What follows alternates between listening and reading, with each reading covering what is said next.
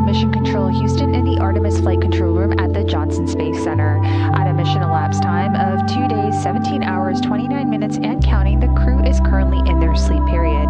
The crew wake period begins at 2 days and 18 hours. At the beginning of crew sleep, the ground performed a routine and regularly scheduled wastewater dump to try and create sufficient tank venting to cover the overnight Universal Waste Management System usage. This dump terminated after only dumping about 3%, so the tank quantity was at 64% with a limit of 80%.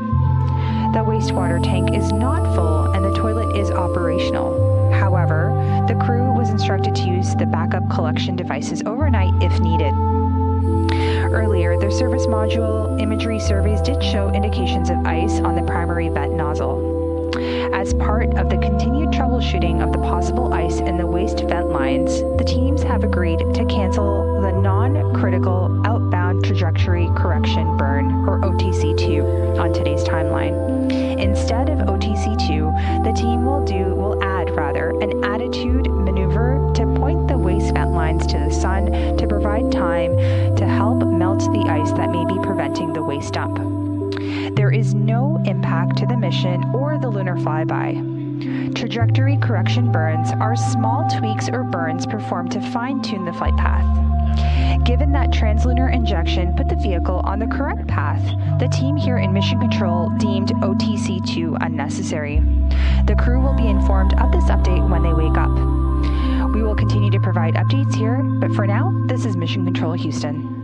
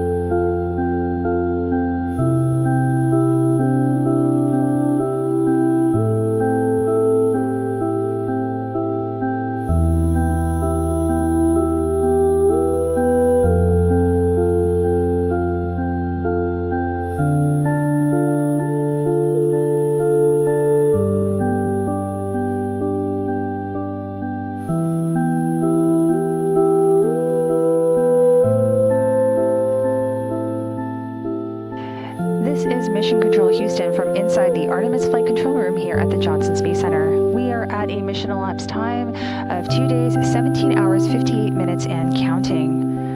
The Orbit 3 team of flight controllers is currently on shift in mission control, and we are gearing up for crew wake at a mission elapsed time of 2 days, 18 hours, as well as a handover to our Orbit 1 team of flight controllers. The Orion spacecraft is currently 168,000 miles and counting away from Earth and 110,000 miles away from the Moon. While the crew has been asleep, we have received some downlinked images from Integrity, so let's take a look at them.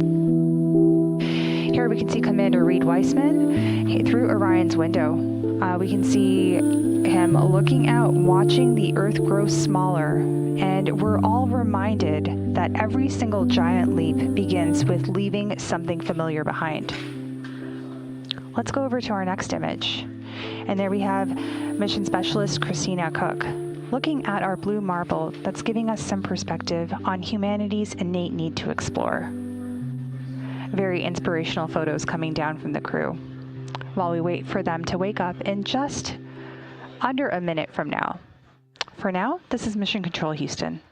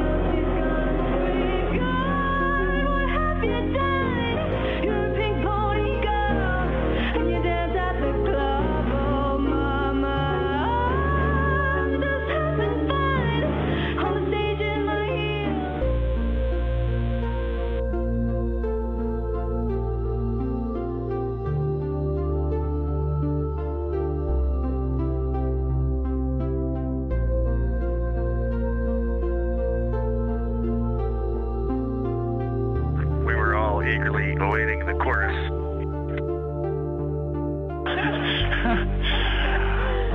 We'll try again next time. Good morning. There's a couple items I did want to talk with you before we got too much of the day going, so if you had a couple minutes, I had a few big picture words.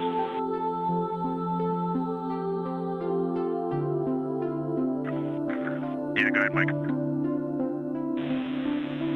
All right, Reed, first of all, we'd like to hop on to PCD-1. We just want to verify that the mail sync is working. So if you're okay with that, we will just jump on right now and just take a quick look on the mail app.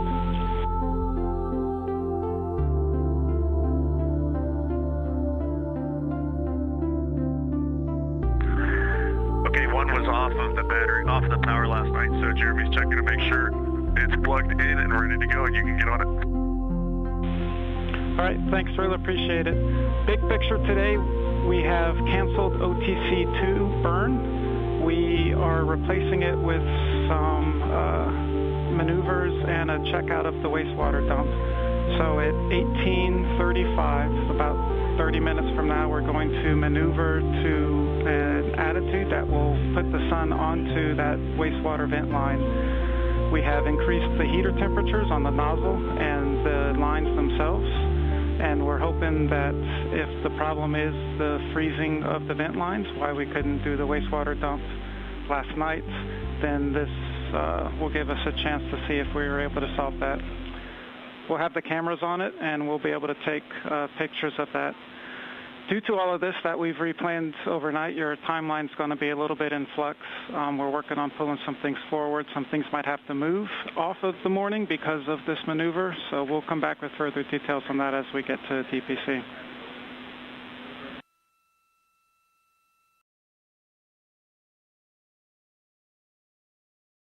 Copy all. Thanks, Mike. All right. Good morning, Christina, and y'all have a great rest of y'all morning as well.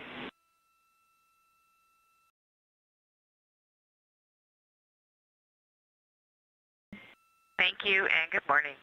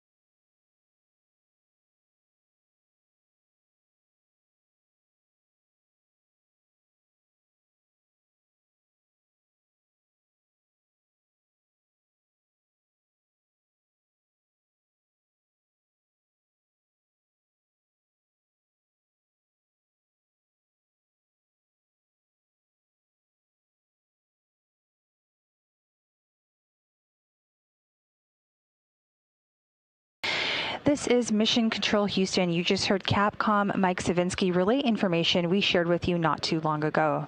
At a mission elapsed time of 2 days, 18 hours, we marked the start of Flight Day 4 activities. And the song you heard was Pink Pony Club by Chapel Roan to kick off the cruise day. Activities today are focusing on a manual piloting, detailed flight test objective, more space adaptation, and reviewing the lunar flyby plan to name a few items from the busy day ahead. With the crew not having to conduct OTC-1 or outbound trajectory correction burn 1, as well as outbound trajectory correction burn 2, they are coasting on their way to the moon as we speak. Meanwhile, the Artemis mission control team here in Houston are continuing to monitor all systems, and the vehicle continues to perform well. Currently, the spacecraft is about 169,000 miles and counting away from Earth and about 110,000 miles away from the moon.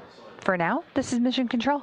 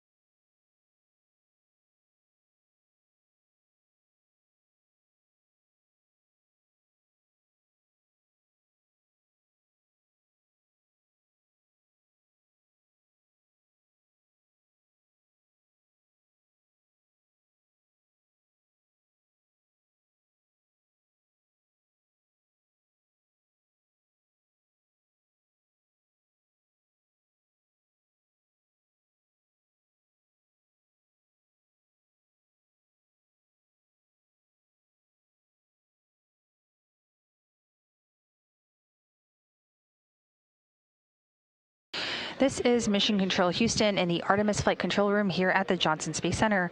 We'll continue to follow along operations here in Mission Control. At a mission elapsed time of 2 days, 18 hours, and 13 minutes, the crew woke up about 13 minutes ago.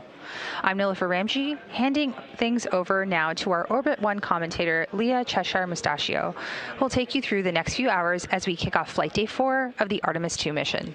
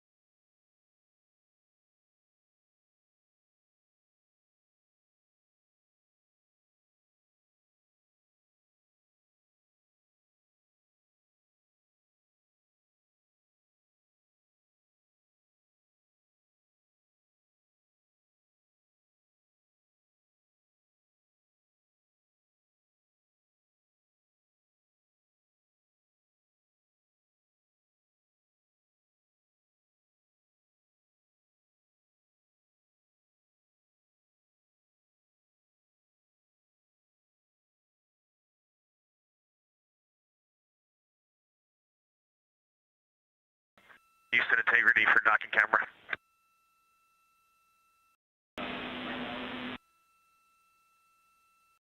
Go ahead, Reed.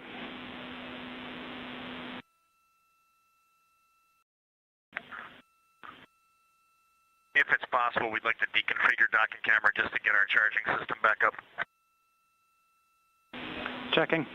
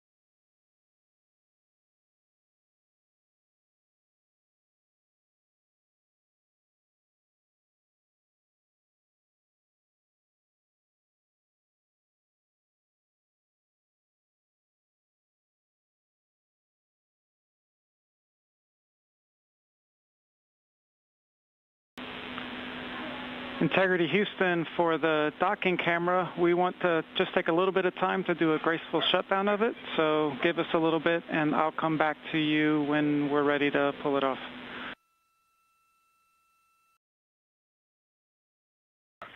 No problem at all. Thank you, Mike. Yep, and for further awareness, at about 1900, we're going to start commanding to do a PCA flush of the other three branches of the prop system. This will remove any potential condensation that's developed, but it also might give us a little bit of insight into the aux branch 1. So we'll give you all a heads up just before we kick that off at 1900 as well.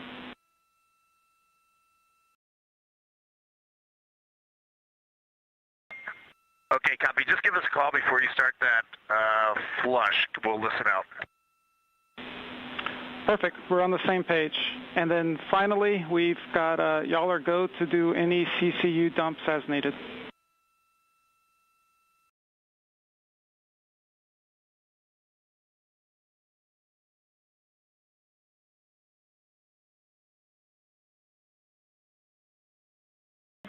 Okay, copy that, Mike.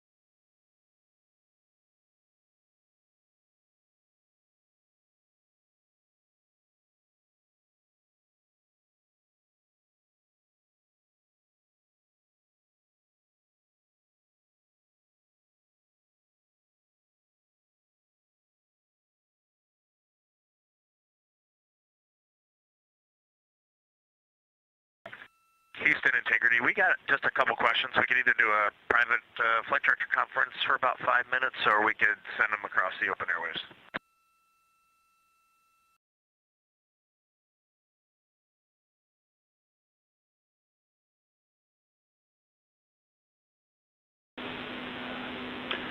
We will privatize Orion Earth 2. Give us 1 minute.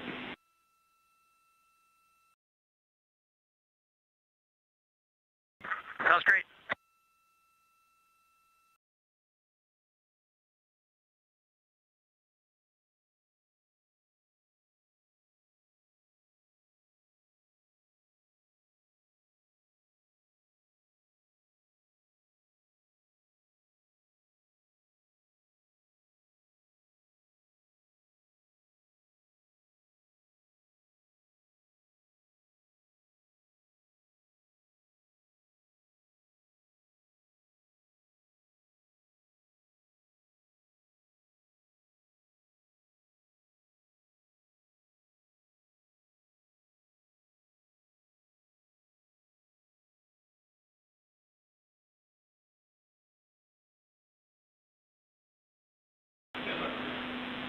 Integrity Houston on 1. OE2 is not privatized. You can join us on that loop when you're ready.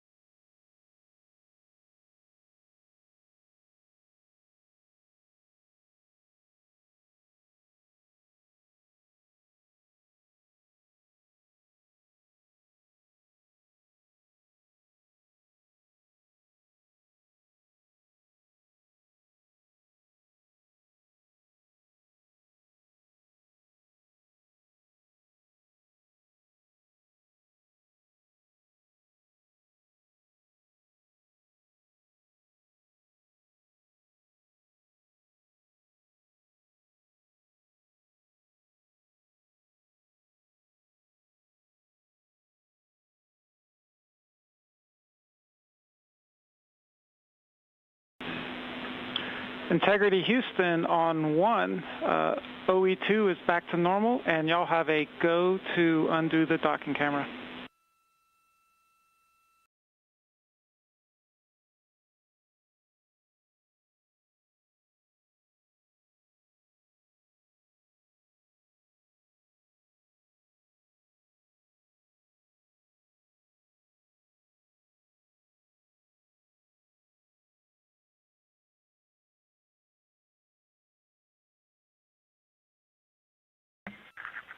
Copy that, Mike. Go for the docking camera.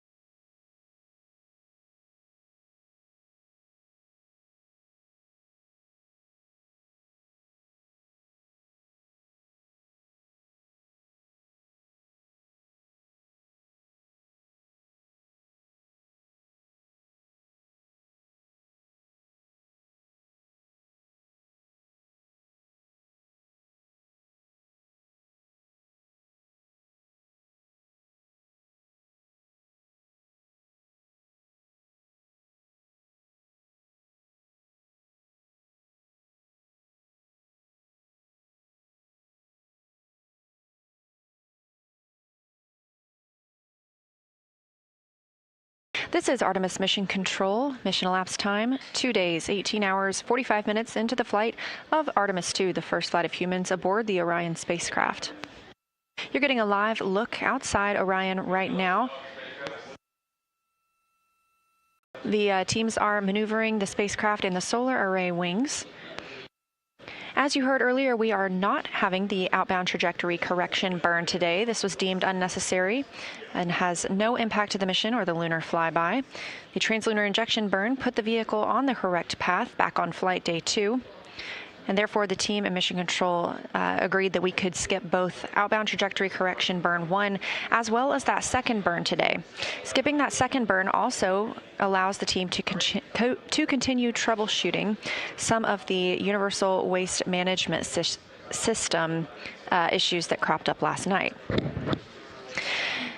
There was a wastewater dump planned last night, a very routine and regularly scheduled action, and it terminated after only dumping 3%. So the wastewater tank is not currently full. It is at 64% with a limit of 80%, but the crew was instructed to use backup collection devices overnight if they needed.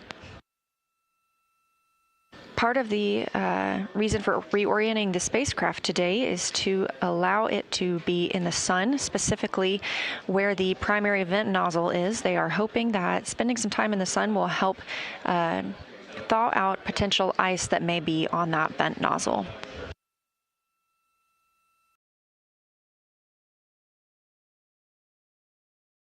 Meanwhile, inside the Orion spacecraft, our crew just woke up to the sounds of Pink Pony Club by Chapel Roan.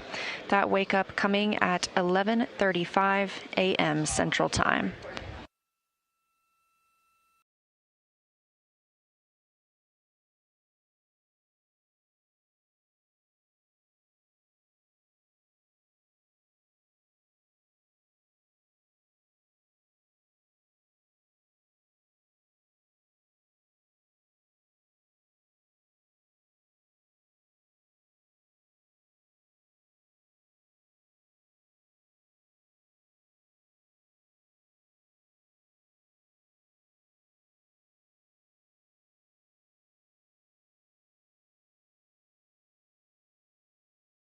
During that recent call down from the crew, we also heard them ask to privatize one of the communication lines in which they used to speak with everyone here on the ground.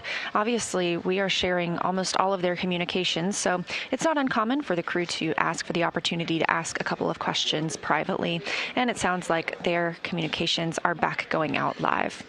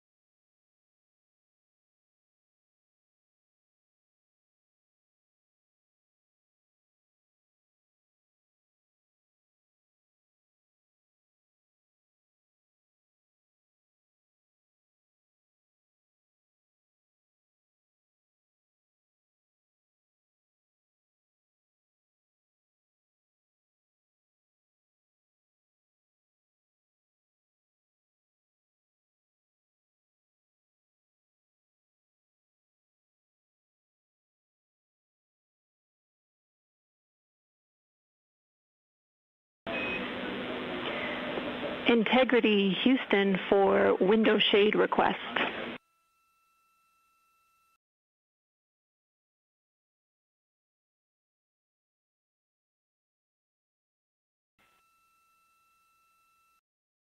hear your voice, Jenny. Go ahead. Hey, Jer, nice to speak with you too. We have a small request for you guys. With this attitude that we're using for the bakeout, we're getting the sun on the window shades, and we're a little worried about them heating up too much. We would like to request that you please remove the window shades. We understand that will make it awfully bright for you guys, and we want to encourage you to use a T-shirt in the cabin or something similar if needed to block out that sunlight. But the shades will help us with the temperature constraint on the windows.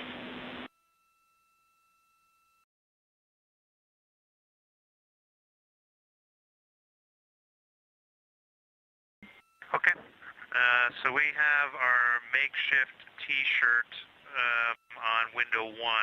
Is that one okay to stay up then based on what you said? And we'll take off the window 2 shade. The other ones are already off.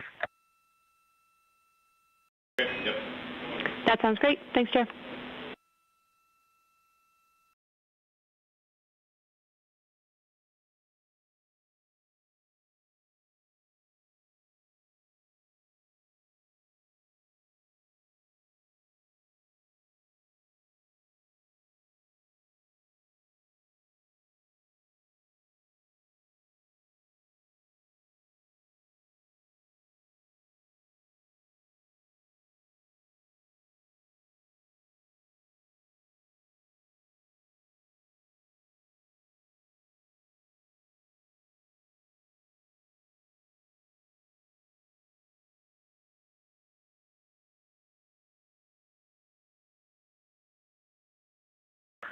Houston, integrity on 1 for windows. Do that or not? Go ahead. I can. Okay, Jenny, just to sync you up on the state of the spacecraft, and there's a couple deltas from the procedure, so I want to let you know on the window shades. Window 1 has a black T-shirt with a Z9 in the window. We can pull the Z9 out. That might help you. Just let us know what temperature's there. Windows 2, 3, and 4 are now window cover free. The side hatch window cover has been removed. On the docking hatch, we would be inclined just to leave the docking camera installed today. We've powered it down and we've put the charger back on pub 1, but any issues leaving the docking camera in the docking hatch window?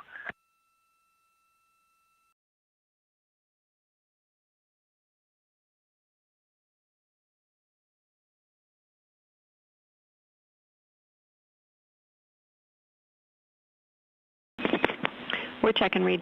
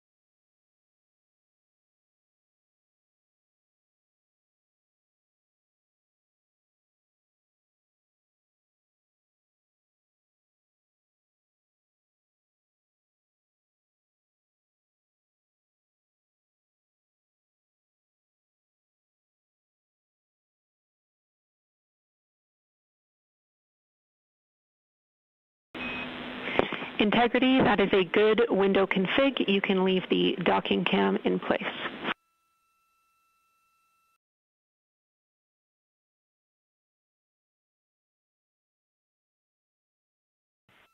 Okay, thanks, Jenny. Appreciate it.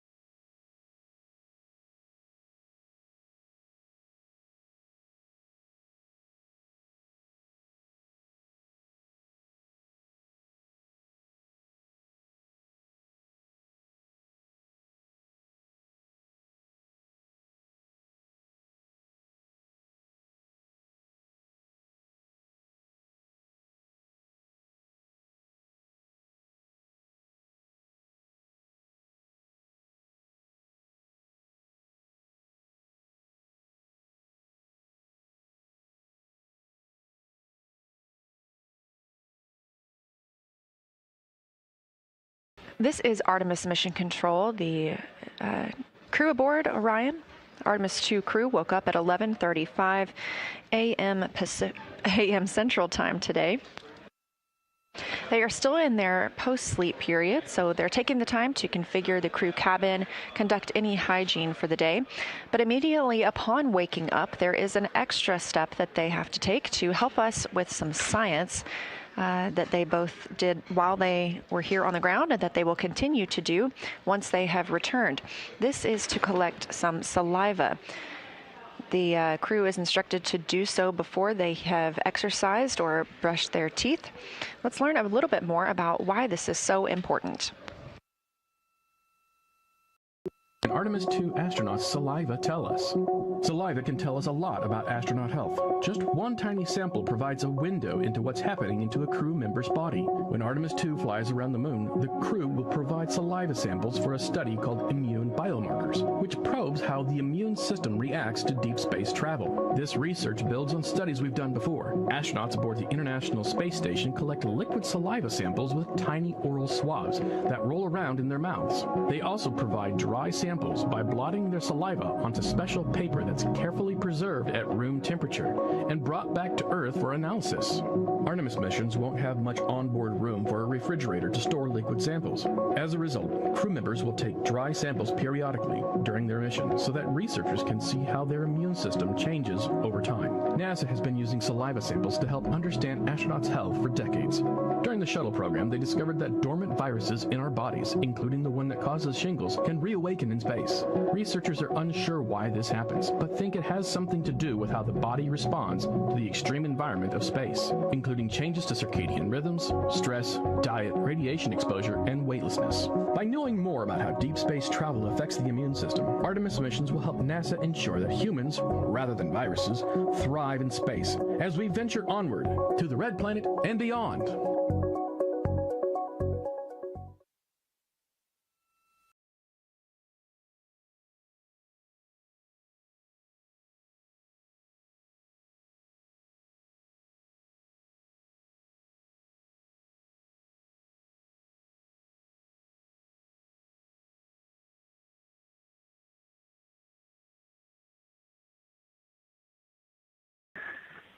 Houston integrity. Are we still hands off PCD-1?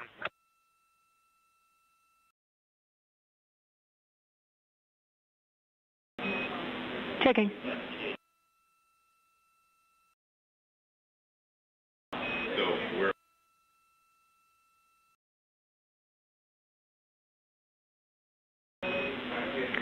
Reed, you are go to use PCD1. We're off of it now. Thank you.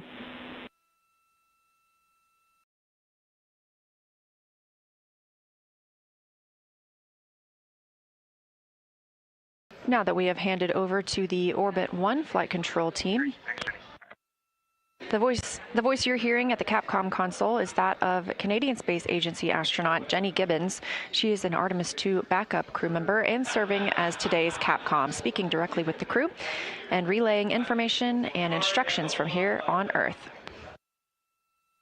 This team is led by Flight Director Jeff Radigan.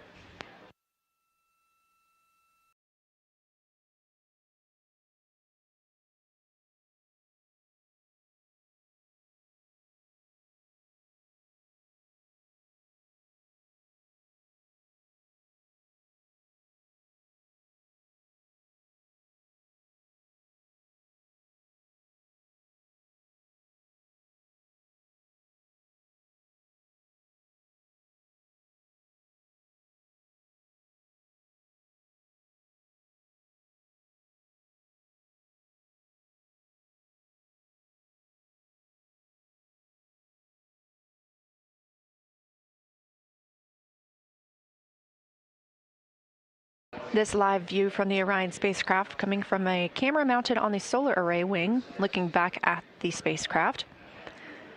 The Mechanical and Power Officer, or MPO, just repositioned that solar array wing to allow the teams to see the vent that they are troubleshooting, that they have positioned this to be in the sun to help potentially release some ice on the primary vent nozzle that has brought up an issue with the wastewater dump that was scheduled last night.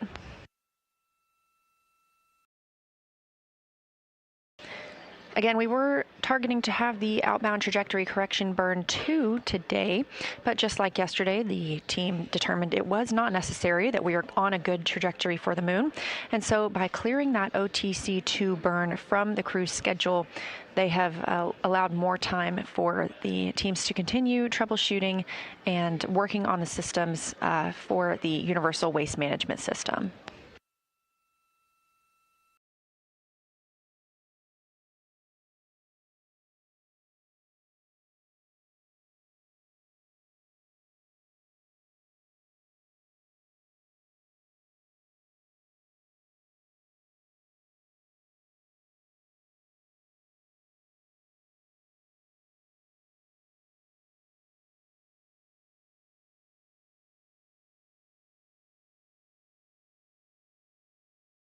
Due to the cancellation of the outbound trajectory correction burn and the crew's timeline having a little more flexibility, their timeline is in flux right now.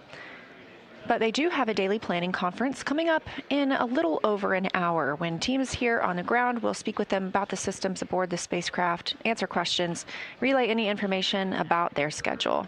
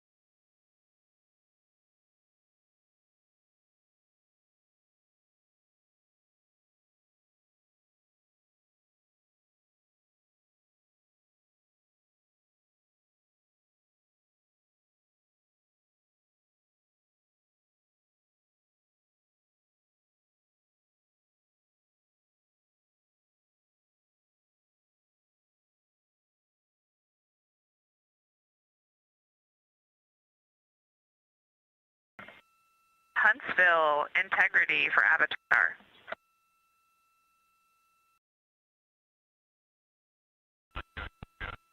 And integrity, Huntsville's with you.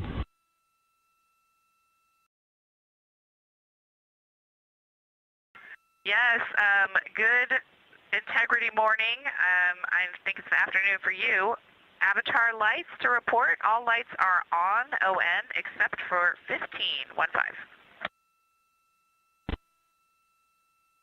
Okay, we copy. Same status as yesterday. All lights on, ON, except for 15.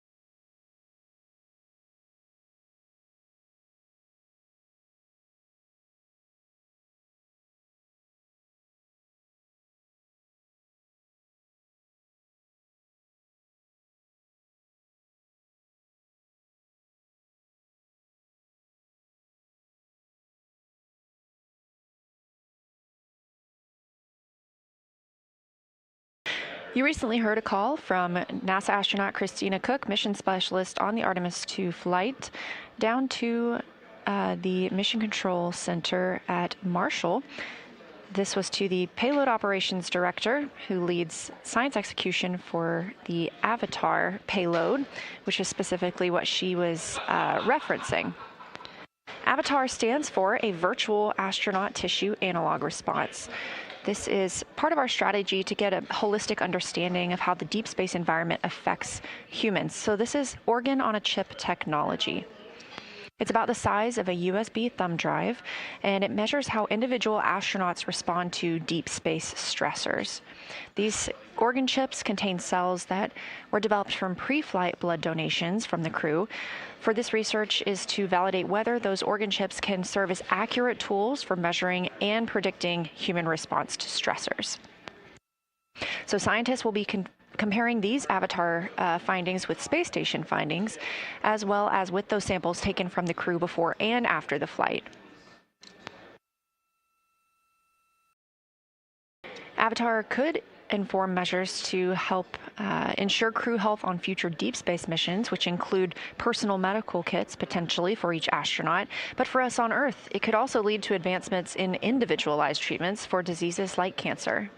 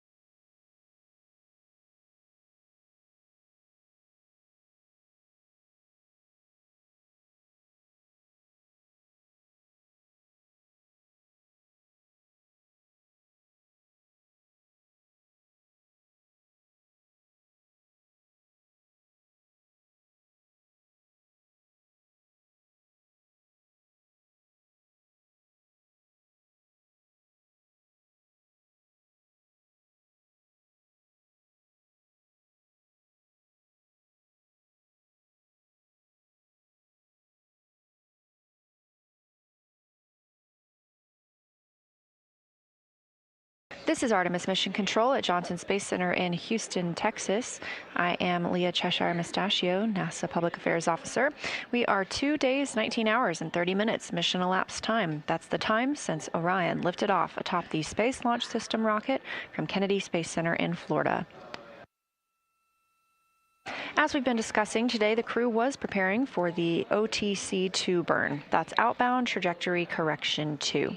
However, this burn was canceled, deemed unnecessary, following a successful translunar injection burn just a couple of days ago.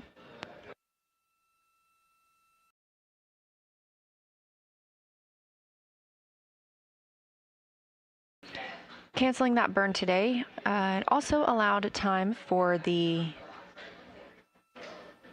teams here on the ground and the crew members to orient the spacecraft so that it is facing the sun on one specific portion, which is a primary vent nozzle. Yesterday, at the beginning of crew sleep, the ground was performing a regularly scheduled wastewater dump. The dump terminated after only 3%, so the tank quantity was 64%, and the limit is 80%. So the wastewater tank is not full. However, the crew was instructed to use backup collection devices overnight if they needed. Part of their continued troubleshooting is canceling that OTC-2 burn and the team having added this attitude maneuver, pointing the waste vent lines to the sun. They'll be like this for about 2 hours to help melt any ice that may be preventing the waste dump. Of course, no impact to the mission or the lunar flyby scheduled on flight day 6. Those trajectory correction burns, including the one we canceled today. We also canceled one yesterday due to our trajectory already being in great condition. Those are just small burns to fine-tune the flight path.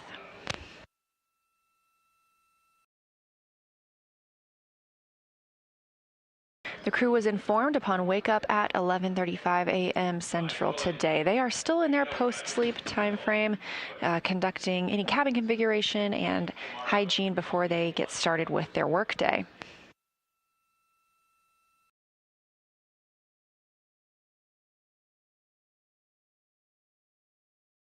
Coming up in about an hour, we expect less than an hour, we expect the daily planning conference to occur. That's teams here on the ground calling up the day's activities and information to the crew.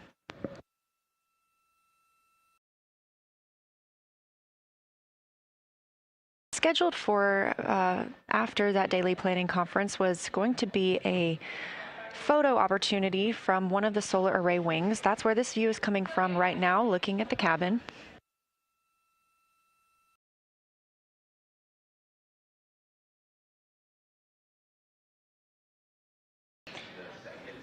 We were intending for the crew to be visible within Orion and potentially even the Earth in the background, but due to this attitude maneuver to help bake out or melt some ice that we think is building up around that primary vent nozzle, that solar array wing selfie of the crew and the spacecraft will be rescheduled.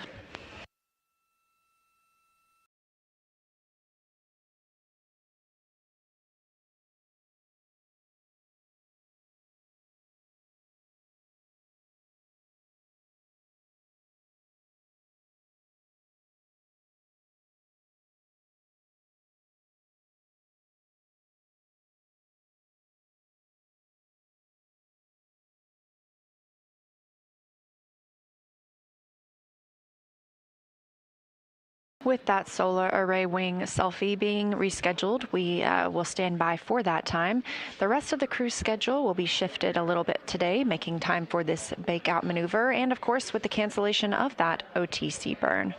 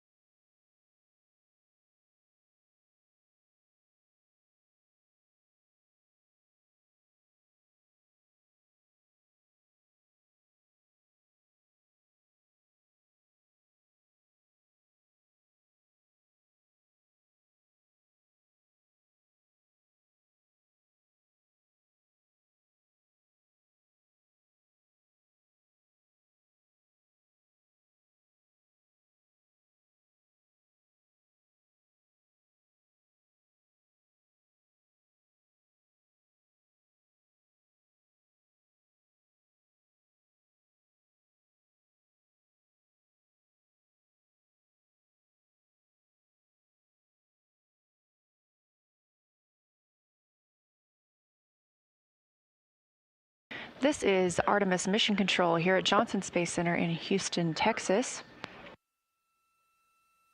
Crew aboard Orion still in their post-sleep period, having woken up at 11:35 a.m. Central Time, 12:35 p.m. Eastern Time. Again, the outbound trajectory correction burn for today has been canceled, deemed not necessary due to a proper translunar injection burn on flight day 2. Cancellation of this burn also allowed for teams to reposition the spacecraft by changing its attitude and pointing a primary vent nozzle in the sun. They're suspecting potential ice buildup on this primary vent nozzle after an insufficient wastewater dump last night. So this is one of their steps for troubleshooting, hopefully allowing this bake out time, as it's being referred to melt some of that ice and then later perform a wastewater dump.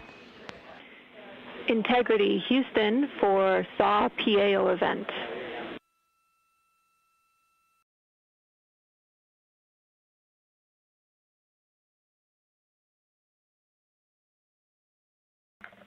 Go. Wanted to let you know we're planning to defer that PAO event until later in the day because of using the saws to monitor the outcome from this bakeout. We'll have more words for you when we know where it lands.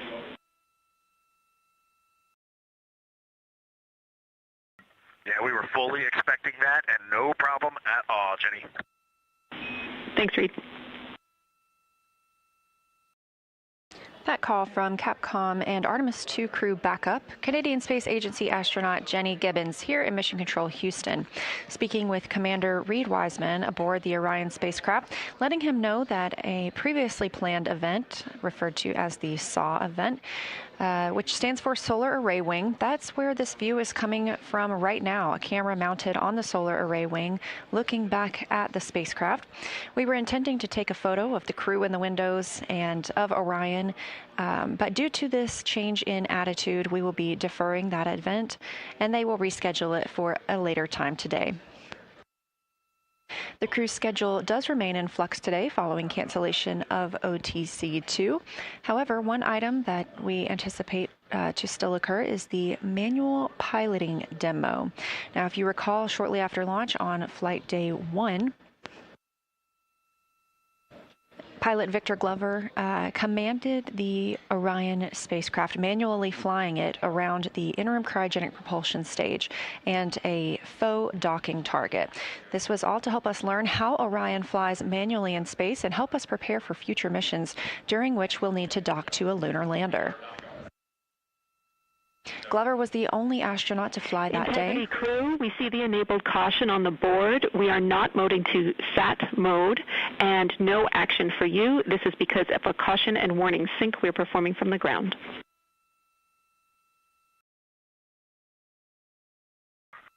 Okay, everything looked good on our display, so we were a little confused. Thanks, Jenny.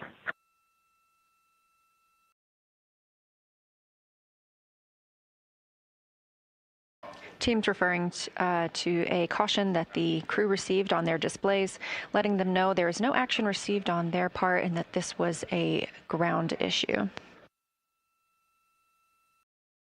Back to the manual piloting demo that will occur later today. Pilot Victor Glover was the only astronaut who got to fly the spacecraft on flight day 1 for those proximity operations. But today we are expecting all crew members to get an opportunity to pilot Orion. They'll be using the rotational and translational hand controllers to maneuver the vehicle with the RCS, or Reaction Control System, thrusters. This will help teams learn about the 6 degree of freedom and 3 degree of freedom attitude control.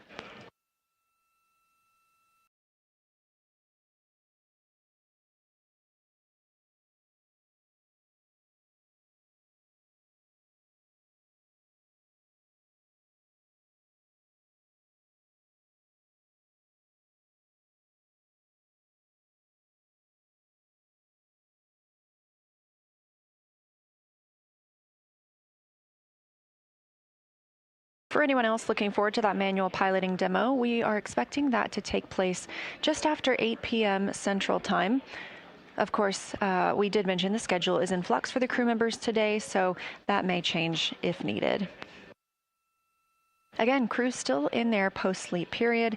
We are expecting their daily planning conference in about 30 minutes.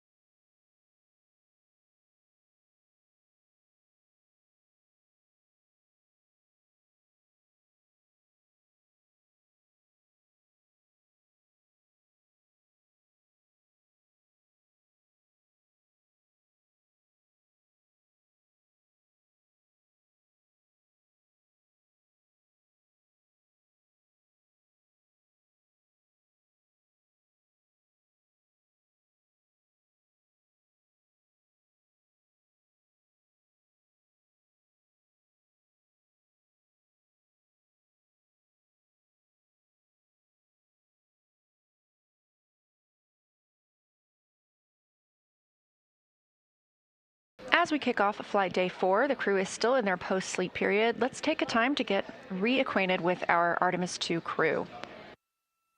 Reed Wiseman is the Artemis II commander and a Baltimore native. He's been in space before as a flight engineer for Expedition 41 on the space station from May through November 2014, a total 165-day mission. During that time, his crew set a milestone for station science by completing a record 82 research hours in a single week. Wiseman also served as chief of NASA's astronaut office from December 2020 to November 2022, and back on Earth, he has 2 daughters. Artemis II pilot is Victor Glover, selected as an astronaut in 2013 by the agency. At that time, he was serving as a legislative fellow in the U.S. Senate. His first trip to space was on NASA's SpaceX Crew 1 mission in November 2020, when he was also the pilot of that spacecraft. Victor is a U.S. Navy captain and naval aviator who served as a test pilot, racking up over 3,500 flight hours in more than 40 different spacecraft. And as previously mentioned, he became the first person to pilot the Orion spacecraft the other day. He and his wife have 4 children. Mission specialist Christina Cook is a native of Grand Rapids, Michigan.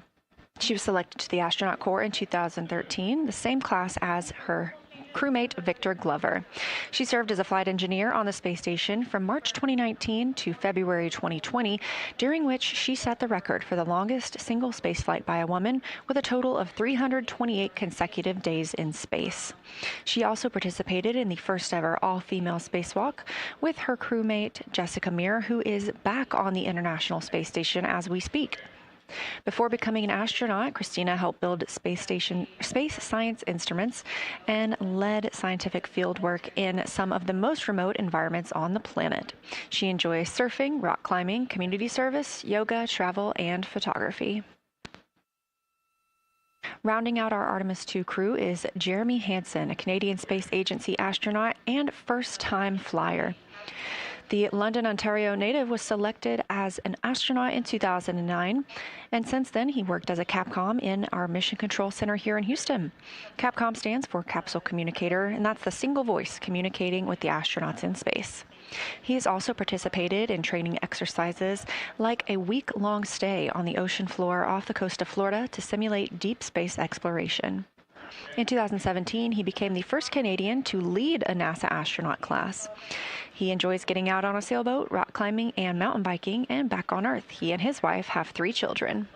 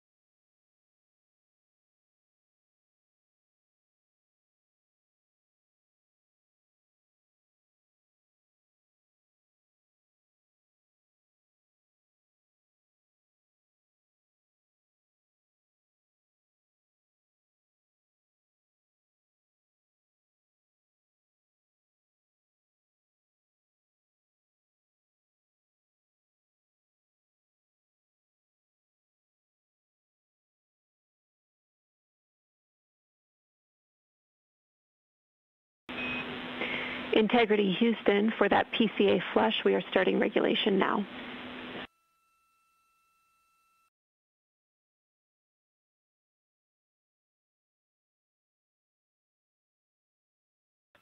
Okay, thanks, Jenny. Everything has been quiet on board. We can tell no associated noises with the flushes. Copy, thank you.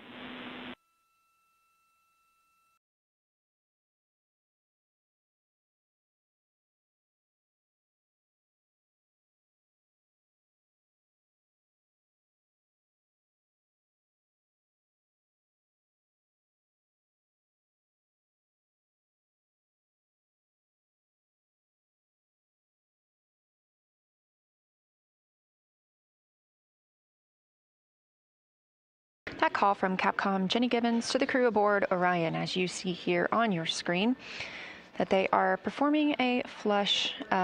We have been monitoring the primary vent nozzle. They reoriented the spacecraft to point it toward the sun, to point the primary vent nozzle toward the sun, I should clarify, and help potentially thaw some ice that they suspect may have built up and be interfering with the Universal Waste Management System. Crew reports everything is good on the spacecraft. We are now 2 days, 20 hours into the flight of Artemis II.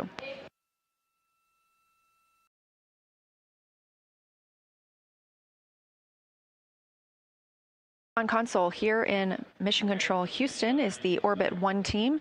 Flight Director Jeff Radigan gathering topics from the crew ahead of the crew's daily planning conference coming up here in just about 10 minutes.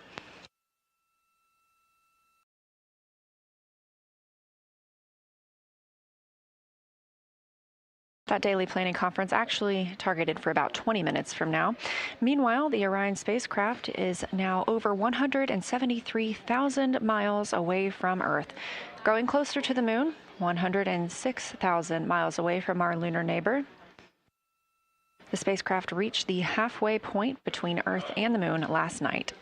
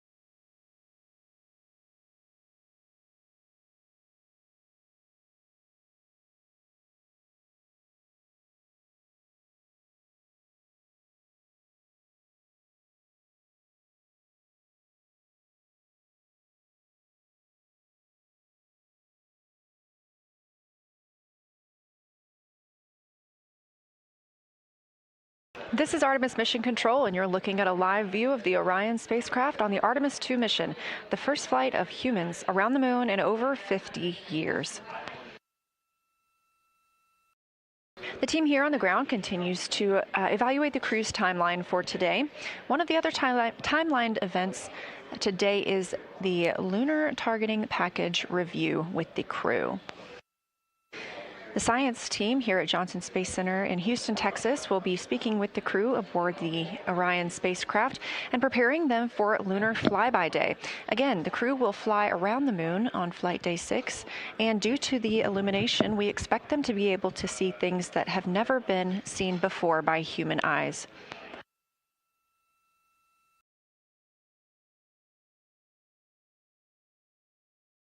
The science team has been preparing this lunar targeting package for this specific flyby, as each launch date would have resulted in different viewing opportunities due to lunar illumination.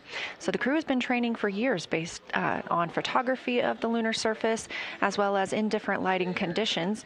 And today will be the opportunity for the science team to discuss what they expect the crew to be able to see and the priorities for them to photograph during that flyby.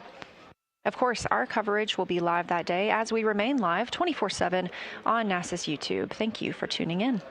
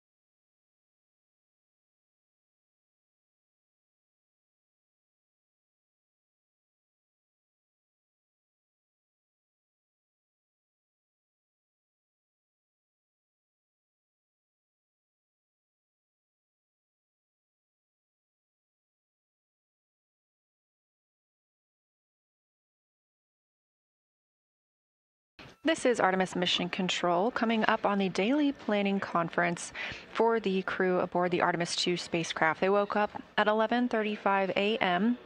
Central Time today and have since then been in their post-sleep period. So this daily planning conference will really kick off their workday. During post-sleep, they have the chance to configure the cabin, do some hygiene, and eat their breakfast. And a few things on the menu today include granola, scrambled eggs, vegetable quiche, mango salad, sausage patties, and, of course, scrambled eggs and coffee.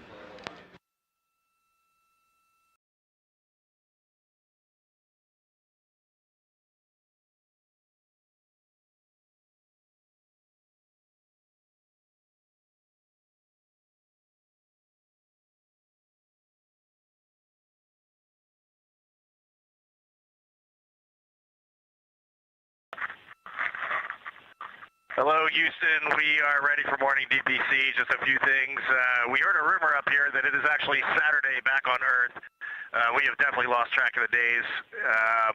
We are showing 151,476 nautical miles from Earth, and it's going up about 1 mile every second, which is still a pretty impressive rate of travel.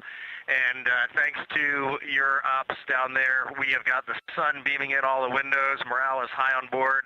And looking out window 3, you can see a beautiful crescent Earth with the sunlight glinting off of the ocean and the swirling clouds. It's just a truly remarkable sight. We are ready to talk. Gorgeous, Reed. We love that description. And first off, thanks to the Integrity crew for working on the weekend. So are we, but we are happy to do it. I want to start by asking if you would like to turn on the HHP camera for DPC, because if so, we'd love it.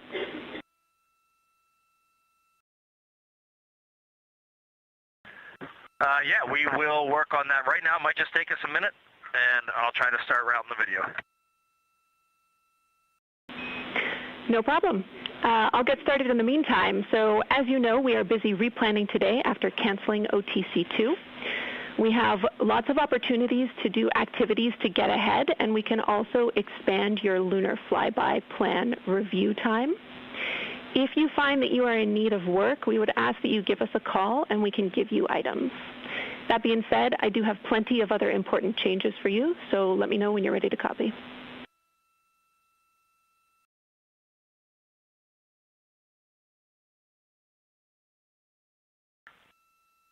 Yeah, go ahead. All right, first up, your splashdown -6 weather forecast is on board.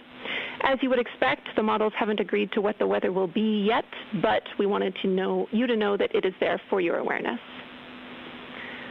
Victor, we wanted to let you know we are deferring your 24-hour acoustic monitoring activity to a day where we have a burn. That is your activity at 2040 MET this morning, and it also has a link to activity directly before your PMC in the afternoon that we are also deferring.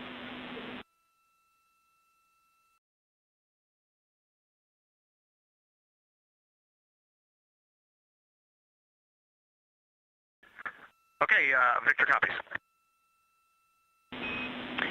For all of the crew's HRP standard measure yellow activities today, those are flexible, but they do need to be complete before Victor's Everywhere downlink this afternoon. And for Christina, please let us know which PCD you use for your cognitive assessment, because we need you to use the same one later in the mission for your second assessment.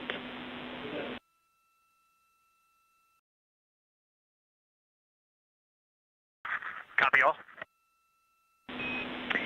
Our OpNav moon pass is still going on in the background, even though we have canceled OTC2. And we are planning to reschedule your SAW PAO event to be directly before your midday meal. We can call you on to that.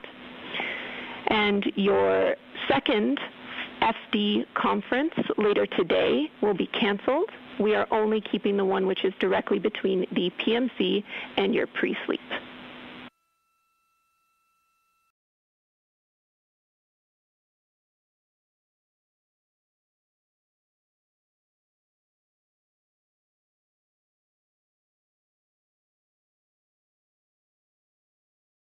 Jenny, say that again. The first flight director conference is canceled. We're only doing the one before pre-sleep. The second flight director conference is canceled. We will be performing the one that's directly between the PMC and pre-sleep.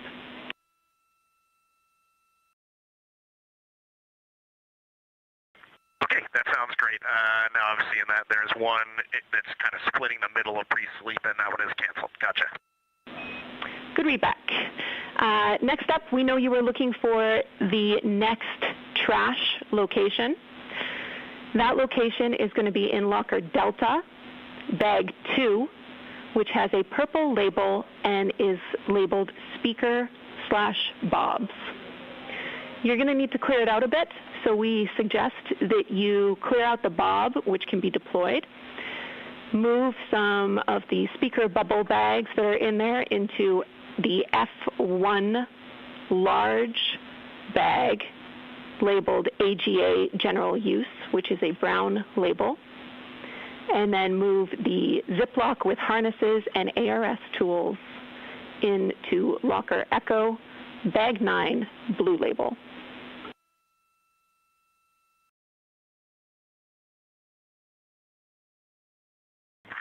Christina copied all. Well done, Christina. Okay, 2 more topics for you. One is on the pre-lunar flyby cabin config. We wanted to let you know that if you did take images, we do not have them. We would need them if you want them re-uplinked later as a pretty note to remind you what to do. If you do want them, please let us know where we can downlink them from. And then finally, we want to know if you have any wet towels around the cabin, because we are looking at that in particular for mitigating any static by increasing the humidity.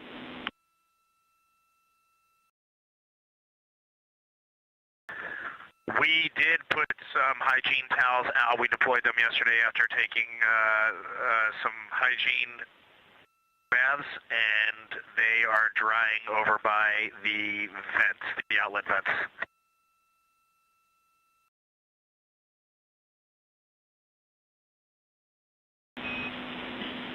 All right, great. We copy, Reed. Do you have any questions or comments from us for us?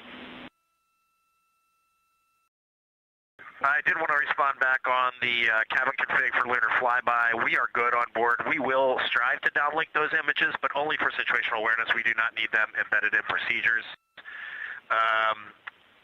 We do have a couple questions. First, Victor rewrote the email from the mission summary question, so he's good to go there. We have swapped the quick disconnect on the PWD over to the pry side from the secondary side. Just seemed like a good day to do that. And then 2 quick PCD type questions if you got a second.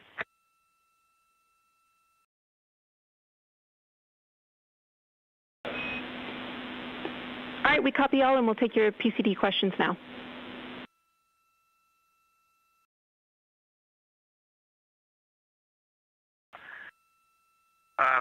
For the private conferences and VC, do we always need to use PCD3, or we need to use any PCD, it just has to be wired? Or is it related to ASAP? We're not sure what that acronym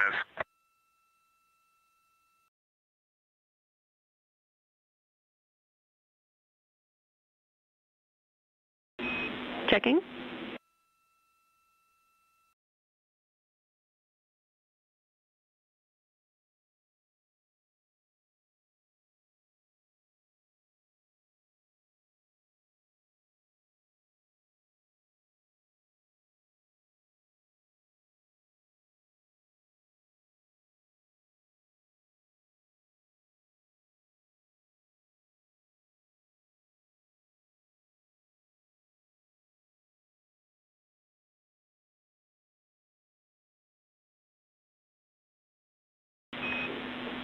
Reed, right now we'll be using PCD for those. We would have to change a software config to use the other PCDs for those.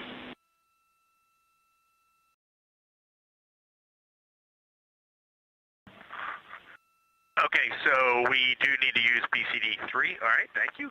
And then for email syncs, I know we're working to just make this more operational, and we're going to learn as we go through the mission.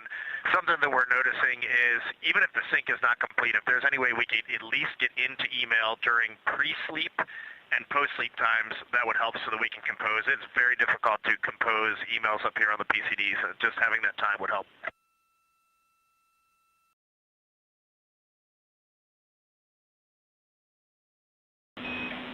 Copy, Reed. Thanks for letting us know. We'll look into it.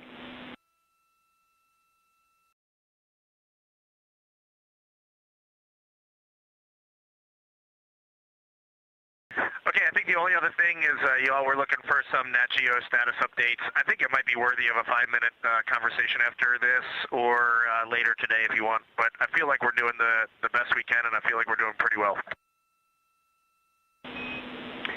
Copy. We would be up for that whenever you're ready.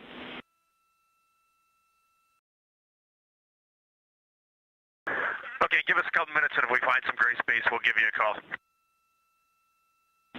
Sounds great. Thanks, guys.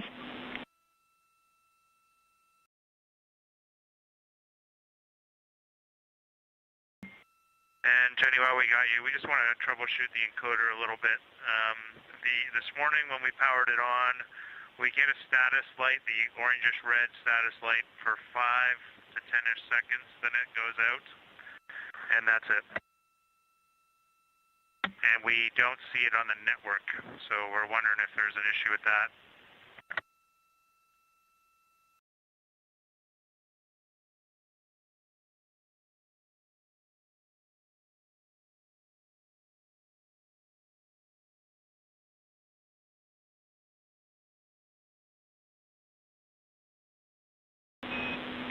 Copy. Thanks for the report, Jeremy. Can we confirm that you... Jenny, one option for you guys, if you're connected, not sure on that, we could just get a spare encoder out and try it and learn on our own.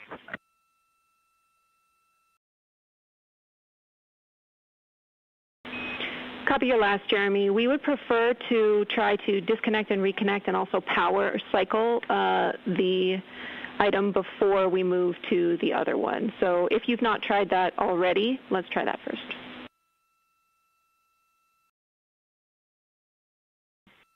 Okay, we've done 2 power cycles, but with both of those power cycles, the HDMI adapter was connected, as was the Ethernet cable connected. We can do another power cycle with everything disconnected if you think there's a difference there.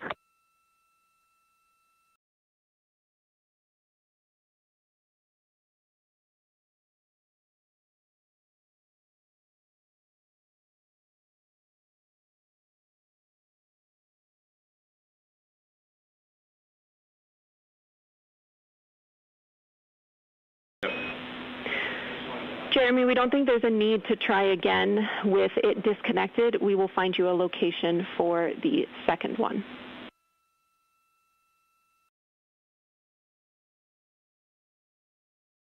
Okay, I've got them pulled up here. As long as the stowage or the packing plan is accurate, I'll go ahead and grab the one out of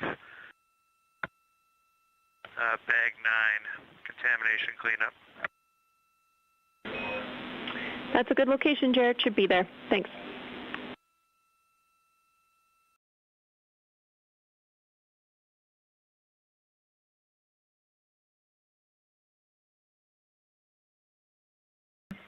And Houston, I would be ready to have a quick conversation about the Nat Geo shot list at your convenience. No rush on our end.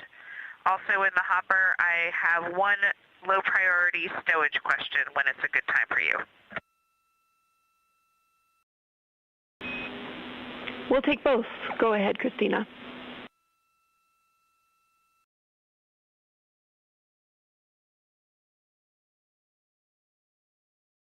Yes, regarding the message, the flight day message item about Nat Geo, we are doing all of our Nat Geo scheduled activities as well as a lot of targets of opportunity. We're basically grabbing the camera for Nat Geo pretty much all the time. From the mission summary, it sounded like maybe what we're not doing is making you all aware of that. So I wondered, is that because you saw maybe some of those activities not grayed out, or is there some way to note what we've done that we are missing?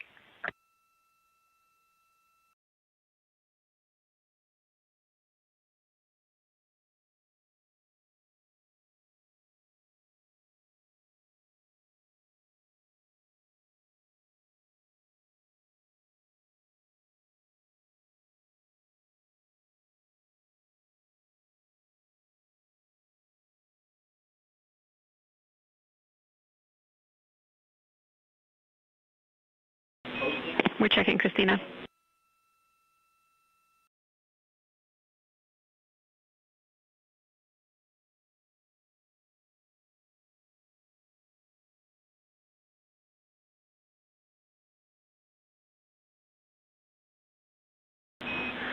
All right, Christina, what we are expecting down here is the pre-sleep call down telling us shots that you've taken, and I think the expectation, since we're assuming you're taking plenty of them, is that you would call down anything that you might have missed. So a high priority shot that was a miss, we would like to know about. Otherwise, we'll assume that you have completed the shots that we expected.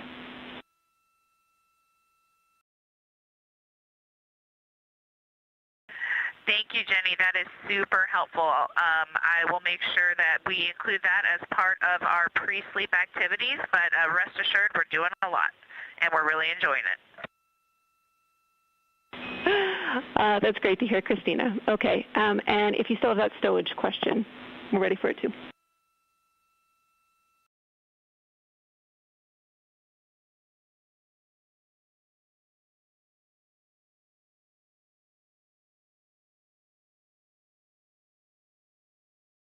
All right, Jenny.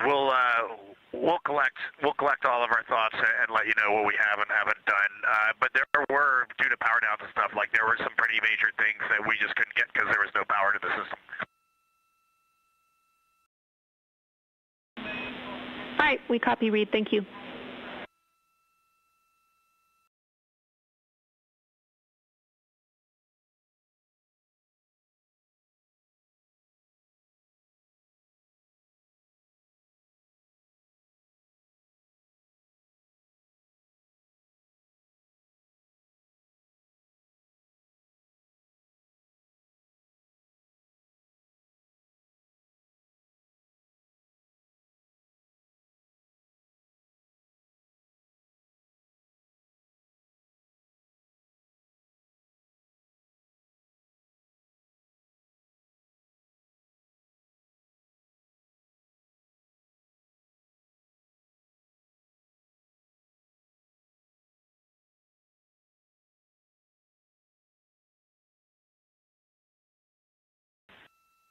And Jenny, I paused our comm while we shouted out pulse ox readings across the cabin, but did you say you were already also, it was a good time for a quick stowage question, low priority?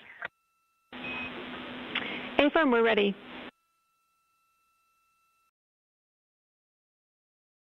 Yes, this one might take some digging. I'm looking for a specific community hygiene item that is Honest lotion.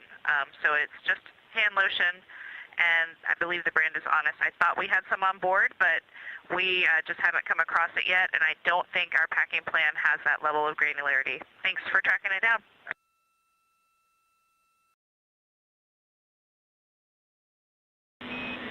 All right, we're on it. Thanks, Christina.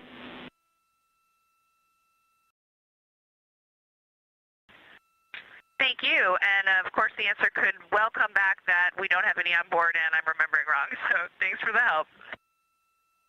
No problem, we'll let you know.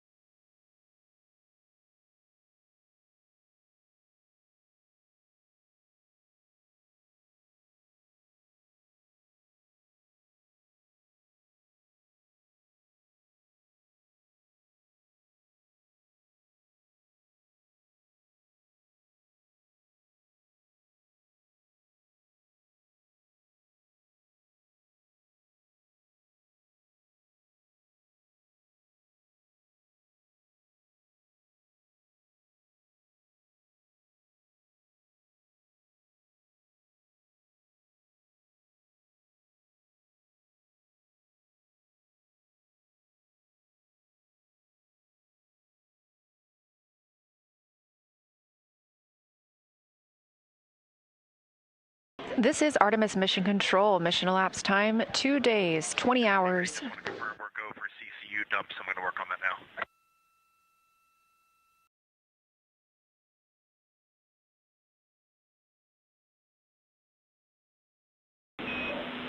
Reed, thanks for calling us first. We actually want you to pause on the CCU dump because we want to see if we are able to vent now that we've been in this bakeout attitude. So I'll give you a call when you're go to dump that.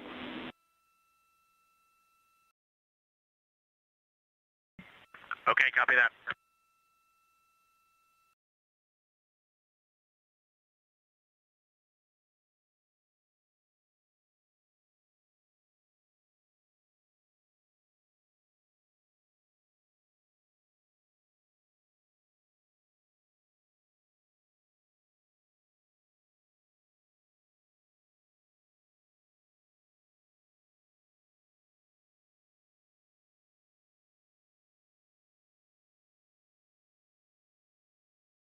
We're burning time, folks. Integrity crew, we also want to remind you to hold off on any toilet use while we are doing this wastewater dump.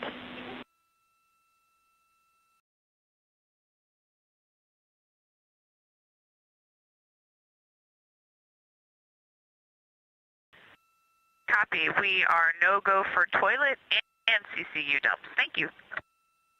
All right, keep down your go. Thanks, Christina.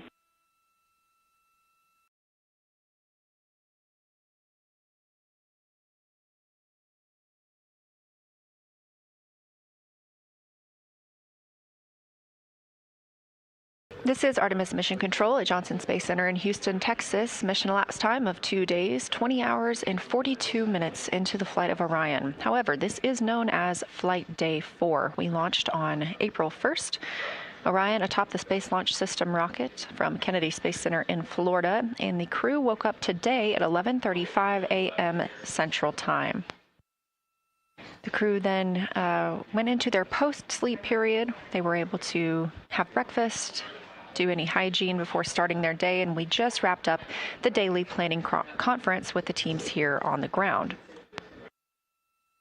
Some of the items that came out of the daily planning conference include that the splashdown weather predictions are available for the crew to view. Again, targeting splashdown on April 10th. There are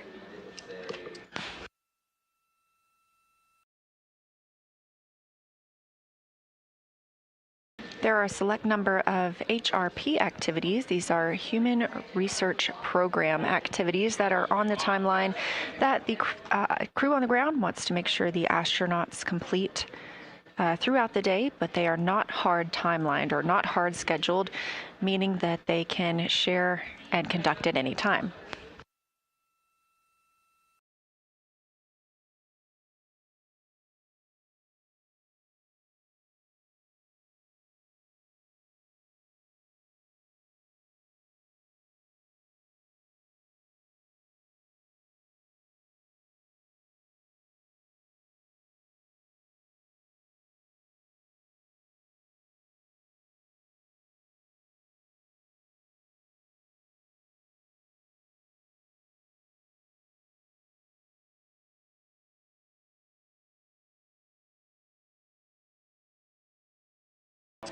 We'll talk a little bit more about the daily planning conference momentarily, but the teams here on the ground, as you heard them called to the crew, are conducting a wastewater dump.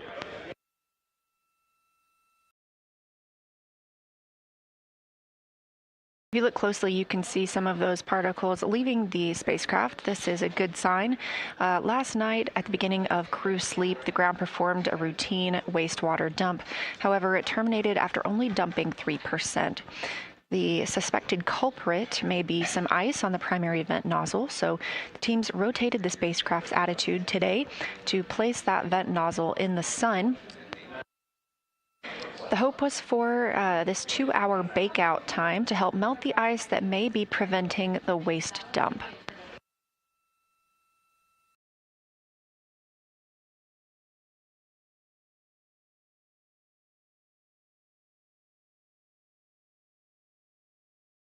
To allow for time to conduct this attitude of Orion, the OTC burn, outbound trajectory correction burn, was canceled for today. It was deemed unnecessary given our very precise translunar injection burn that put us on a path toward the moon and eventually a splashdown back in the Pacific Ocean.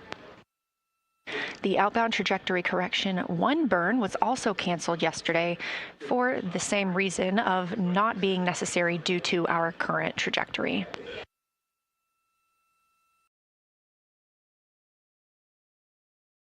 Cancellation of these burns means there's obviously no impact to the mission or the lunar flyby. These are just small tweaks to the burns performed to fine-tune the flight path. But again, we are on a great path around the moon thanks to the translunar injection burn performed on flight day 2.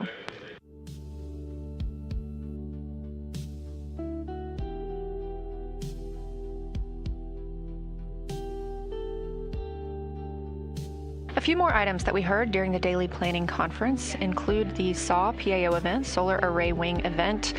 We are expecting the crew to be visible in the windows of Orion while the Solar Array Wing cameras are used to snap a photo of Orion and its crew.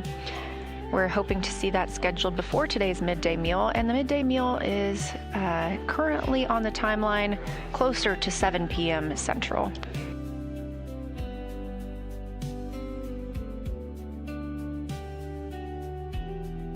You also heard a trash location provided to the crew. Obviously, everything that launches with Orion has to come home with Orion. This is a little bit different than what we experience on the International Space Station, where trash can be loaded into visiting resupply spacecraft that burn up upon re-entry into Earth's atmosphere. So everything being properly tracked and stowed, they were providing the crew exactly where they should put any trash that accumulates during the mission.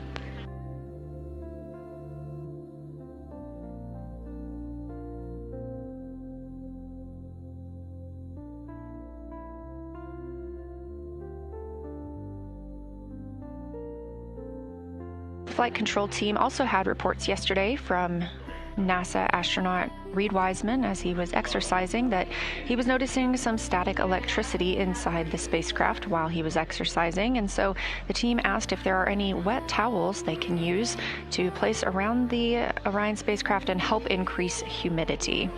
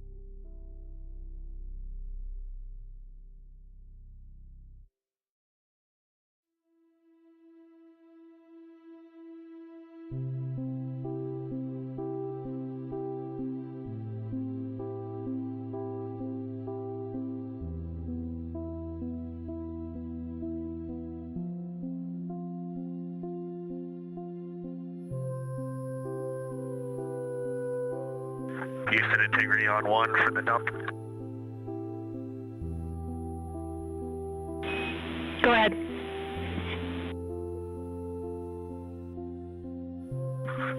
Didn't know if you wanted to know anything from out the window, or maybe you got a saw camera pointed on it. We do have a camera, but we'll take whatever you have.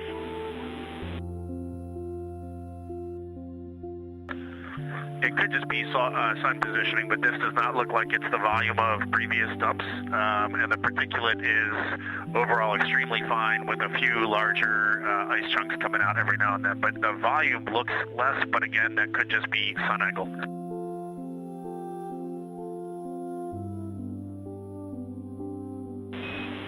Yeah, Reed, we are also seeing less volume with this dump. We appreciate the report. That's helpful for us.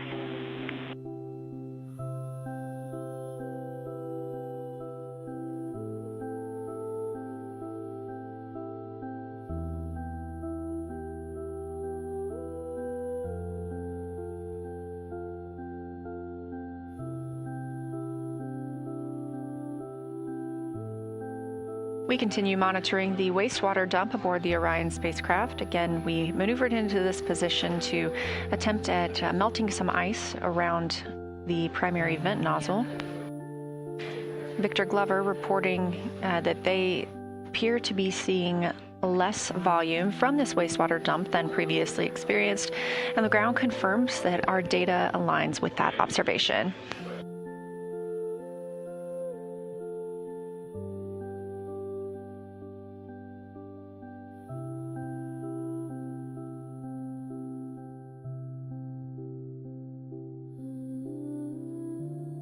Again, this is a test flight, and so every single system aboard Orion is getting tested by humans for the first time. So every day is a learning experience for the teams on the ground as well as the astronauts who make up the Artemis II crew.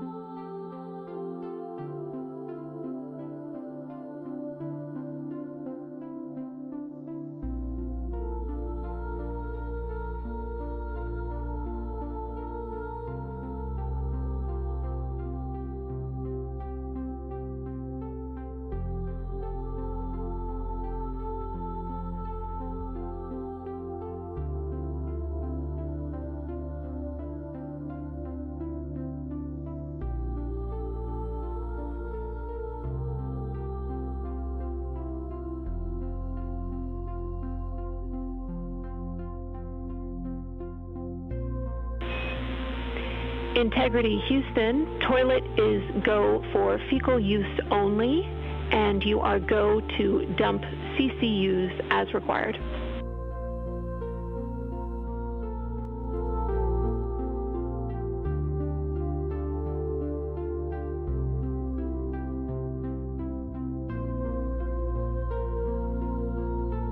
Copy.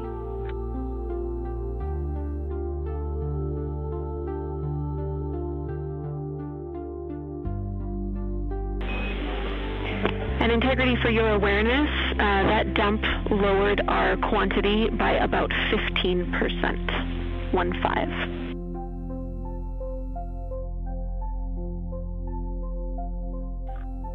Copy.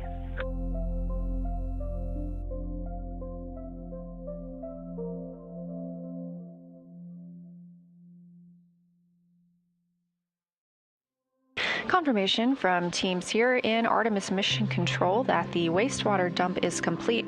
Again, the wastewater dump was terminated early last night, and the suspected reason was ice on the primary vent nozzle. This vent is the drain for the toilet and would be great to have space plumbers to unclog. However, our crew is well trained in all systems. Integrity for PCV conference clarification.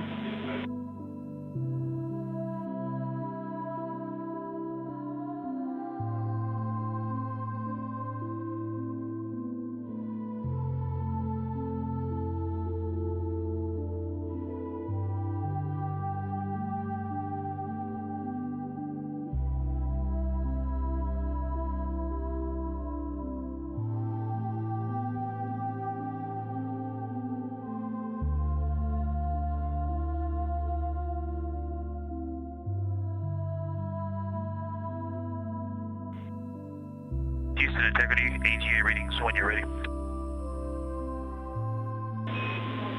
We're ready for AGA readings.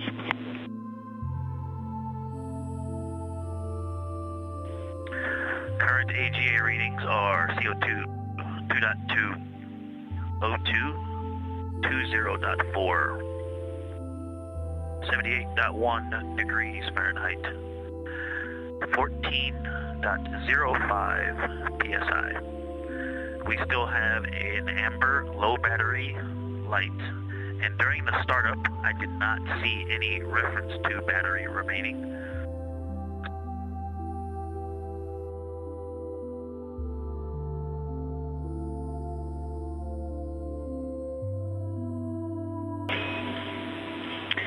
We copy all, Victor. Thank you.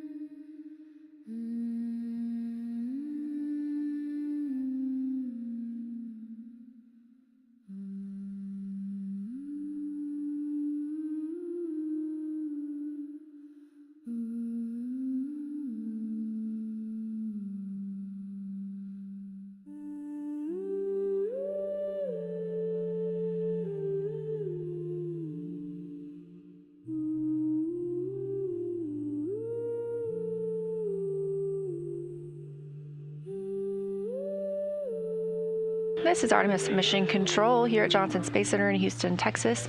As you can see, the Orion spacecraft now maneuvering back to its previous position. We were in a new attitude, allowing that primary vent nozzle to be pointed toward the sun, help thaw up some of the ice that helps us drain the toilet.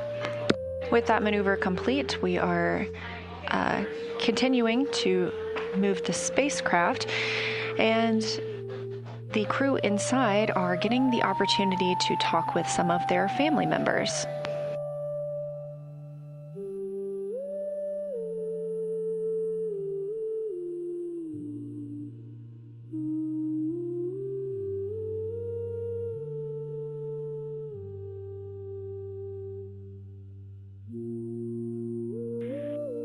Houston, integrity for encoder.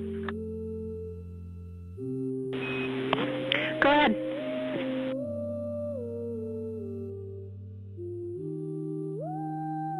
Getting the exact same signature on the second encoder with that status light coming on for about 5-ish seconds and then going away with no Ethernet indicator lights and not seeing it on the network. Does that status give us any hints as to what's going on?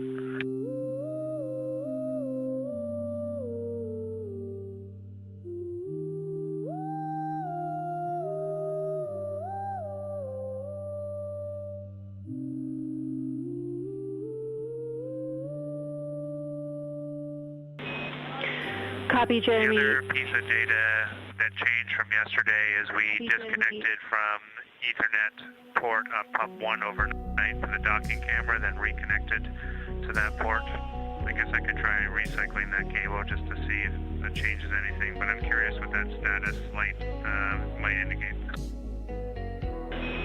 Yeah, Jeremy, we're about to call you to ask about the other end of that Ethernet cable, so we will take your recommendation to cycle that now. On a different topic, I do have a clarification on PCD3 for conferences if you want that now.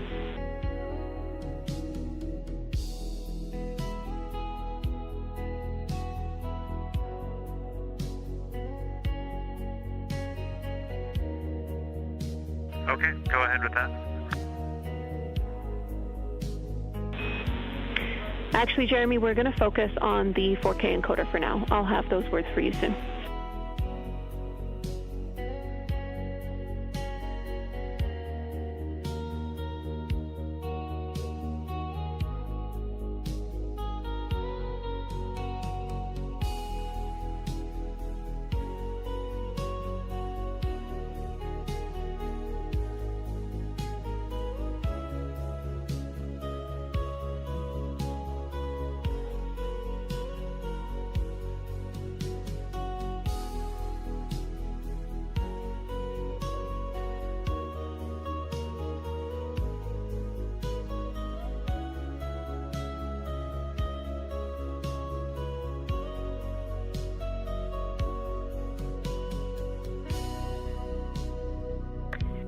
Houston integrity, just double check that Reed's PFC is happening on time. He hasn't seen anything yet.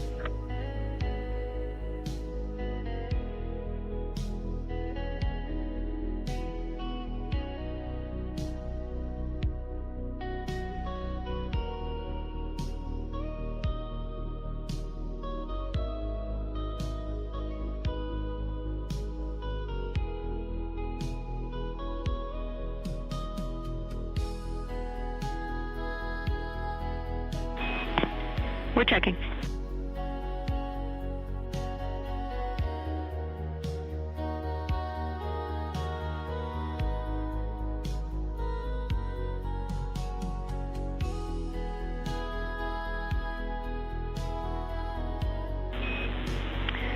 And we see Jeremy logged into VC. Reed's family is ready. We just want to confirm that you see the same.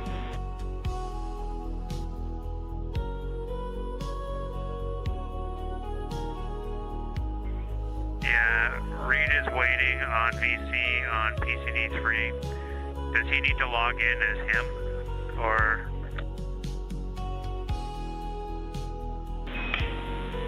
No, Jeremy, we will dial your VC account to make it work. It should be done shortly.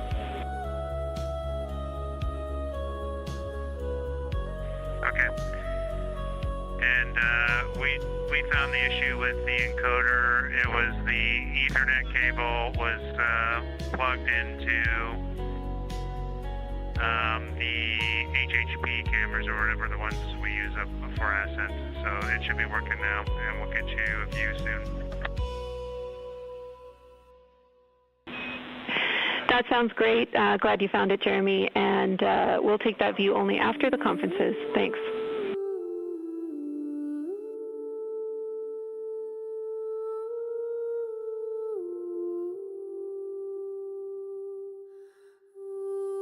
I'm going to put the encoder that I got out of bag 9 back in bag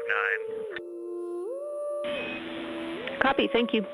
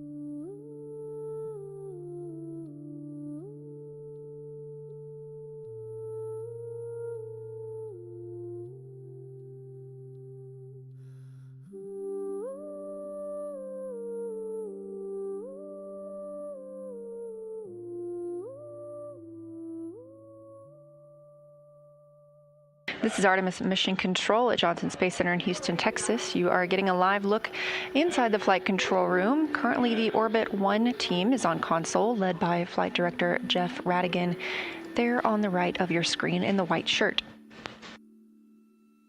Capcom for today in the center of your screen is Canadian Space Agency astronaut and Artemis II backup, Jenny Gibbons. She's the voice you'll hear talking with the crew. And to her right is Capcom Matthew Dunn.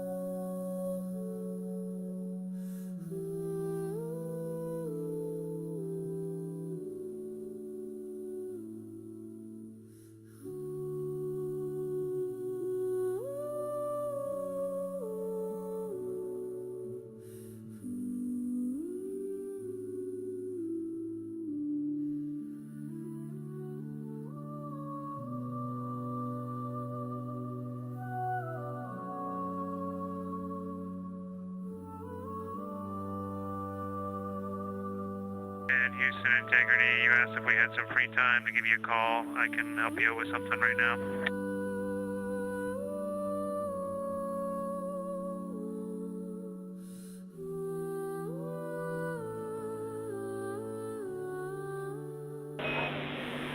Copy, Jeremy. We'll be back with you in a minute.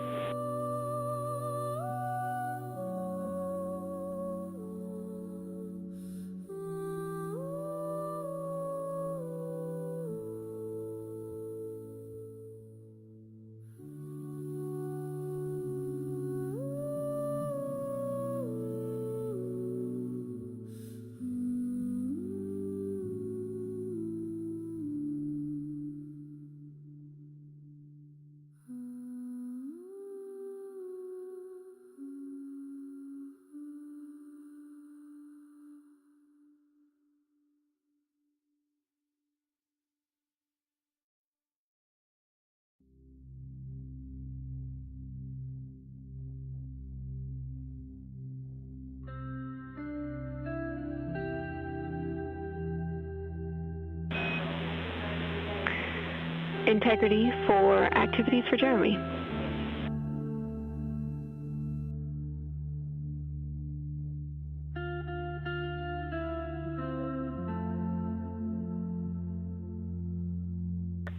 Go ahead. Hey Jeremy, in your free time, we suggest that you go to the task list and you can choose the cabin speaker assessment or the PWD flow test. And if you prefer not to do either of those, you can always go to the Nat Geo shot list.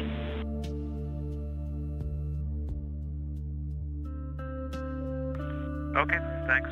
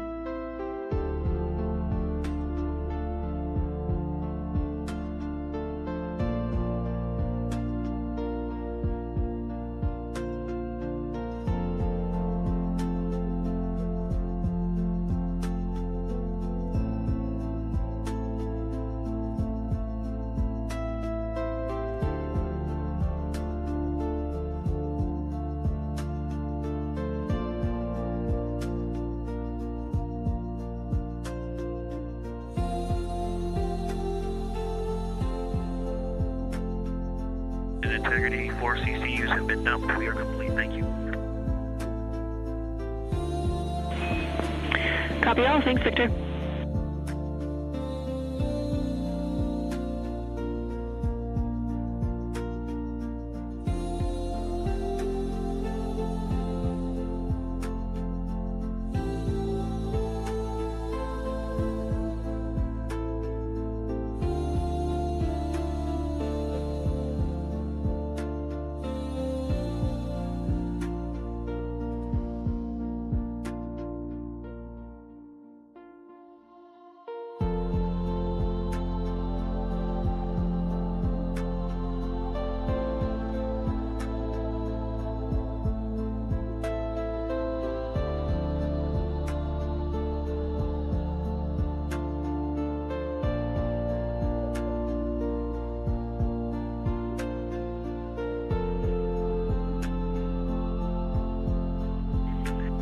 Houston Integrity, we're just curious if we had another CCU to dump in the next 10 to 15 minutes, can we just go ahead and do that? Will the heaters be configured? Does that work for your plan?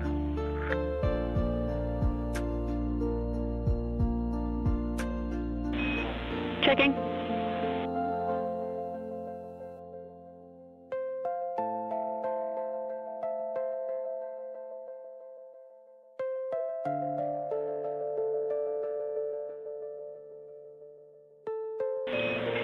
Affirm, Jeremy, our heaters are configured, so you would be go to dump.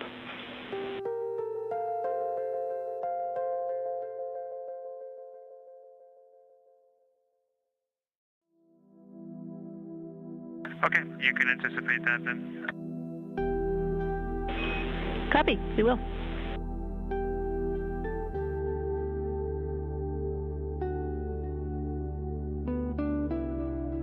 This is Artemis Mission Control. You continue to hear calls from Canadian Space Agency astronaut Jeremy Hansen, his first flight to space, referencing the CCU, Collapsible Contingency Urinal. The crew is using these at this time rather than the toilet as we continue troubleshooting the wastewater dumps. Having just completed one, the crew is using these instead of the waste management system.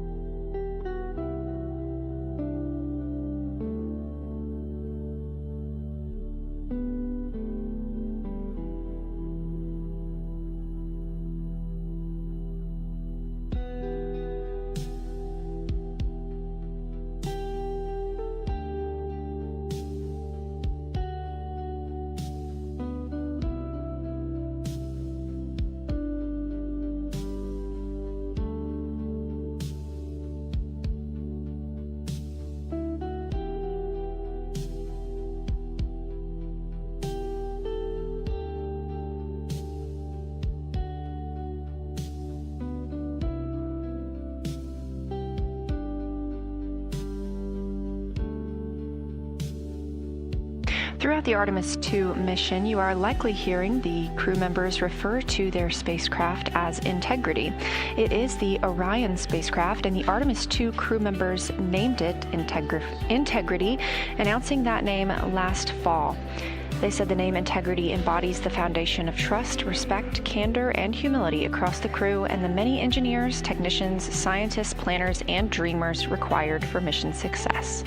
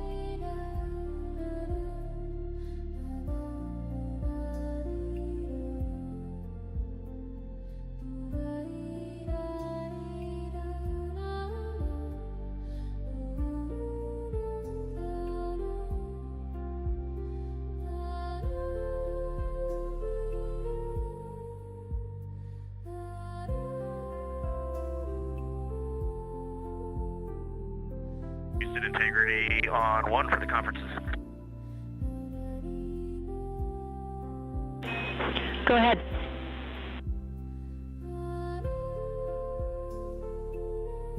From this point forward, if you see any crew member logged into VC, just go ahead and connect the conferences straight to them. We'll likely be on Jeremy's login for most of the conferences.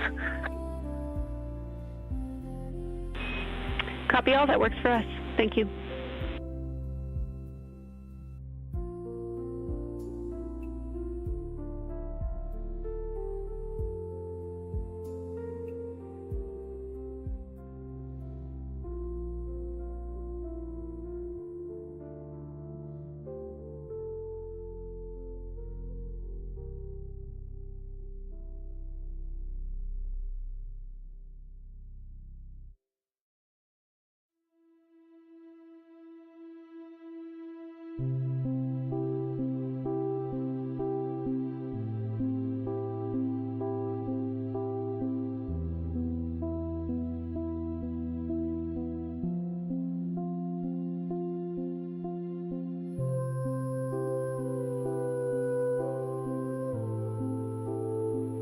This is Artemis Mission Control. You are looking at a visualization of the Orion spacecraft. We don't have views at this time, but hope to regain them shortly. Currently, Orion is over 176,700 miles away from Earth and closer to the Moon than to our home planet, now just 103,972 miles away from the Moon. You can track the location of Orion and its stats at any time by visiting nasa.gov/track-Artemis.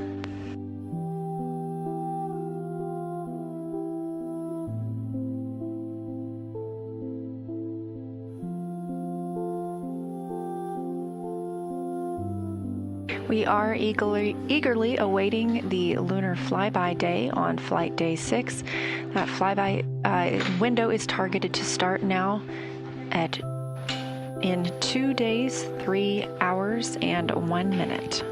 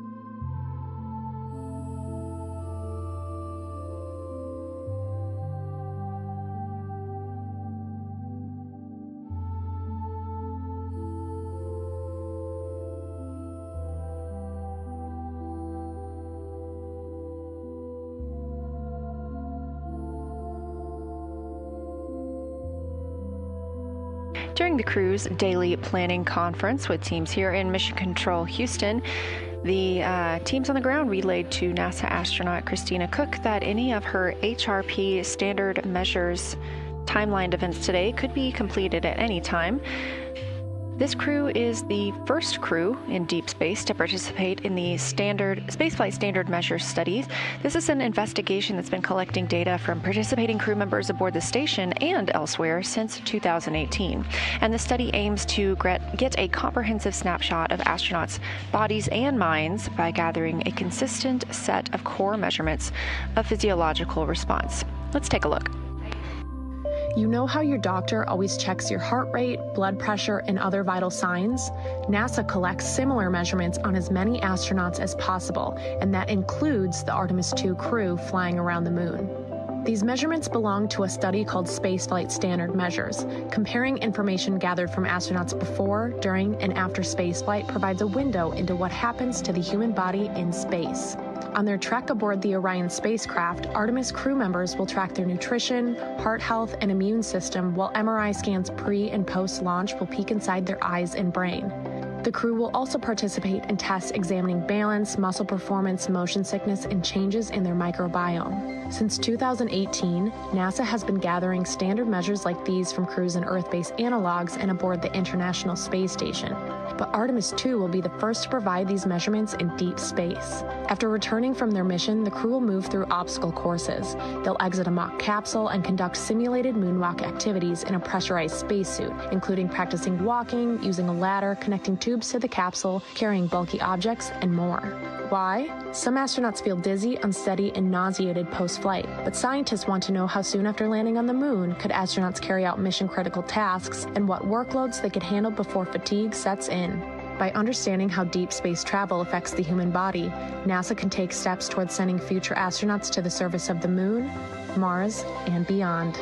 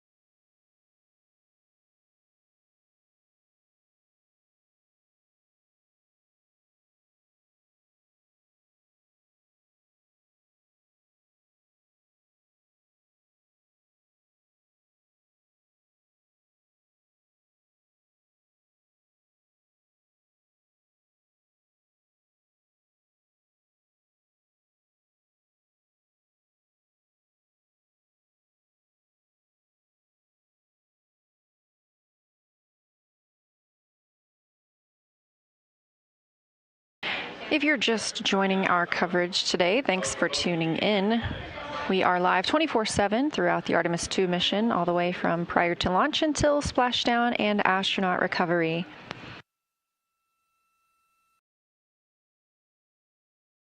Today we were expecting to have the outbound trajectory correction burn 2.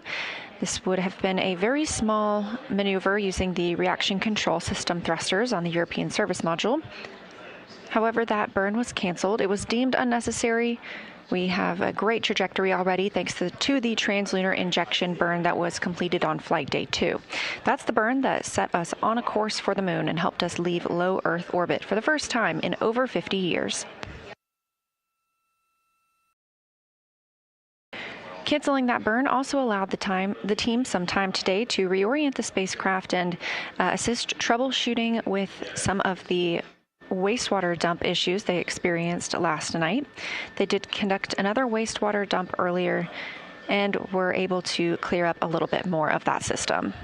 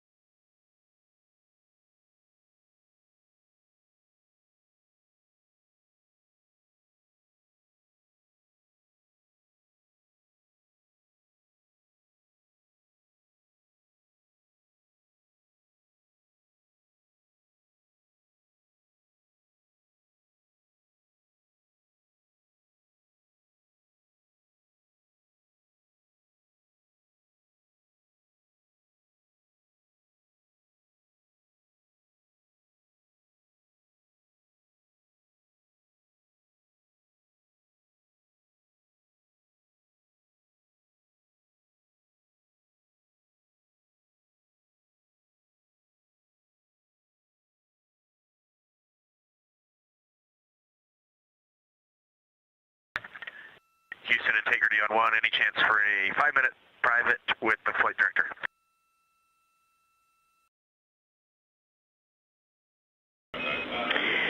Yes, sir. We're setting it up.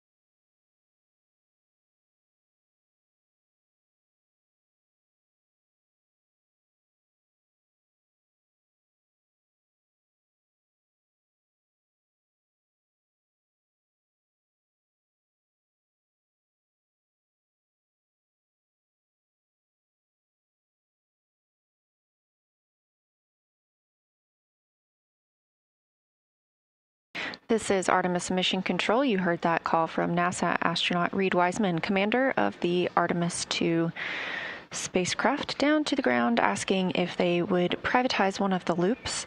Again, almost all of their communication does go out publicly, so it's not uncommon for them to request the opportunity to speak with the flight director or flight controller teams on their own.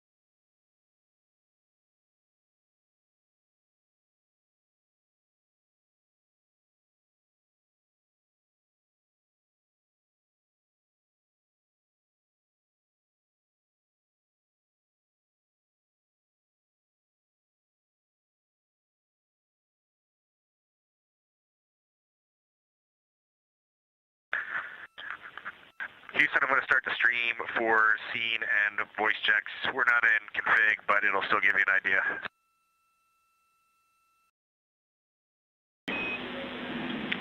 Copy, we'll be ready for you.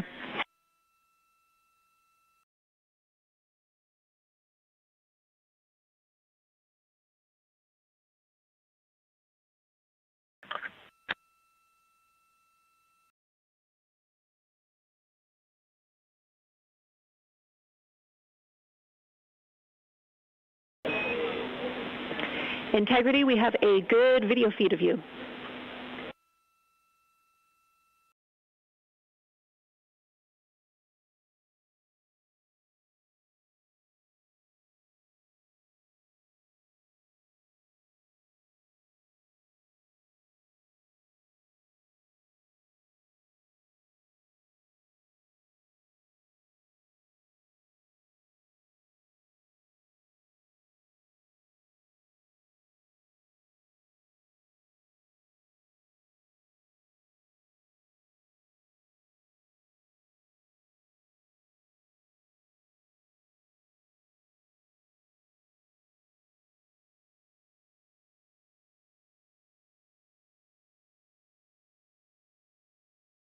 Houston, confirm you're not getting any audio.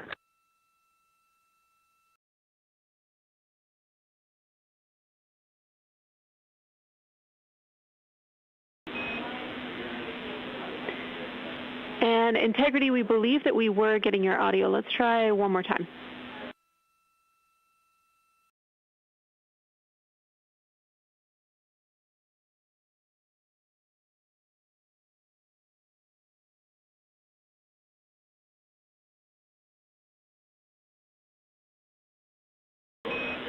Integrity crew, I copy your 5 count, loud and clear. You're sounding good.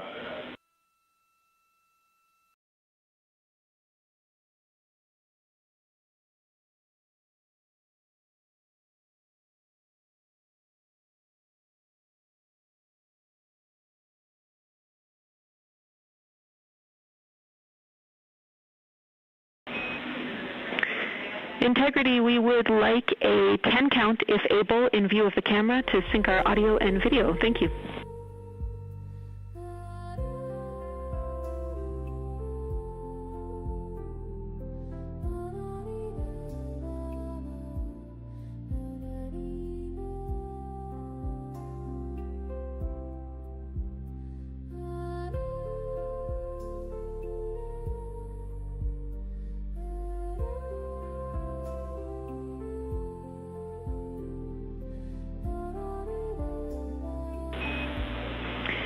Copy, Christina. We would have taken either direction, but we prefer the blast-off direction. That looks like a really good audio and visual sync for us, so thank you.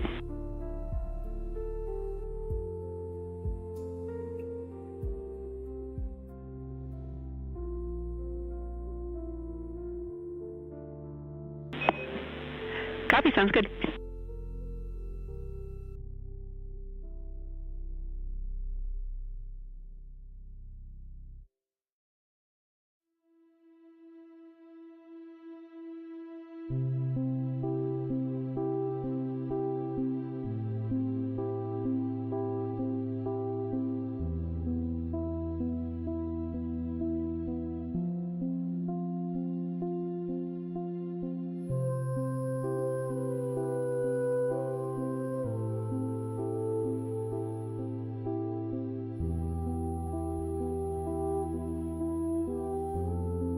This is Artemis Mission Control. You're getting a live look inside the Orion spacecraft, named Integrity by the Artemis II crew. They are setting up for a public affairs event. Today they'll be speaking with NBC and CBS.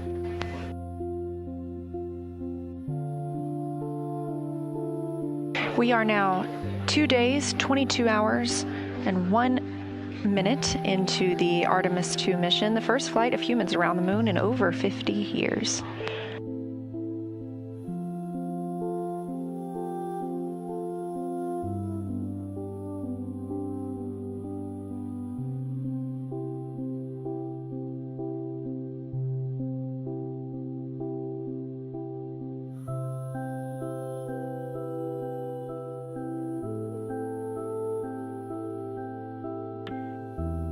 Houston integrity for photos. We have photos on PCD1 of the CCU.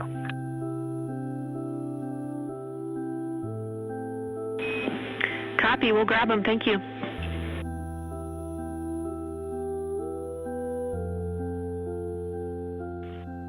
And Jenny, FYI, we will have a few more after the PAO conference as well. Copy. We'll keep an eye out.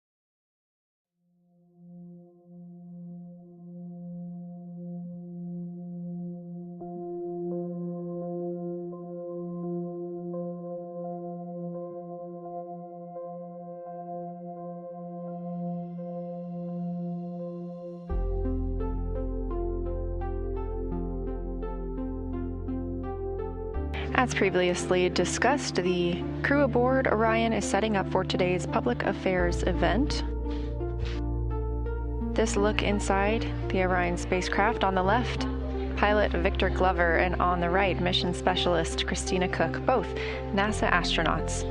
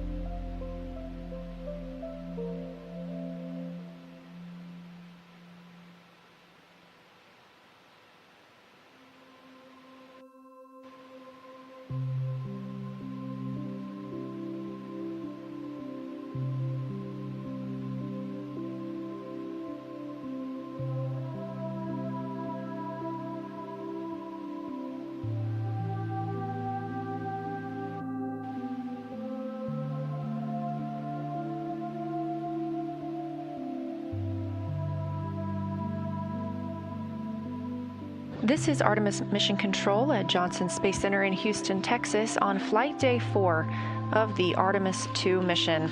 As mentioned, the crew inside Orion is getting set up for a public affairs event that will take place in just about 7 minutes. The clients today are NBC and CBS. The astronauts will be speaking live with them from the Integrity spacecraft. They have now been in space for 2 days, 22 hours, and 8 minutes. Orion is now 178,250 miles from the place we all call home, our planet Earth.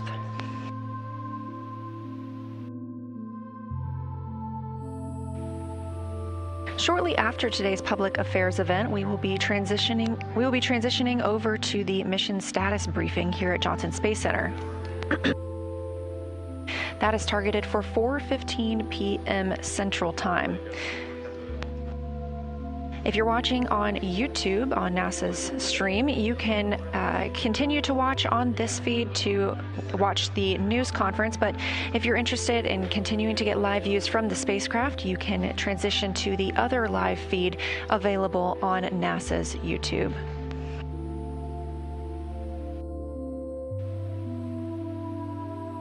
Again, our coverage continues 24/7, so don't go anywhere.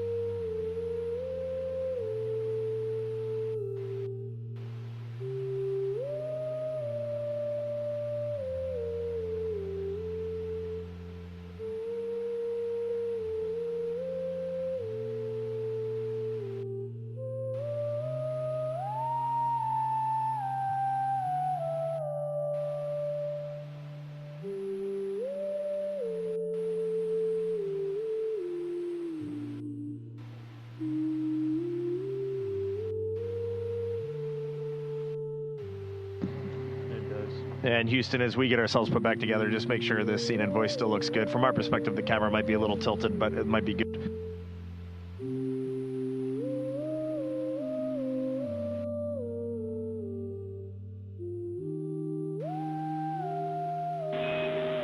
Copy, Reed. Still looks good to us.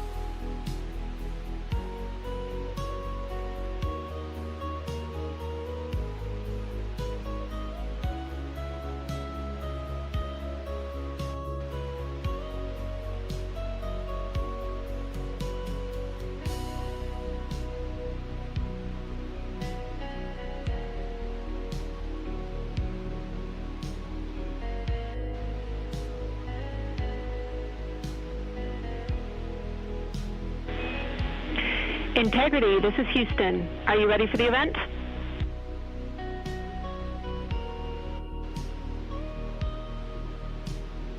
Houston, from inside Integrity, we are ready for the event. NBC News, this is Mission Control Houston. Please call Integrity for a voice check. Integrity, this is Tom Costello with NBC News. Are you hearing us okay?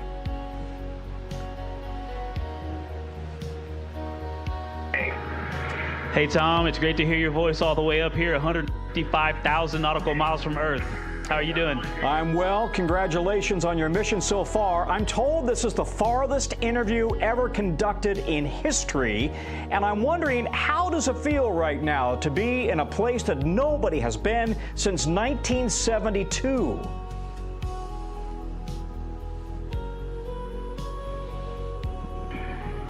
Honestly, it is unbelievable that we in 1972, just being up here and seeing how difficult this is and how hard the team is working. We do have a little bit of echo on your call. We'll try to turn it down when we're answering, but this is a magnificent accomplishment to be up here, to see the moon, to see the Earth, and to know that we are between those two celestial bodies, and you can see it when you look out the window. The Earth is almost in full eclipse, the moon is almost in full daylight, and the only way you could get that view is to be halfway between the two entities. It is truly awe-inspiring up here.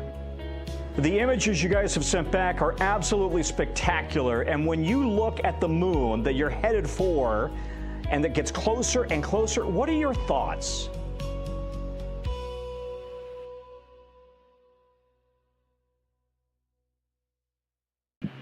Well, last night we did have our first view of the moon far side, and it was just absolutely spectacular. I think that one of the interesting things that happens when you look at a moon that inherently just looks different is like the darker parts just aren't quite in the right place, and something about you senses that is not the moon that I'm used to seeing.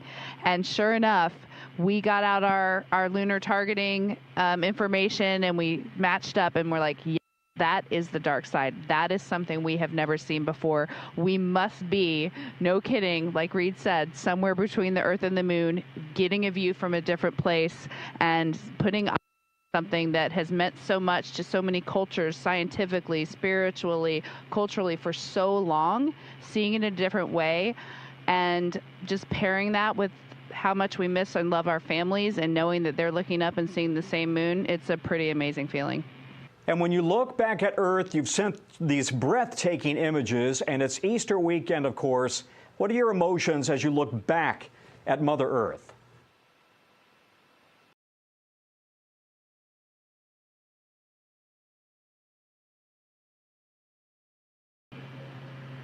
Well, before I list off a couple emotions, there's been a lot of disbelief up here. Just the fact that what we're seeing, where we are, it's hard to wrap your mind around. Like, I mean that sincerely. It really bends your mind. And the emotions that come along with that, there's a lot of happiness. Just to have experienced these unique things just brings you joy as a human. We're explorers at heart as human beings, and we really feel like we're exploring out here, and it brings a lot of excitement. And then, right away you are humbled. The fact that 4 of us get to be out here just brings you to your knees. The thought that we get this experience, we're doing our best to show it with the camera, but you can't do it. I know those photos are amazing, but let me assure you, it is another level of amazing up here. And there's a lot of gratitude for the teams of people that made this possible. And then the final emotion is hope for humanity's future, that we can do this right now means we could do so much more. You guys are a long way from home. You may not realize you've become superstars, rock stars, while you've been gone. And I'm wondering, you've been able to talk to your families. How are they doing with you so far from home?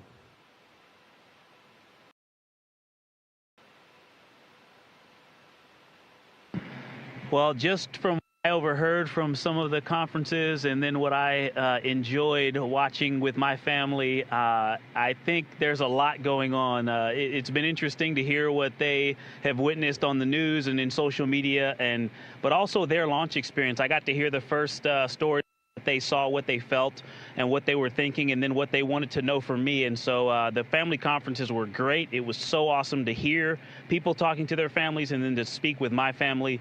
And there's a lot, and I'm actually still processing. Mine was just about an hour ago, and I have a lot to go write down in my journal.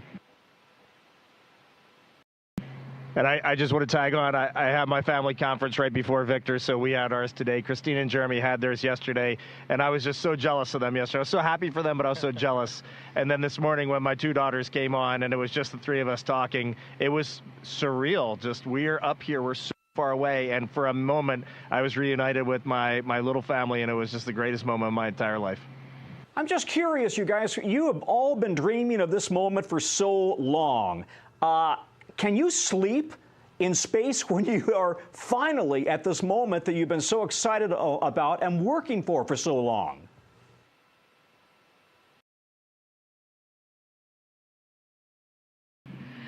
Well, we do love sleeping up here, and such a long initial day that I think our bodies are ready to sleep no matter what. Most of us have been sleeping really well. For me, sleeping in space is one of the most comfortable ways to sleep, and it's very deep sleep, very sleep.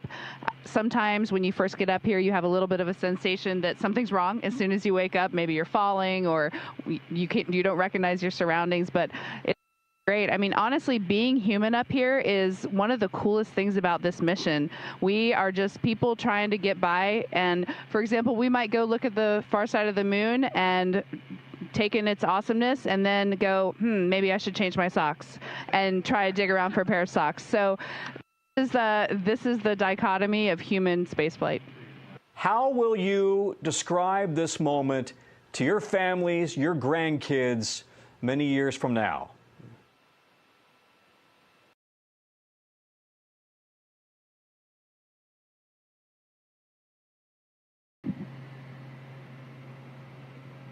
You kind of left me speechless with that. I think, it is weird when you're the four humans doing this. We're not doing this for reasons. Jeremy's answer was great. Like, if we can unite the world, that's awesome. But we're just the lucky four that got to be on this mission. We were in the right place at the right time with our international team, and we're up here doing this. I don't think any of us have really thought about legacy or any of that sort of thing. I do think it would be really neat someday if I can sit around with my grandkids, or maybe Ike's grandkids, or Christina's, or Jeremy's, or somebody somewhere, and tell stories of these times up here, because some of them are going to be unbelievable. There's beauty, but there's human elements too, and I just think it'd be fun to share in this human adventure. The key part of human exploration is the human, and coming back and sharing the story, and we're going to try our hardest with every single person on planet Earth. So listen, Al Roker is awfully upset that he couldn't be here. Any messages to Al Roker and the Today Show family? They are watching every moment of this.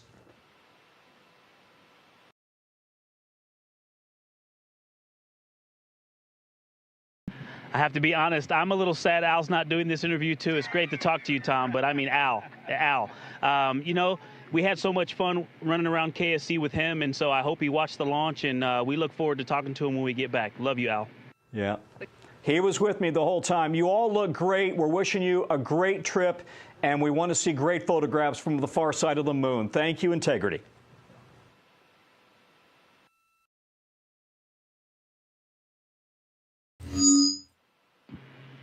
Thank you, Tom. It was great to be with you.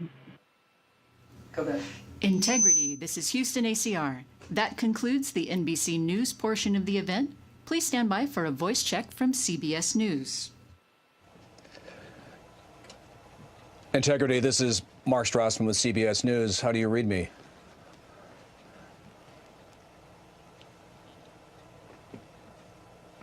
Mark, we have you loud and clear here in Integrity, 155,000 nautical miles away from Earth. How do we sound? You sound fantastic. Congratulations on all your success so far, and thank you for the amazing images that you sent back from space. My first question, I hope a couple of you will take a stab at. I mean, so many people on Earth are living this moment through your experiences. So on a personal level, since leaving Earth's orbit, what have you been most struck by, and what has been the biggest surprise?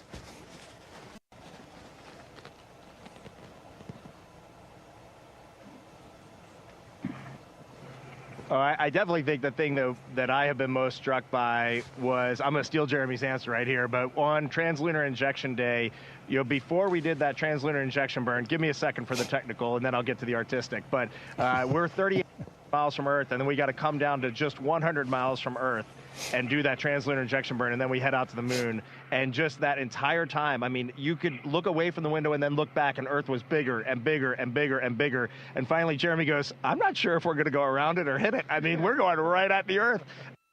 That translunar injection burn, we were just 100 miles up.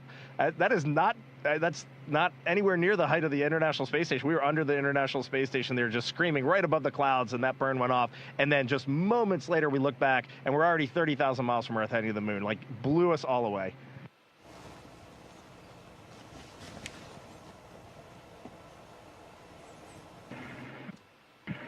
You know, Mark, I think one of the things that has struck me, there's so many amazing and so many profound things that we've seen and felt on this mission. But something else that just stays with me is a lot of us were excited to see Jeremy's expression or reaction to looking out at Earth from space, being the first-time flyer. But the difference between Jeremy and someone who's never flown, but all of us, all four of us, and someone who's never flown is essentially equal. The three of us space before, I think, feel just as amazed to be up here and to see some of the sights that we've seen. And so even though we lived on space station for a collective 2 years, we have seen and felt things that we have never felt before, from that ride, that wonderful ride on SLS, to being that 38,000 miles from Earth and just seeing some amazing views.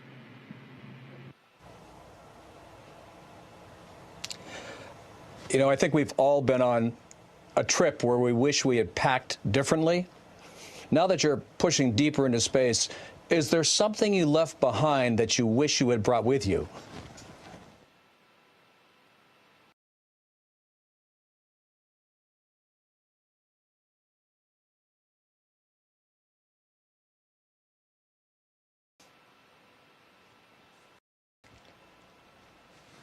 You're hearing a lot of brainstorming in the cabin right now. The resounding answer is we feel very well taken care of. There's not a whole lot we would live without. That typical forgetting your sunscreen or your bug spray on vacation. They thought of everything. We've got it all. My initial response was my family. I would love to have them up here, but then I might actually never come home. And yeah, I really can't think of much. The other joke was we think we had a radiation hit on one of our computers and took it down. So maybe we would have packed a spare computer. Other than that, we're just so well taken care of. In fact, so well taken care of that sometimes we forget. You can easily just get your presence here in the cabin and forget exactly where we are.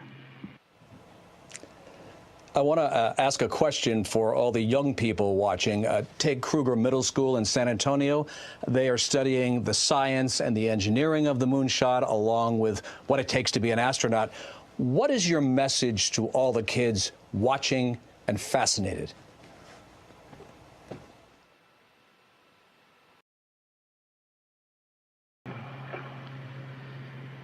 Yeah, I was sharing with some people yesterday, you need to identify your passions in life. We all are attracted to something out there that, just kind of fired up. And then just to recognize that everybody has something of value to offer. I mean, that is just a true statement. And we as humans, even the four people up here doing this, we have self-doubt. We've had it in our pathway as well. And so I know all those youth out there too are thinking, no, I can't do that. Every once in a while, you're going to have that. And so share your passions with others, and you're going to be amazed at how they help you. They're on your team, and they're going to help you accomplish the things that you're interested in doing. And the reality is humanity needs those contributions. So just get after it. Victor, I have one for you. Apollo 8 had a memorable Christmas Eve reading from Genesis. Do you have a message you'd like to share from space about Easter Sunday?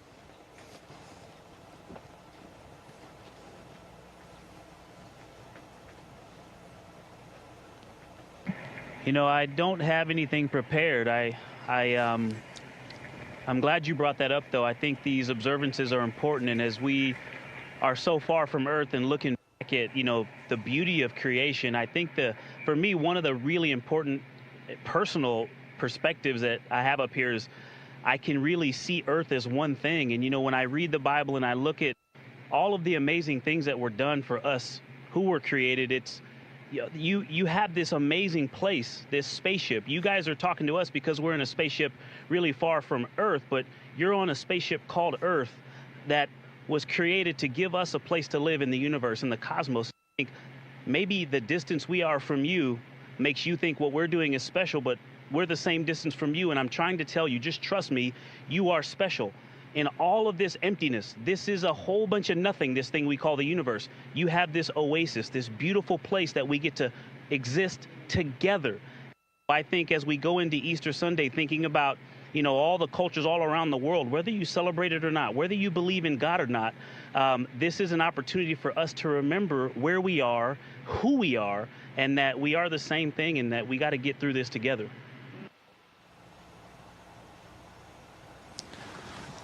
Well, for someone who didn't have anything prepared, that was really quite extraordinary.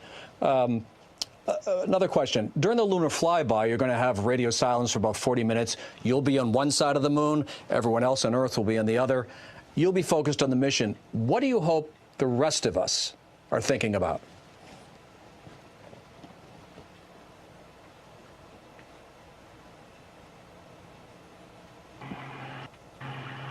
I also haven't had anything prepared for that question, but I think things that come to mind for me are thinking about togetherness.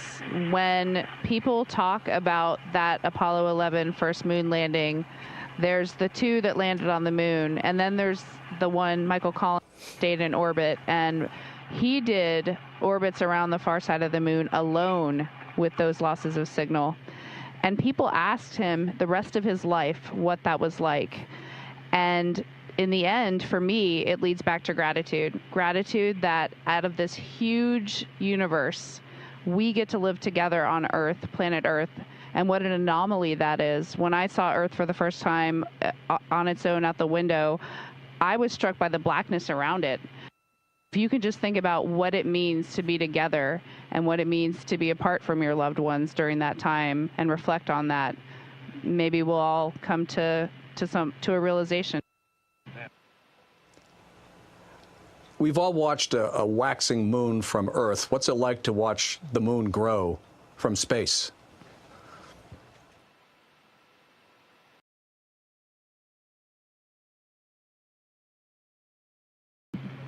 Well, before I get to the moon, something that I've just been really taken by is the waxing and waning Earth from our different perspectives. It's just been a little surprising to me. I just assumed it's sort of like the moon is consistent, you know, almost from day to day. You don't notice a huge change from one day to the next in how much of it is lit. But from, you know, 1 hour to a few hours later up here, we can see a completely different Earth as this orbit changes, especially when we are close to Earth. That was really surprising to me, from like crescent to full Earth. We woke up that first morning on TLI morning, it was a half Earth. Then it was a full Earth, and then it was a no Earth. Yeah. It was really amazing. To watch the moon grow is exciting. That's our destination. That's where we're locked onto. When we're done with you today, we're going to get into some review of some of the science we're going to be doing and shifting our mindset to the Earth or to the moon. And I'm pumped to do some of those observations, some time up close and personal with the moon before we set our sights back at home. And I'll just add, yesterday we were looking out the docking hatch, which is off the camera to the top side, and we were just starting to see the moon, and it just looked different. And we were catching glimpses of the far side, the side that you can never see from Earth, of Grimaldi, of Oriental. We were just starting to see around Grimaldi into that far side. And as for humans who have looked at the moon our entire lives, it just looked different out the window, and that is wild. It just really put our place in the universe in perspective. Thank you very much, everyone. And I think all of you should be grateful that Christina is such an expert space plumber. We'll see you when you get back.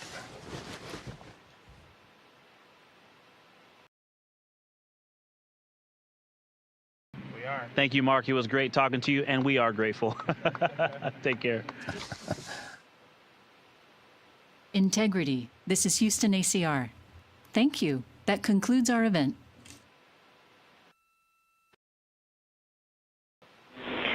Thank you to all participants. Integrity, we are now resuming operational audio communications.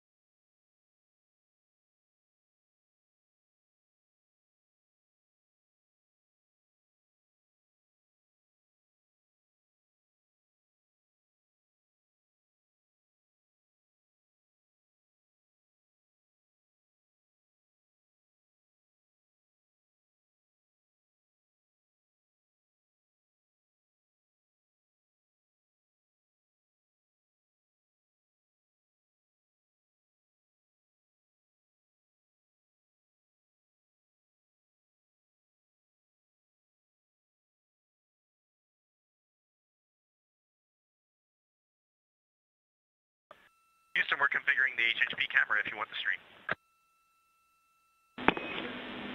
Copy, thanks, Reed. Check with your Mercado.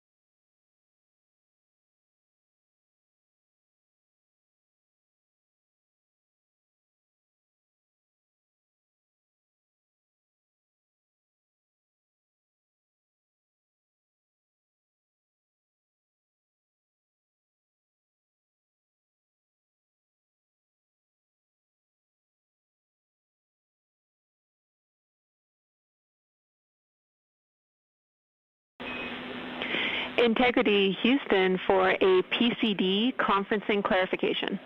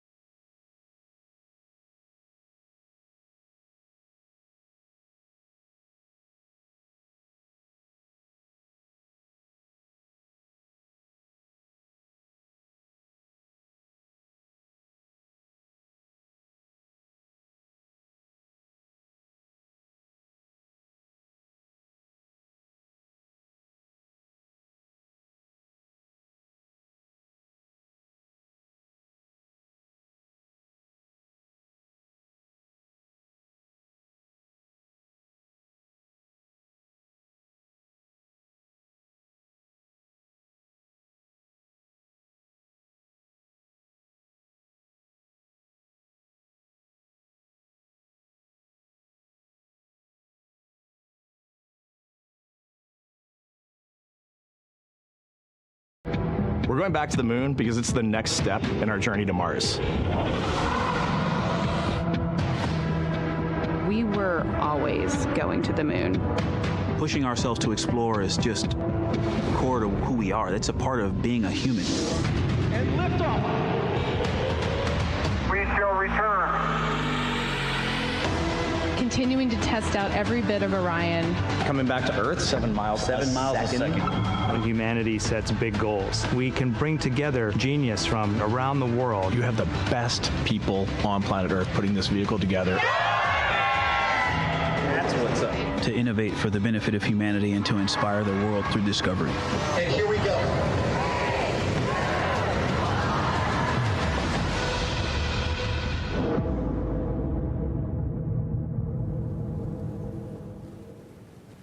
Good afternoon and welcome to NASA's Johnson Space Center in Houston, Texas. I'm Sandra Jones and we are here today to discuss the Artemis II mission and the ongoing historic first ever crewed flight test of the Orion spacecraft. Here to provide a status on the mission thus far is John Honeycutt, manager for NASA's Space Launch System program, Judd Freeling, Artemis II flight director, Debbie Korth, Orion Deputy Program Manager, and Kelsey Young, lead for NASA's Science Mission Directorate. We'll start with some brief opening remarks from each of our briefers before we jump into questions here in the room as well as on our phone bridge. If you are dialed into our phone bridge, please press *1 to submit your name to the queue. If you do feel your name has been called already, please press *2 and you can withdraw your question. Once your name is called, please do state your name, affiliation, and to whom you'd like to direct your question. So without further ado, I'll turn it over to John for his opening remarks. Okay, thank you, Sandra. Yeah, I think most of you know that I've kind of been on a hiatus from my SLS job for the last 7 or 8 months and running the mission management team, but we'll talk a little bit more about SLS as I get through my opening remarks. It's good to be here with you all today, be back with you again. As we continue the Artemis II mission. First things first, integrity remains on a free return trajectory and is on the outbound transit towards the moon with lunar flyby day 6, which is Monday coming up. So very excited about that. As you heard yesterday, Reed, Victor, Christina, and Jeremy are now closer to the moon than they are to Earth. I can tell you they've been incredibly busy. I know you've been watching coverage of the mission. I think you'll agree. It looks like they're really enjoying their work, and I can tell that in their voice when we're listening to the voice loops. And then all the imagery that we've been getting is pretty incredible. So the crew took this image yesterday. We got an image. Come on up there. Stand by. So they took this image yesterday. On the far left, you can see features of the moon that have never been seen by human eyes. Until yesterday, only robotic imagers have seen this region of the moon. And then in the next image, you can see Commander Reed Weissman getting a view of the Earth from Integrity's window. That's quite a bit different than what he saw from the International Space Station. That's absolutely beautiful. From a mission management team perspective, we continue to meet daily to discuss status and get updates from the flight operations team, Orion, consider mission risks throughout all those conversations. We get an update on payload utilization and then discuss any anomalies and any necessary actions. Currently, coming out of the meeting today, we're working through a couple of items that you're going to hear more from Judd and Debbie. They can discuss those. None of those were any increase in mission risk or impacts to the mission. The team has not asked the MMT to take on any additional risk so far. As part of today's meeting, we did get an outbrief from the SLS team. Judd said a couple of days ago that it looked like things went perfectly through launch, and the data certainly bears that out for SLS. The bottom line is the SLS rocket performance was, again, just like Artemis I, in fact, a little bit better right down the middle, and our insertion accuracy was within less than 1%. You know, I've talked off and on relative to things that are important to me throughout the mission, primarily with entry interface, right? Because that's the big one that gets us home and gets the crew boots back on Earth. But it certainly it doesn't go without mentioning that, you know, the first step in that is getting the rocket ready, and then the next step is having a SLS deliver the spacecraft to the point in space where it needs to be. And so it did that with 99.92% accuracy. That was a big bullseye, and I'm very happy about that. So with that, I'll turn it over to you, Judd. Okay, thanks, John. Let's see, on the back half of Cruise Day yesterday, they performed a CPR demo just to figure out where would be a good spot in integrity to do CPR if they needed to do that. They had a public affairs outbrief. We also did a test of the search, acquire, and track mode of the Orion communication system. So that's if Orion, for some reason, loses its pointing knowledge, then it can go acquire communication with Earth on its own. Crew did check out of their med kits. They did some also a Nat Geo event there. They also had, we also did a DSN emergency comm test again to test out the ranging on the emergency comm system to make sure that was all working, everything went well. Jeremy also had another CSA public affairs conference, planned medical conference. During the night, we tried to vent the wastewater tank that's attached to the toilet. We had problems with that due to suspected blockage, we think probably due to ice.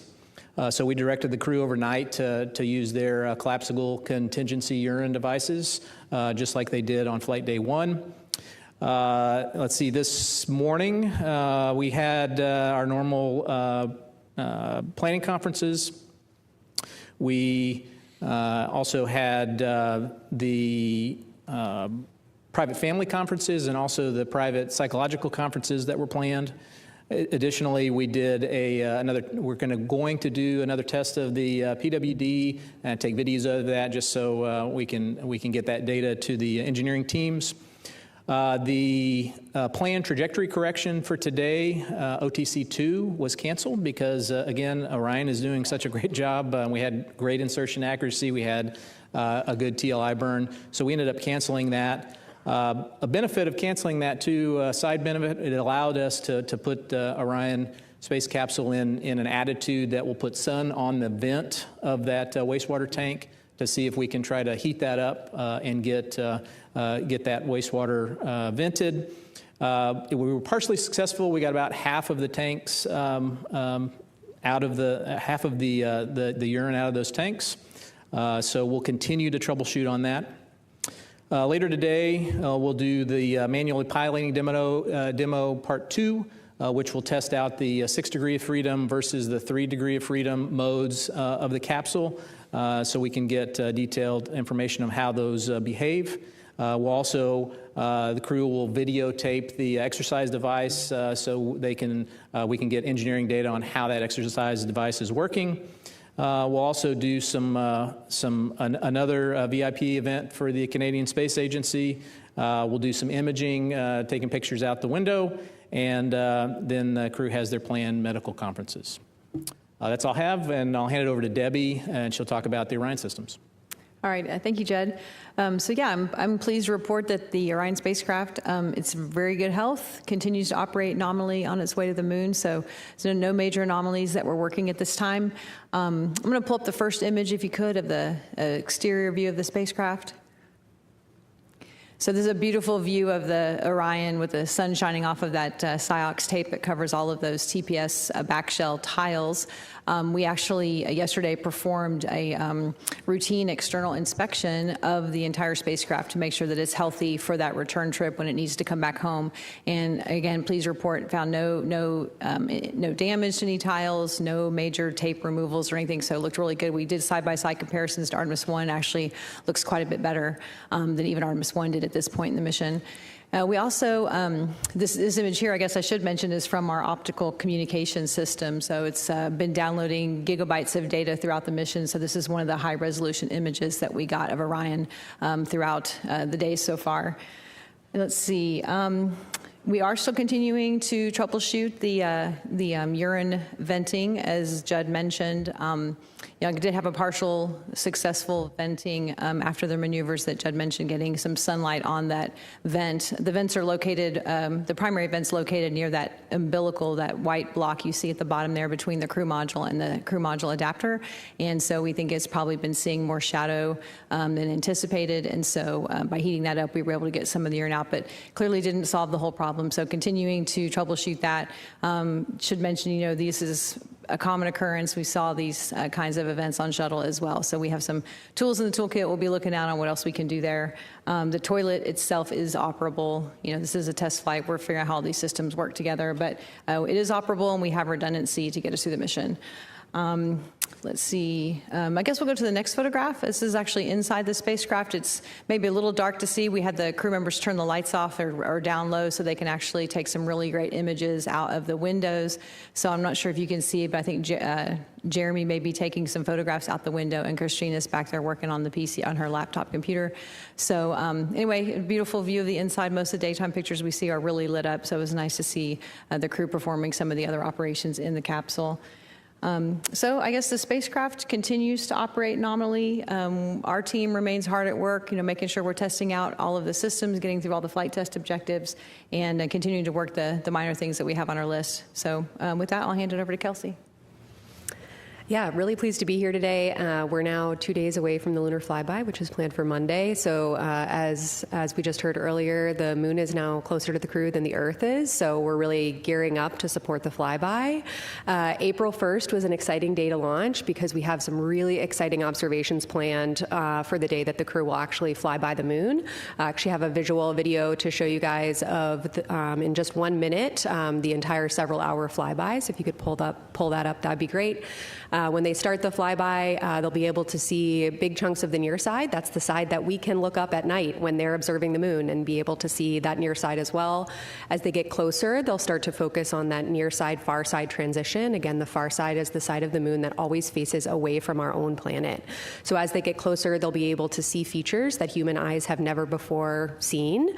Earlier, Oriental was mentioned. This was a really exciting scientific destination. They got eyes on it yesterday from pretty far away. They'll have an opportunity during the flyby to spend a lot of time checking it out. You see Earthset, that where Earth disappeared behind the far side of the moon, and you're about to see it pop out the other side, of course, in Earthrise. And then a really interesting opportunity we have for Monday's flyby is we will actually, from the vantage point of Integrity, the sun will pass behind the moon from their perspective, creating a solar eclipse. And from a perspective that is very, very unique to this mission, it will be a roughly 53-minute eclipse, and then they'll see sunrise where the sun pops out the other side of the moon. There's a lot of science objectives baked into what the crew are going to be doing during the flyby. Those science objectives were developed by our lunar science team. I think we can go to a video of where the lunar science team is currently stationed in Building 30 across campus here in the science evaluation room. We developed a set of 10 lunar science objectives that were based on our lunar science and planetary science driving questions in lunar and planetary science. And as a result, we developed a targeting plan for the crew to follow on Monday. They're actually reviewing that plan today. They all have about an hour book kept on their timelines to review the plan for Monday. And we're looking forward to hearing their observations and ultimately, of course, seeing the photos that they downlink. The crew has spent many, many months training in a variety of different environments to make these really scientifically impactful observations. And so we're really excited as we're getting closer to the moon for all of this really wonderful lunar science the crew are going to be able to do for us. I'm excited to hear your questions. Okay, great. So now we'll open it up for questions here in the room. We'll start here in the front row with Marcia. Hi, Marcia Dunn, Associated Press. I'm sorry I have to ask some toilet questions. Your mic's on. Marcia Dunn, Associated Press, with some toilet questions, if you don't mind. I'm assuming right now the toilet's no-go for number 1, but okay for number 2. Sorry to have to ask this. And how many backup bags, do you have, the contingency pouches? Because I know you use so many to try to fill up with drinking water. So you got plenty enough of those, and how frustrated are you because you thought you got it fixed and here we are again? Yeah, so the toilet it technically will work with number 1 right now, but we just want to keep the tanks half full right now until we figure out what's going on with the vent line. Absolutely, it'd still go for number 2. As far as the collapsible contingency urine devices, each crew member has 2 of those. But they can be either vented overboard, which we've proven that still works, or we could be collected in contingency water bags. But we don't anticipate that we'll have to do that since we can still vent those units overboard. Thank you. The urine tank that is in the vehicle is only about the size of a small, like your office trash can. So we want to make sure we can empty it out before we put anything else in there. Thank you both. Next up, we'll take a question from Eric Berger. Hi, Eric Berger, Ars Technica. 2 questions. I guess the first one's for Mr. Honeycutt. You guys come out here and everyone's sort of calm, and we see on the video things are calm. Can you just kind of take us inside the MMT or sort of behind the scenes and just talk about, is everything kind of as calm sort of as it appears? Like, is everything under control? Because, if I go back to sort of the shuttle days, it was kind of the same kind of thing, but behind the scenes, you find out that it's fairly frenetic. So I'd just like to get a little bit of sort of view of, because it looks like you guys, it looks like things are going really well. And then a question either for Judd or Debbie. You mentioned the 6 DOF and 3 DOF control tests today. For Artemis 3, Artemis 4, a nominal mission, how much of the flying on those missions will be manual versus do you anticipate it being almost all automated unless there's some kind of contingency necessary? Thank you. Yeah, so, I've been accused of not worrying or getting excited about things and kind of even keel, and I see that in the rest of the team in the meetings every day. Now, we spent a great deal of time training, and the training team gave us some really hard things to work throughout training. And so I think it's a tribute to the amount we trained about and how good the teams are working together. I've been very pleased with the way that the Orion team, the MER team, and FOD have been integrating across each other prior to coming to the MMT, so we got pretty crisp stories. So we've had some things to talk about. The MMT's asking good questions across the board. I think I'm getting really good answers from the technical teams that are in the room presenting. So I don't have any doubt at all if we run into something that gets a little tougher, I think things will still remain calm. I think the teams get ahead of it before they get to the MMT and generally come back with good recommendations. As for your second question about manual versus automatic control on future missions, anticipation is that most of the time the crew will be using automatic mode, but whenever we're trying to rendezvous with a target vehicle, that's the time that we would be using a manual mode so that we have that, visual cues to closing rates and things like that so that we can, rendezvous there. So I don't know, Debbie, if you want to expand on that at all. No, I think that's pretty much covers it. I mean, I think part of the demo is really seeing how the handling qualities might degrade if you ended up in a 3 DOF situation versus 6 DOF, and we plan to fly in 6 DOF. So this is all about, like I said, a test flight, figuring out how this vehicle handles. And I think this manually piloting demo, we've got part of it coming up, and then there's another part later in the mission to just really understand how it works if they do have to take over manual control in any kind of situation. Thank you. Next up, Joey Roulette. Thanks. Joey Roulette with Reuters. I just wanted to quickly follow up on that question for Debbie. You said no major anomalies on this mission. Is there anything that you guys are tracking that are not typically major, I guess, but that were off nominal? And I'm also curious to hear, what everyone thinks about the internet's fixation on the toilet issue. The internet, they love space toilets for some reason. I'm just curious to hear, your guys' perspective on that and how you perceive that. Thanks.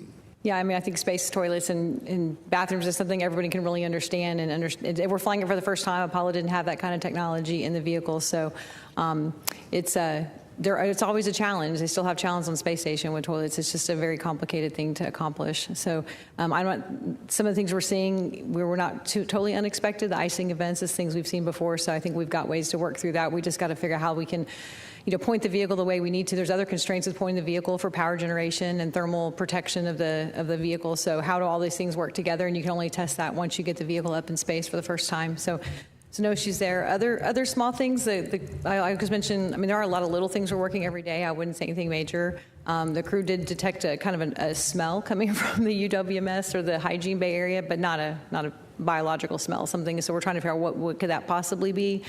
So we have analyzers on board. We can look, but we're not seeing anything off nominal in our power systems, our thermal systems. So we'll be looking into that to make sure we can understand what that might be. I can't think of anything really else. I mean, there's like a lot of little things, but that's probably the only other thing that we've got teams really looking into at this point. I think the fixation on the toilet is kind of human nature, right?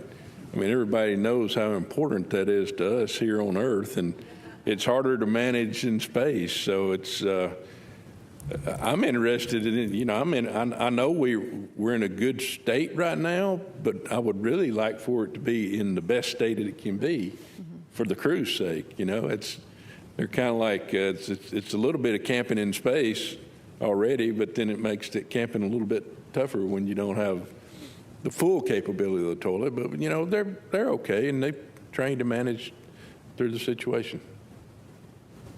We'll continue down the row with Irene. Irene Klotz with Aviation Week. Regarding the demonstrations on the proximity operations, rendezvous, and eventual docking with HLS, what's the current thinking when HLS is flying, whether Orion or HLS would be the active vehicle, which active, which passive? And then I had a separate question about Orion, considering this being the first flight of a crewed vehicle, compared to the other systems. There haven't been that many, a handful maybe. How would you compare this performance on the first flight with some of the previous Dragon, Starliner, maybe even Shuttle going back? Thanks. So I'll take the first part. Whichever vehicle the crew's in will be the active vehicle. And so if Orion is rendezvousing with HLS, for instance, Orion would be the active vehicle. And then when they would come back from the moon, then HLS would be the active vehicle rendezvousing with Orion. As to your second question, I don't know. Yeah, I'm sorry, I don't have a lot of information on some of the earlier or the more recent crewed vehicle test flights and things that they experienced. I would say Orion's performing remarkably well. So we are pleasantly surprised. We're hoping that this is what we were going to see, but we did fly a lot of redundancy in our systems in case we didn't. So as far as those comparisons, I'd probably have to defer to someone who knows more about what happens, directly in Dragon and those other vehicles. Okay, our next question's here in the front. Hi, Philip Sloss. One question for Judd. Are you going to plan on doing an OTC-3 burn, or is it possible to delete that as well? And then for Dr. Young, just to clarify, the eclipse, the 53-minute long eclipse, where is that in that 3-hour flyby window? Thank you. So currently, OTC, the outbound trajectory correction number 3, we do plan to do that based on our current numbers. So. And we'll do that with the SM reaction control system. And the eclipse, so the fly-by-day profile will look like a roughly 5-hour period where the crew is observing the moon. Like in the video you guys saw, they'll see the illuminated surface of the moon. And then a short time after Earthrise, we will kind of have a break in lunar viewing attitude where they'll be doing some other tasks before then pivoting back to look at the eclipse. So the 53-minute eclipse is roughly, an hour after Earthrise at the end of the flyby window. Thank you. Next up, Jackie. Hi there, Jackie Waddles with CNN. Another question for Dr. Young. I just wanted to ask, because the president's budget request came out yesterday, and we saw another proposal to cut 47% of NASA's science budget. I just wanted to ask you, how are you thinking about how that changes the agency's science initiatives and even some programs that help support Artemis, even though I know Artemis had an increase in funding. And also would just love to know how that's affecting employee morale and what you're doing to kind of keep employees happy.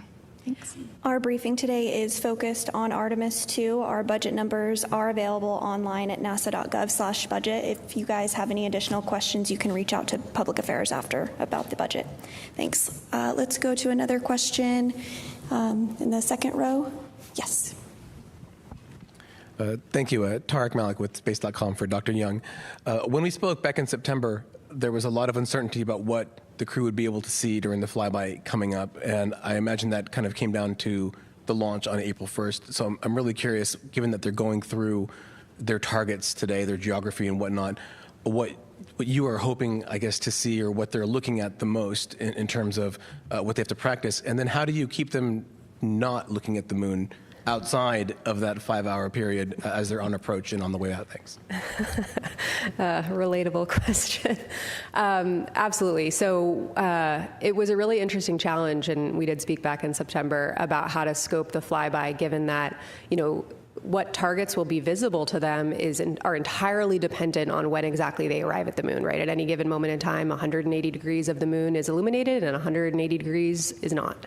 And so what we did was we actually built a list of targets or features on the lunar surface for the entire 360 degrees of the moon, because we knew that once they launched and we realized when they'd get there, we'd be able to narrow down what was visible and from there prioritize based on our science objectives. And so as we were getting closer to this April launch window, we were building out that target list of how we would prioritize, launching throughout the April launch window. And then ultimately, of course, we launched on April 1st. So actually yesterday, the science evaluation room, the room that was showed earlier on screen, you can bring it up now again if you'd like, they were working to basically finalize that list of lunar targets that will ultimately go up to the crew and be executed on Monday. So what the crew are studying today is like the 80% solution. It's a study guide, and then tonight the final targeting plan will get uplinked to them, and they will review that prior to the flyby on Monday. And so we really, in that way, are able to maximize the science that we're getting out of the flyby by waiting until we know exactly when we're going to get there and maximizing the science out of that specific illumination profile that are presented to us. So I'll say that, the last part of your question about kind of where has the most effort gone into, I'd say we had done a lot of planning for months on the targets of interest on the illuminated lunar surface. The eclipse we really started to focus on in the last few weeks, and so we put a lot of effort into fleshing out those prompts, because ultimately the crew, to execute this plan, will be looking at their lunar targeting plan on their crew tablets and executing target by target by target based around prompts that the science team provides to them. So we put a lot of effort in the last several weeks into eclipse planning, in addition to continuing to flesh out the lunar targets in their own right. We are going to take a few questions from our phone bridge next. If you are on the phone and you have a question, reminder to please press *1 to get into the queue. We'll start with Nell Greenfield-Boyce with NPR. For taking my question. This is another science-related question. You talked about maximizing the science. Could you talk about, actually the science questions that you want to address, for example, with the eclipse? I'm not clear. Have people seen an eclipse like this before? And if not, what will the astronauts be able to contribute that would tell you something about, the sun? What are the actual science questions? And similarly, with the lunar targets, I guess, people on the street might feel like, well, don't we have a lot of pictures of the moon and orbiters and things like that? What are the actual questions? What is being maximized in terms of what you'll be able to know based on what the astronauts are doing? Thank you. Oh, I'm so glad somebody asked me about science objectives. Absolutely. We have, like I said, 10 lunar and planetary and solar system science questions for the mission that ultimately feed our targeting plan. So I'm going to take your question in two halves. The first part of your question was eclipse focused. Yes, Apollo crews saw similar eclipses, which again, in this context, means that from the vantage point of the crew capsule, the moon is blocking the sun from view. What's different about the eclipse for the crew here is that, for us, I don't know if any of you saw any of the total solar eclipses over the last few years. Actually, we're coming up on the 2-year anniversary of the North American eclipse from 2024. What's unique about viewing eclipses from the Earth's surface is that from our vantage point, the moon and the sun in the sky appear approximately the same size. And that's why you can see that beautiful ring of fire when the moon moves, takes center stage in front of the sun. Of course, integrity has a much different view than we do. And so the moon appears much, much, much larger in their view than it does from us here on Earth. And so that's why in that visual you saw earlier, the sun appears as a relatively small disk. And that means that instead of the ring of fire eclipse that we see here on Earth, they'll actually see the solar corona, but only part of it. And so we have science questions designed around looking at solar activity at the time of the eclipse. And so they'll actually be able to make, unique observations on Monday, April 6th, and what the sun is doing at the time. We've included prompts for them to describe the features that they can see in the solar corona, which can ultimately help solar scientists understand these processes in general, especially given the unique vantage point that the crew are going to have relative to our orbiting spacecraft here on Earth and our observers, our scientists here on Earth as well. Jumping to the second part of your question on just non-eclipse related science and lunar science, we took our driving science questions from our community documents, our Science Mission Directorate decadal surveys, which represent the highly prioritized science objectives that the entire community are driving toward. And what we did is prioritize them based on what Artemis II and our mission profile are really uniquely able to accomplish. For example, human beings are really good at making nuanced color observations. We have amazing camera data from decades of orbiting spacecraft, Lunar Reconnaissance Orbiter. I'm based at the Goddard Space Flight Center. I love LRO and all the data it's been able to tell us about lunar science. However, the human eye, especially when it's connected to a well-trained brain, which I assure you these 4 people have, are capable of just in literally the blink of an eye making nuanced color observations that Apollo observations told us can tell us something scientifically. When Jack Schmitt on Apollo 17 saw orange soil and he collected that sample, they launched back into orbit and saw that same orange hue from when they got from the surface to when they went to orbit. That told us something that volcanic processes were active on the lunar surface much more recently than we had expected before. We're looking for the crew to take time during their flyby, let their eyes adjust to what they're seeing, and call out any of those subtle color nuances, especially on the parts of the far side that have never been seen before by human eyes. And we're able to ask more intelligent questions because of what Apollo gave us and because of what those orbiting spacecraft provided to us. Another example, and I swear I'll stop soon, you've got me all excited about the science, is photometry. And that's essentially taking advantage of differing illumination conditions throughout the flyby. And so the analogy I like to give, and we actually ran this exercise with the crew in training, is imagine a sandbox. You know that when you go to the beach, sand is not perfectly flat. There's texture. There's different particle sizes. Turn off the lights in a room, look at that sandbox, shine a light shining directly on top of it. What you'll see is color. You'll see the shades of color and albedo on that surface. Take the same light source and move it to the side. You'll lose all the color nuance, but you will see topography and morphology. Comparing those two angles allows us scientifically to really understand lunar surface evolution. And though we can't move the sun in this mission, we can move integrity. And so by looking at the same targets more than once throughout their flyby, they'll be able to make observations about the same targets in different illumination conditions that would take some spacecraft days, months, weeks, years to build up. And the fact that they're able to see that in the duration of several hours can really help us dive deep on some of our really high priority driving lunar science questions. Thanks, Kelsey. Next up, we'll go to the phone bridge. We have Lauren Grush with Bloomberg. Hi, thank you so much. I think this question is for Debbie. I wanted to check back in about that isolated helium feed that was brought up yesterday. Just wanted to make sure that second line is still holding up okay. And I think I was a little confused about the answer that was given on the redundancy of that system if the second helium feed that's being used right now goes down.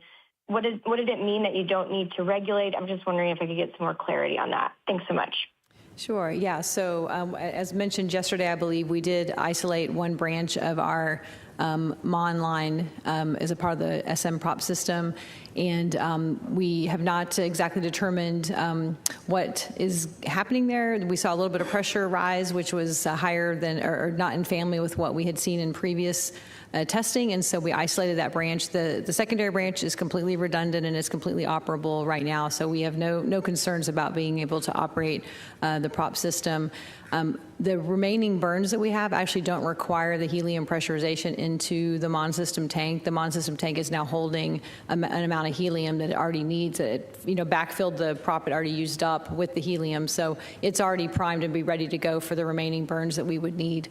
If we did have an issue on that branch, we can always go back to the other branch. Using the other branch is not precluded just because of this item that we saw, this feature. We just decided to isolate that one and use the from a health perspective, use the healthiest branch for any remaining burns. Those burns are really small. I'm sure Judd could speak more to what we have left to do, but that's why we said we don't need the helium pressurization anymore, because the MON tank already has the pressure in it that it needs to execute the remaining burns with, I think, 4 to 5 times more than we would actually need based on the predicted burns. Yeah, I'll add, so the trajectory corrections that we have, we skipped the first 2. We got 4 planned remaining. Each one of those we budgeted maybe 30 seconds or so for, and we're really only seeing we only need, probably 10 seconds at most. And so we've got plenty of ullage is what we call it. So plenty of pressurization in the system to not have to use the helium, even if we had a problem with the secondary line. And I guess I should also mention we are also protecting for an off-nominal type of board situation. In that case, you may have to use a pressurization system, and the second branch is perfectly healthy to accommodate that as well. So we have not lost any redundancy or fault tolerance in our system. We decided to isolate the one branch that we didn't like the behavior and proceed with the rest of the mission on the secondary branch. We'll take one more question from the phone before coming back into the room. Next up is Joseph Howlett with Scientific America. Hi, yeah, this is for Kelsey. I'm curious if there's a particular lunar feature or another that you're excited to get human eyes on. Is there something that in particular that you're looking or hoping for the astronauts to see? And then also, have they gotten photographs of any other celestial bodies besides the moon already, or is that planned for the next couple days? Yes. If you ask, 100 lunar scientists what their favorite features are, I'm sure you get 100 different answers. I think I'll maybe cheat and give a couple. I think Oriental is obviously extremely compelling. This is an impact basin that plays such a critical role in not just lunar science, but in planetary and solar system science. It's the type impact basin we use to understand impact processes across the solar system, which is one of the most ubiquitous processes across the entire solar system. And we've never had human eyes on by far the majority of it. I will say, a little bit closer to home, the crew is really excited about that target, and they're really excited about, understanding its significance in lunar science and planetary science. So I'm really eager to hear their descriptions specifically of Oriental, just given the excitement that the lunar science team has and that the crew has. We also, when we were training the crew, we gave them a Big 15 lunar geography challenge. So we gave them 15 features across the entire surface of the moon that at any given time, no matter when they launched and what the illumination was, they'd be able to see at least 5 of them at the time. And so if you can, know these 15 features, you will always be able to orient yourself on the moon. One of our targets that they'll actually look at twice on Monday is Ohm Crater. That was one of the Big 15. They've used it as sort of this, quizzing themselves. We actually literally made them flashcards for understanding lunar geography. And so I'm excited that Ohm made it into the targeting plan and that they'll actually get to see it twice under different illumination conditions.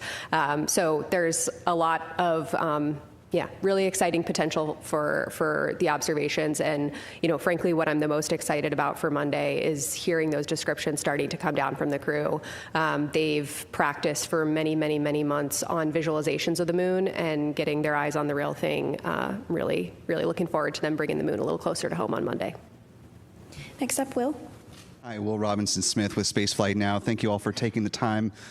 Question for John Honeycutt. In your mission management chair role, we heard early this morning when the crew first woke up, early days, but it sounded like there may be some weather in the splashdown zone that's being watched at this point. I wonder if you can give us the assessment at this phase of the mission, how the splashdown recovery is looking, and then putting your SLS hat back on. You mentioned earlier in your remarks, the rocket performed pretty straight down the middle and even better than Artemis I. Even given that, are there some tweaks or finesses that you'd like to see between this rocket that just flew and the rocket that will fly on Artemis III? Thanks. So I'll take the first question as far as entry weather. So it's a little too far out right now for our models to converge, but I'll tell you our meteorologists have been monitoring what we think the models are gonna do, and we're essentially in between two systems. And if those systems either speed up or slow down, then we might have a case where the weather might not be good in the San Diego area, and we might have to go a little bit more uprange into the Pacific. But again, those models it's too far out to know that. So we'll get better models Monday or Tuesday, and so that's when we'll plan to send the recovery ships to the proper staging area in planning for entry. And so, John, you want to talk about them? Yeah, it's still a little bit early in the data review process, and so the numbers that I've got right now are based on the limited amount of data that we've got. I think the resolution will continue to get better, and if it points to something that we need to go do to change on the rocket, we'll go do it. And for instance, we had to we learned something in Artemis I, and we went and put the strakes on Artemis I, and they did their job fantastically. So we'll be vigilant going through the data, and whatever the data turns up and we need to address it, we'll be ready to go do that. Thank you. We'll take another question here in the room. Hi, I'm Hanju Yang from Kookmin Daily in South Korea. My question is for John Honeycutt. And K-Rod Cube, the Korean CubeSat, carried on Artemis II, unfortunately failed to establish communication. And despite the setback, it was a meaningful first step for Korea's participation in an international crewed lunar mission. Looking ahead, what kinds of opportunity will future SLS mission offer for international partners like Korea to participate beyond CubeSat ride shares? Yeah, so given where we are on the mission that is being planned for SLS and the architecture that the administrator and the associate administrator talked about over the last couple of weeks, I'm not aware of anything that they're doing. That doesn't mean there can't be something coming up. I would just say that the capability, if called upon, especially in the configuration that we were in for Artemis II, if it's needed, I think it'd be ready. Next up, another question in the room. Hi, Alejandro Turnbull from Space Scout. Over the course of today, we've heard that Christina might have had a little bit of issues with her computer, her personal computer, and just wondering if any of you could speak to what those issues were and what you're doing about them, and then also how you're going to take those learnings from that, as well as Reed's viral issue with his email from the early part of the mission, and apply those to future Artemis missions and personal computers on future missions. Yes, so Christina's portable computing device, it failed. I mean, it's computer failure. So it's not usable anymore. But we still have 3, that Reed, Victor, and Jeremy have, and so she's able to swap out and use, borrow their computers for any uses that she may have. As far as the email issues, again, that's just because we're not connected to the internet or to a sync all the time. We have to do manual syncs, and sometimes those files get corrupted. So I wouldn't say it's a real big issue. We got it corrected, and so it's not unlike issues that we see on the International Space Station. Sometimes we have to do some IT support, and I would say that's just nominal. We understand how to work those and carrying those forward. Another question here in the room. Hi, Katrina Miller from the New York Times. This question is for Kelsey. Can you clarify that there are parts of the moon that have never been seen by human eyes that will be seen by the Artemis II crew? And then I'm also curious if you have any words to share on the cultural importance of seeing the far side of the moon with human eyes. The reason there are parts of the far side that have never before been seen by human eyes are that it's because that when Apollo missions launched, they prioritized launching into windows where the near side was illuminated, because that's, of course, where the Apollo missions landed. And so for when Apollo astronauts were orbiting the moon, the far side, they of course orbited over the far side, but it was not illuminated at the time when they were in orbit. Also, they flew much closer to the moon than Artemis II will fly, and therefore the horizon views of their spacecraft did not permit them to see the poles. And so we have a really unique vantage point with the Artemis II mission where the crew will actually be able to see the whole lunar disk. This means that they'll be able to see the poles, and they'll also be able to provide scientific context for their observations. Some of the really neat things about lunar surface processes, especially impact cratering, is they can toss material hundreds, if not thousands of kilometers across the surface. And because of this unique vantage point that Artemis II has, which is so much farther away than we experience with Apollo, they'll actually be able to provide context for those processes that are so influential across the entire lunar surface, where one crater in the northern hemisphere can shed material all the way down into the southern hemisphere. We're looking forward to the unique views. Back in the room, this gentleman in the black cap.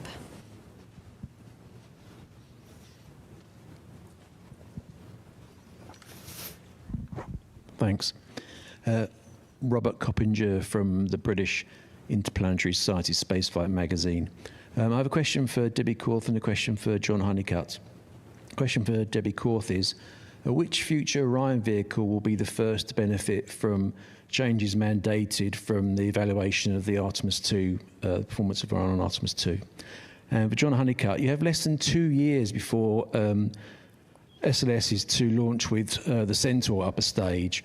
Can you give us an idea of what are the most important technical milestones between now and the launch? They have to be met in order for the Centaur to be integrated into the SLS to carry another crewed vehicle. I'm sorry, in what stage are you talking about? The Centaur. Oh, the Centaur. The Centaur stage. Centaur. Okay. Yeah, Centaur, okay, not Centaur. Centaur. Yeah.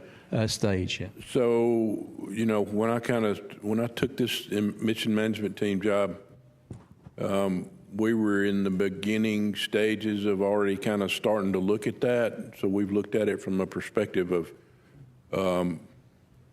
what kind of adapter we would use for it. Right now we use the launch vehicle stage adapter to adapt to the ICPS, which is basically the old Delta stage, right? So we've done some work and some studies, and the team has, and I really don't know what they've done over the last 6 months. I know they've made some progress, but I just don't have an update on it. But I think the primary thing for us would be, building a new adapter to be able to integrate that stage, and then making sure that we get it integrated well with the launch, with the mobile launch platform and the tower, which early on indications that that's not going to be a problem. I think on your question was what spacecraft will be first to benefit from what we learn off of Artemis II. And I think it probably depends on what we learn. I mean, we anticipate we'll learn things that will feed into Artemis 3. So we have Artemis 3, 4, and 5 spacecrafts all in various stages of production at our factory at the Kennedy Space Center. So we are within the first, shortly after the mission, getting the data back, within 60 days, have the flight test report that we can look at and say, what did we learn, and start seeing where we can feed it in. So, depending on if it's something super critical, we'll force it into 3. If it's something that we, it's a nice to have or a tweak, that we could wait till 4 or 5. So I think it really depends on what we learn and on where we'll actually feed that in first. We're going to hop back over to the phone bridge with Micah Maidenberg in the Wall Street Journal. Thank you. A question for Kelsey Young. I think you touched on this a bit, but could you just elaborate a little bit more on how the crew is trained to describe what they're seeing on the lunar surface? How do you get everyone to provide the best possible descriptions of what's in front of them, given the science objections? I mean, are they learning specific vocab or trained to really dial into specific features on the lunar surface? Thanks so much. You guys are asking me all my favorite questions today. We train the crew in a few different ways. First and foremost, in the classroom. So I want to make it known that, astronauts have to sit in the classroom and do homework as well, even ones that are going to the moon. So we sit in the classroom with them. We teach them better science objectives. We try to really keep it hands-on and have them, integrate a lot of description practice, a lot of, we get their hands on rocks, even though this crew isn't going to the surface. It's important to understand what the material looks like that they're going to be describing. We also take them out in the field. We took all 4 prime and 2 backup crew to the Icelandic highlands, and we, had them practice descriptions there as well. Really what we're trying to do is, of course, just build their toolkit, right? I mean, we're not trying to train them on the ground for a specific flyby because we don't know exactly what moon is going to be presented to them when they get there. So what we're trying to do is, turn them into field scientists. They're parts of the lunar science team in our eyes. They're the field scientists, the explorers, doing the scientific exploration, and we want to prepare them to be able to do that. And so, really critical for this, our team and the crew has been getting them also in the mission simulations with, the rest of the flight control team, where we actually show them, renderings, visualizations of different flyby conditions and have them actually practice giving them descriptions. Then our lunar science team will go back, listen to those descriptions, and provide feedback. I can tell you that, just having this crew describe visuals of the moon, visuals of the lunar surface, will give you goosebumps. And so they are absolutely prepared not just to give really scientifically compelling descriptions, but also to bring that experience verbally to us watching here on Earth. And so, yes, we started small with the vocab, but by the time they launched, this crew, they are absolutely invested in our lunar science objectives. They really understand them, and they understand the features that they're going to be asked to observe and why they're being asked to observe those features. I also want to point out that, as members of the science team, they're the in situ explorers. They're the ones that are empowered to understand our objectives and execute accordingly. So we've, made sure to tell them that we are giving them a science plan. We are giving them guidance that is tied to our science objectives. Our science objectives. You can feel free to flexibly execute that plan if you see something else that pops out to you. And to encourage them to do that, we also have some targets built into their lunar targeting plan that are called crew choice. So they get to choose their own adventure and what pops out to them as the scientists doing the exploration. And the last thing I'll say is that, the morning, the crew morning after the flyby, we'll actually have a crew conference with them specifically focused on science. And to us, that is not a debrief, that is active data collection. The same way field scientists in the field, they take notes, they describe what they see, they have to sync together before they head back to the lab and forget everything, the nuanced observations from when they were actually doing the data collection in the field. So we are really looking forward to that crew conference where we can ask them follow-ups, we can synthesize, have a synthesis discussions on what they saw across the entirety of the flyby. We've actually simmed this, practiced this a few times with them, and just having 4 brains on the discussion at the same time so they can kind of build off of each other is really scientifically impactful. So this crew is absolutely ready to deliver on the lunar science objectives, and the lunar science team is just trying to set them up for success the best we can. Our next question on the phone bridge is from Leo Enright with Irish Television. Thanks very much. I'm a TV guy, so I'm interested in the TV pictures. I was wondering if somebody could talk about what we might expect in terms of live television during the flyby. I mean, I assume the optical comm system won't be available. It'll be turned in the wrong direction, I presume. But, I mean, will we get the SAW camera imagery, or will the crew be shooting stuff out the window, or what can we expect? Yeah, I think I'll be back tomorrow to talk about the details of the flyby itself. But the quick answer is that yes to all of those things. So we will be getting SAW camera video streaming during the flyby, except of course the loss of signal when they go behind the moon. We will also be hearing from them several times an hour verbally on what they're seeing out the window. So really looking forward to hearing those descriptions in real time. They'll be recording the rest on board, but we'll hear a few times an hour from all of the crew members on what they're experiencing. And for parts of the flyby, we'll actually be able to go on board with them with that camera you guys have been seeing over the last couple days. I will say that most of the lights will be off inside the cabin because that's how we get good imagery of the moon, but we will be able to kind of take that ride along with them.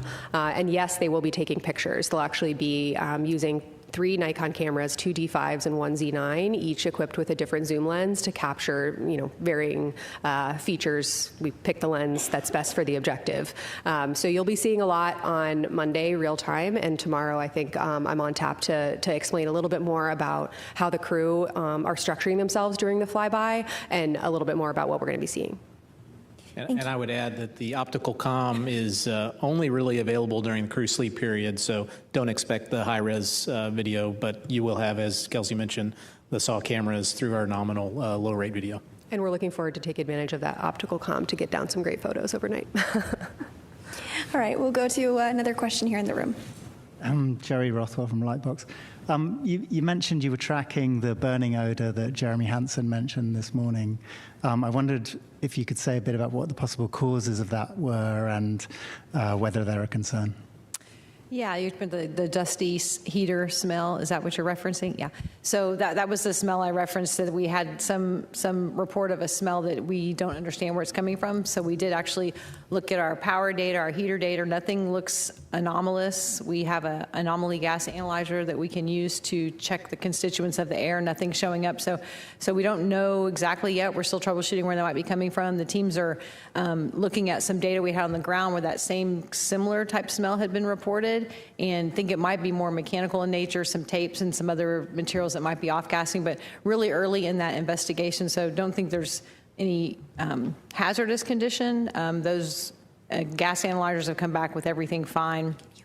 So just trying to figure out what could possibly cause them. So the teams now are looking at some ground testing we can do with some of these materials to see if it really is what we think it might be. Also sending up an additional questionnaire to the crew to get a little more details on what they smelled and when and how that correlates with other activities that were going on at the time. See if we can have any correlation between other events and that smell that they noticed. So we're still in the middle of investigating. Another question here in the room. Hi, Dan Lenahan with the Naval Postgraduate School of the U.S. Navy. And I have a couple questions about flight testing. And I guess in orbit, they did a spacecraft flight test, and they're about ready to do another one tonight, like you mentioned.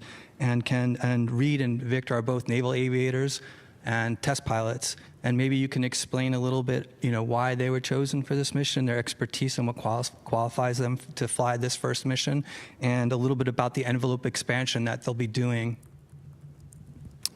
So, yeah, as to the reason why they were chosen, exactly because they were test pilots, right? And so that is a key aspect of understanding a new vehicle is the handling characteristics, and so they speak that language. I guess in terms of expanding the envelope, it'll be the first time we're actually flying the spacecraft. And so, during the RPOD demo that was earlier in the mission, we got great verbal feedback from Victor on every step of that demonstration, and understanding is the vehicle responding the same way the simulators do that we're doing on the ground? Is it the same kind of response time and feel of the vehicle, so we can improve the simulators if we need to better match the vehicle and make changes there. So getting that verbal feedback from him on how it's performing and how that matches our expectations and our models and our simulations is what we'll use to see if we can expand the envelope at all. And we are going to head over to the phone bridge to Robert Perlman with collectspace.com. Hi, for Dr. Young. I know the far side is the prime focus, but you said in watching the visualization that they would have some time with the lit near side. Are any of the Apollo sites going to be in view as they start that flyby? I can come back with that tomorrow. I think they might be right at the beginning, a couple of them, but I will confirm that and come back to this group tomorrow. And yes, they will see a significant chunk of the near side, including some features that are visible to all of us if we go out and look at the moon at night, especially with binoculars, but even some of the features they'll be looking at, binoculars not necessary, you'll be able to go out and connect with them in that way. And we will take one last question here in the room. Hi, JJ Love with Tech Talk Media. Thanks so much for taking my question. This is for everyone, and just a quick one.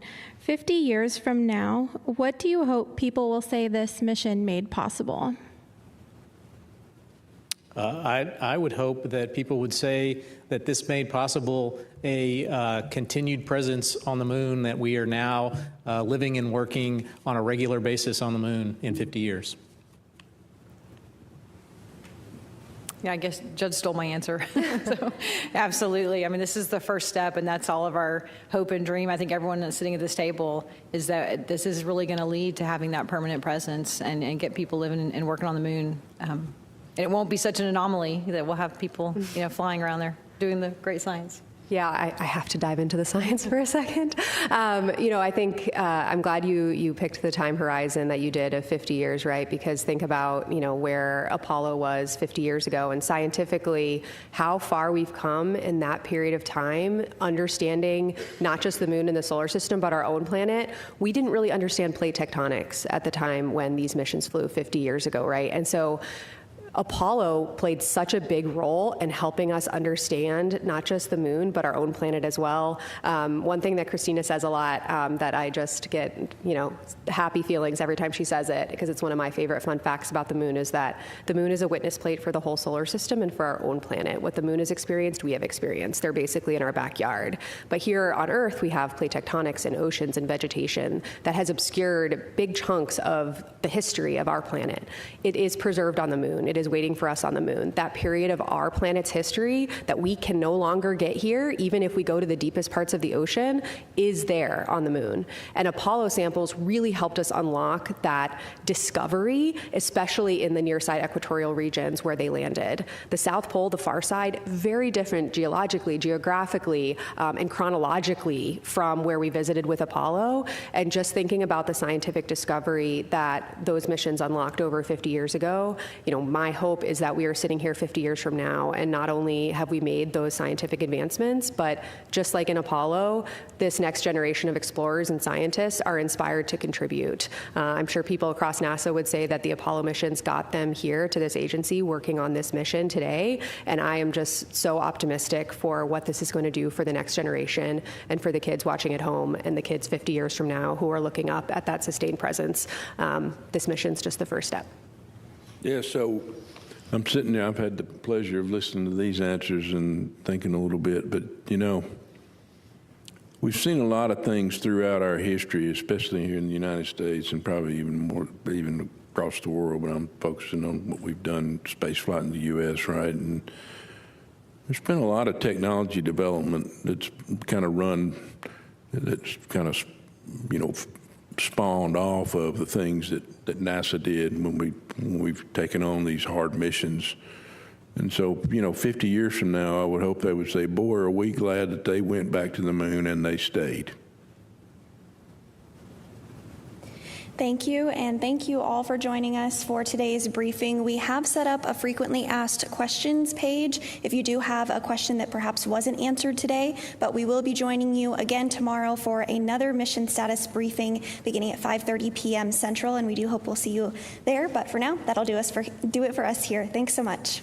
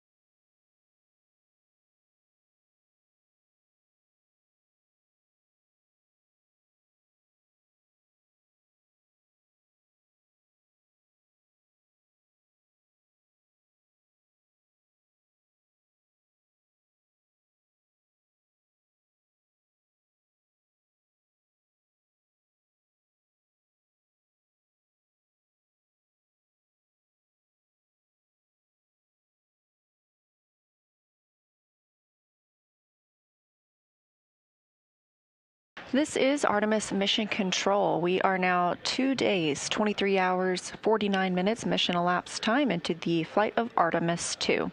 This is a live view of the spacecraft from a camera mounted on one of its solar array wings, looking back at Orion, and you can see the European service module there, along with the OMS engine. That's the Orbital Maneuvering Services engine.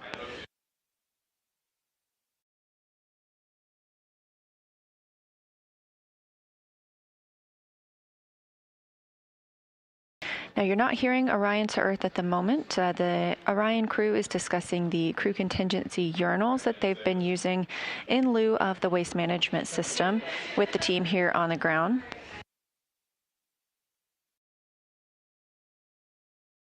We expect to regain those communications shortly. In the meantime, we were also tracking the outbound trajectory to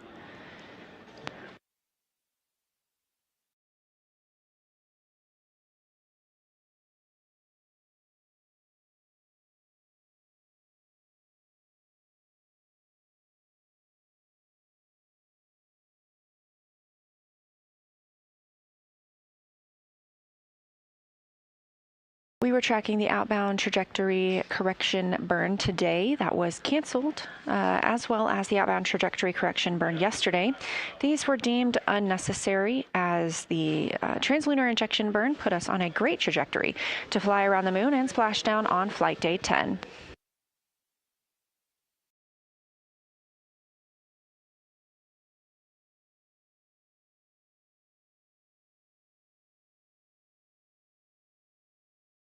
Orion and her crew are currently 181,886 miles away from Earth and now under 100,000 miles away from the moon. To be exact, it's 99,293 miles away. You can track Artemis at any time on nasa.gov/trackartemis.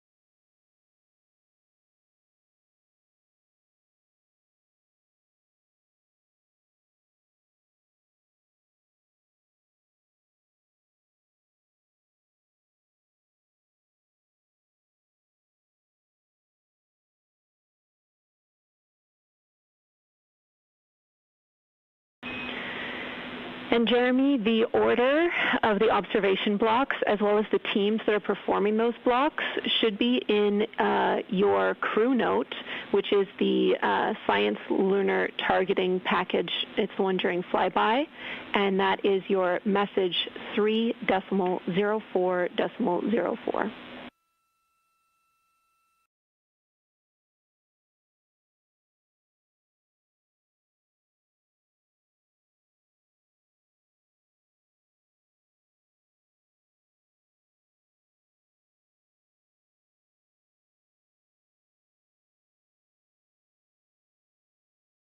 While we were in our daily briefing. Okay, yeah, we see that there. Let us have a look at it. That should answer it all. Thank you. You're always a step ahead. Thanks, Jeremy.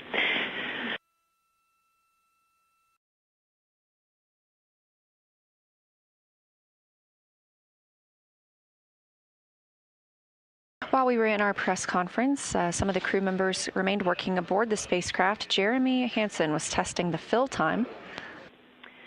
Integrity Houston for stowage.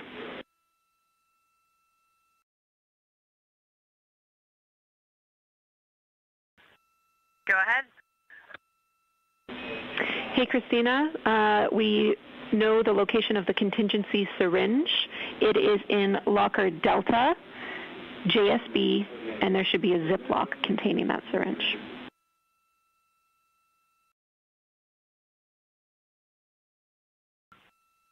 Thanks. Did you say a bag number?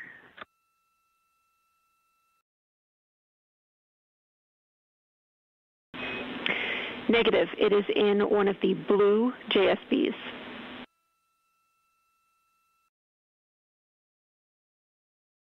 Okay, thanks.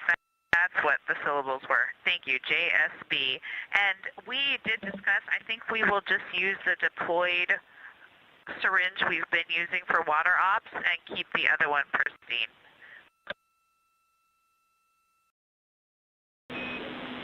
Okay, we like that plan, Christina. Thanks.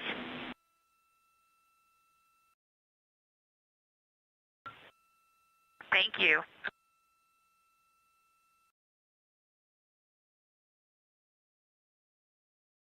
Again, while in our briefing today, Jeremy Hansen was testing the fill time with the potable water dispenser, filling some food and drink bags. Victor Glover got the chance to exercise using the flywheel device, conducting some resistive exercise workouts.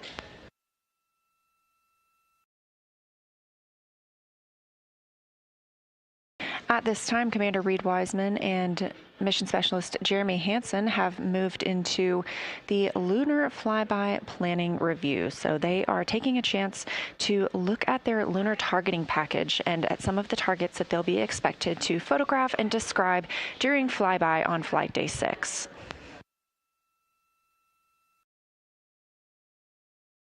They've been studying and training for this flyby for an extended period of time now. However, the visibility of the features on the moon is dependent on the launch day and lunar illumination. So the science team here on the ground has been working on determining which targets they should look to see and describe, as well as capture.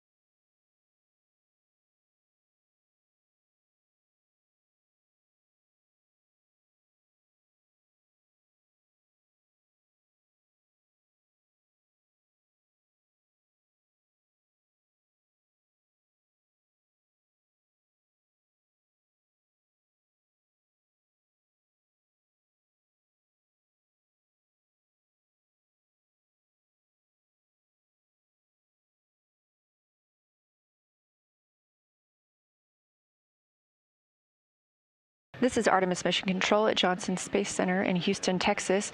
We have now reached exactly 3 days since the launch of Orion.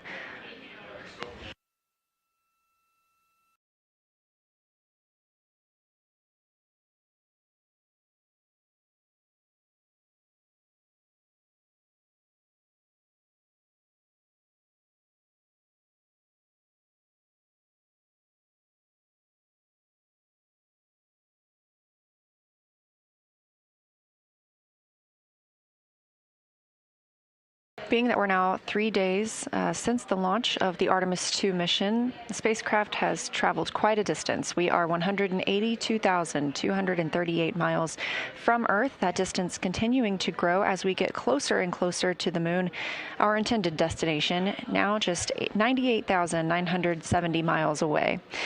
Orion and its crew passed the halfway point between the Earth and the moon yesterday evening.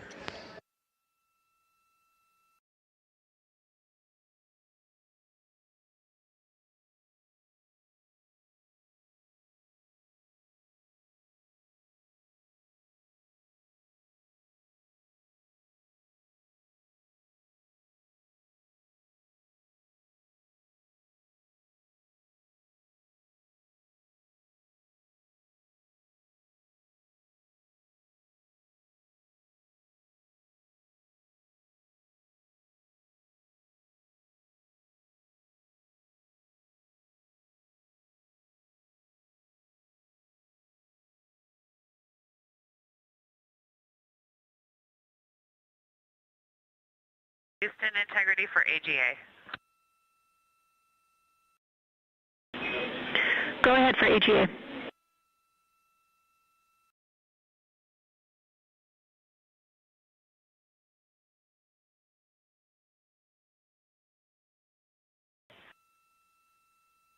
When we went to read the AGA readings post-exercise, the unit was off OFF. We think maybe that was due to a low battery. I just powered it on to watch the bit happen real time, but I do think we are going to be changing the batteries.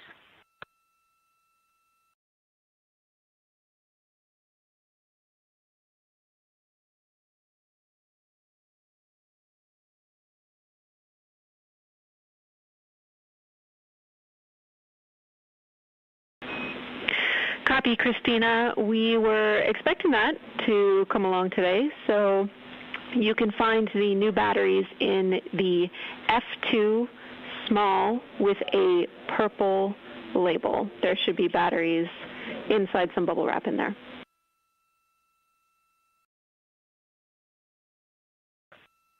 Copy. We'll look and get them changed. Thank you. Thanks.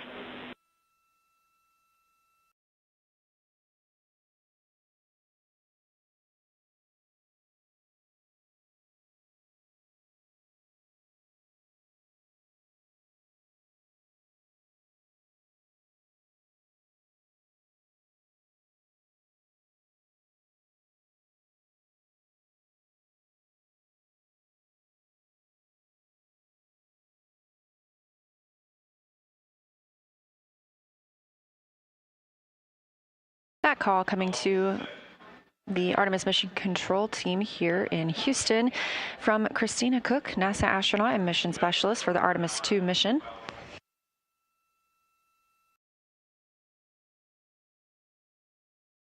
On this flight, to help monitor the gases in the cabin, the crew is equipped with an anomaly gas analyzer. And because Victor Glover just completed exercise, they were expecting to conduct an anomaly gas analyzer reading. They do so before and after those exercise portions. As you heard, Christina Cook mentioned that the reader was off. It needs new batteries, as was confirmed by the flight team here on the ground. Those anomaly gas analyzer readings help the teams understand how the ECLIS system is working, the environmental control and life support system.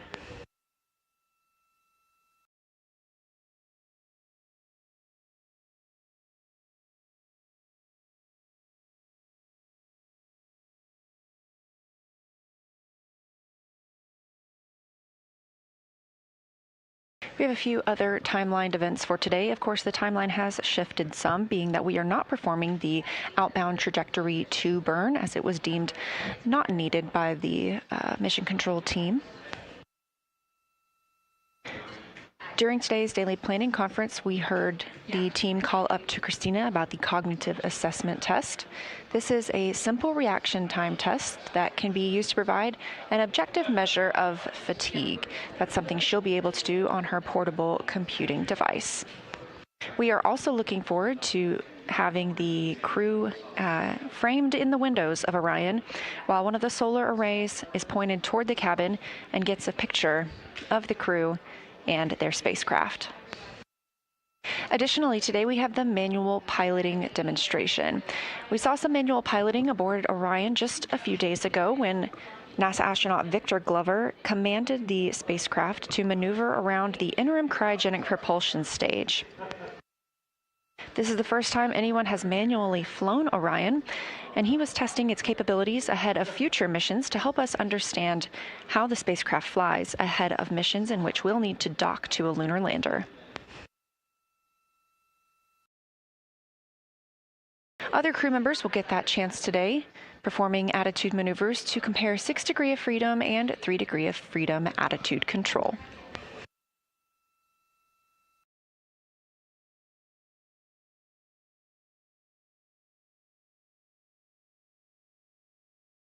Currently, Commander Reed Wiseman and Mission Specialist Jeremy Hansen are reviewing that lunar flyby plan, looking at the targeted timeline for that lunar flyby day. This afternoon, Victor Glover and Christina Cook will get the same opportunity to review that flyby plan.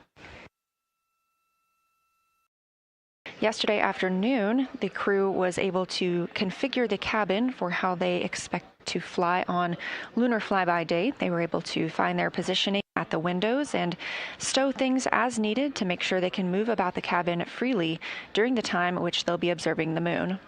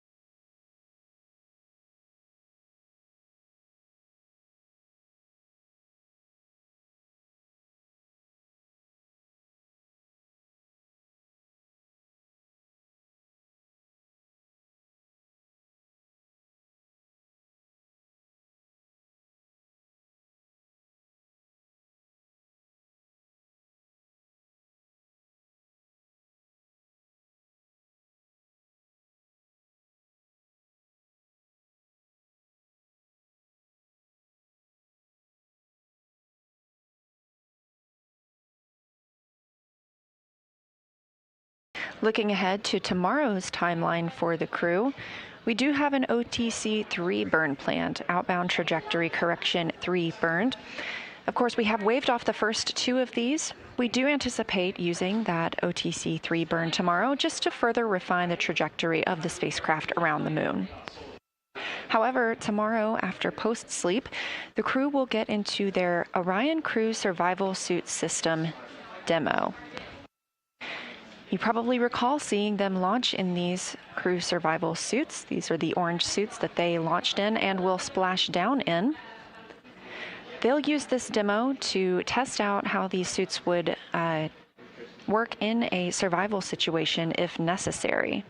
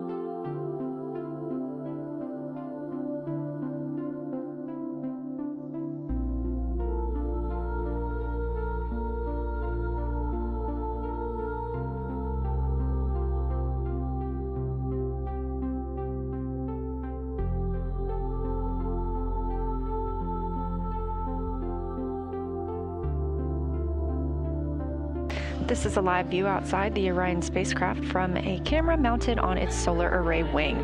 Each of the solar arrays has a camera on its tip and give us views of the spacecraft, allowing teams to take a look at the exterior of the spacecraft as well as give us amazing views here on Earth. Now, I mentioned tomorrow we're expecting the Orion Crew Survival System Suit Demo. We also call those OCS suits, OCSS. During that demo, which will last several hours, the crew will configure the cabin, put on their suits, and perform suit leak checks. They'll also pressurize those suits for demonstrations of the suited nutrition and hydration contingency operations. They will still wear their suits while they install their seats and ingress those seats. These suits are designed to protect Orion in the event of a depressurization of the spacecraft. Being that this is a test flight, teams on the ground are taking every opportunity possible to test out all of their systems on Orion.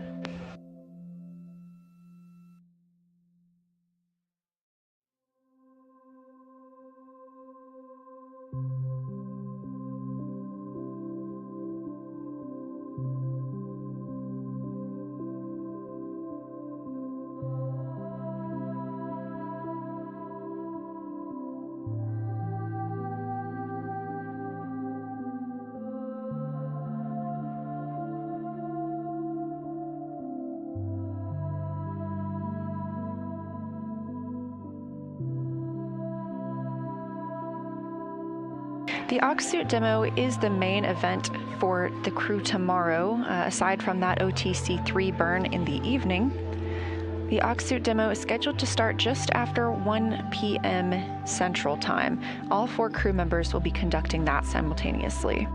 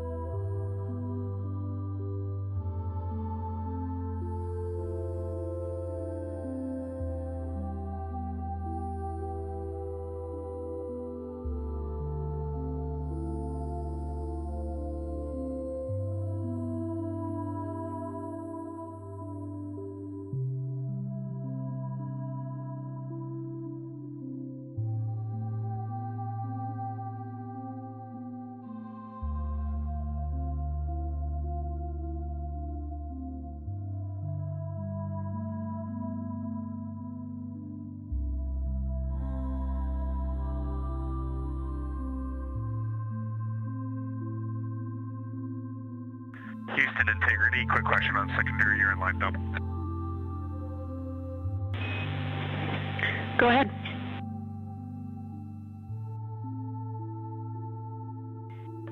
Hey Jenny, we just want to make sure that unless we hear from you, we are always go to do a secondary line dump, correct?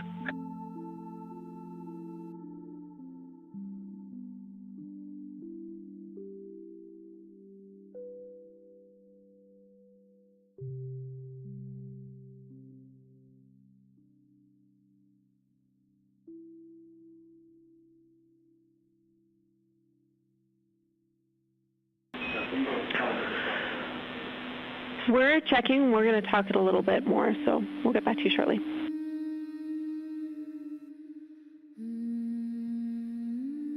Okay, then the near-term question is, are we go right now for a secondary airline dump?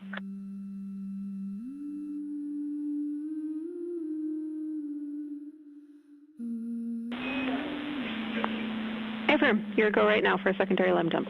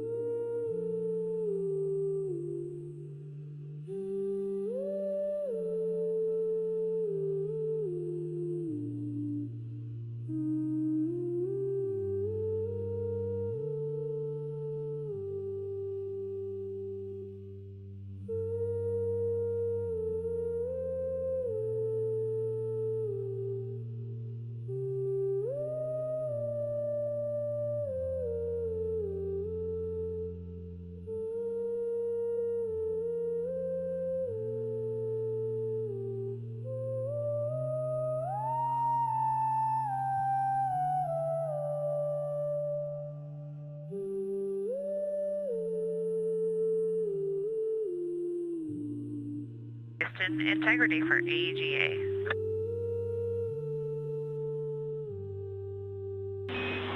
Go ahead.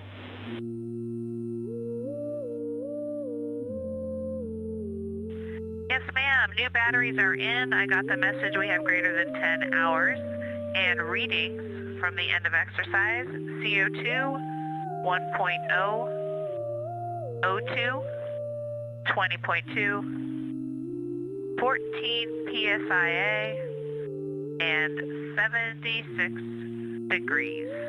Question for you, where do the used batteries get stowed, or are they trashed? Copy those numbers, Christina. Thank you. You can stow the used batteries in Fox 1, the large bag with the brown label.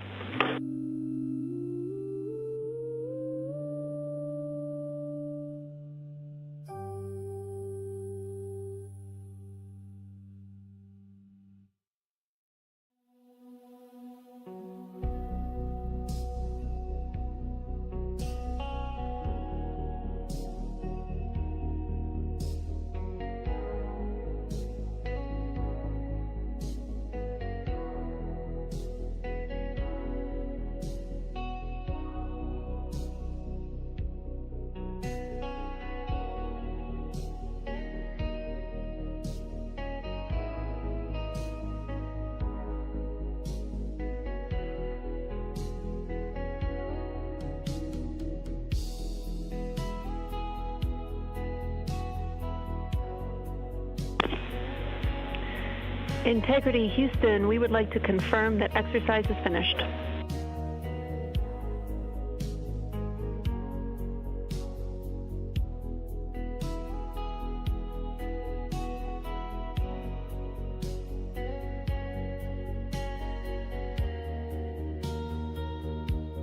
Jenny, yes, confirmed exercise is finished.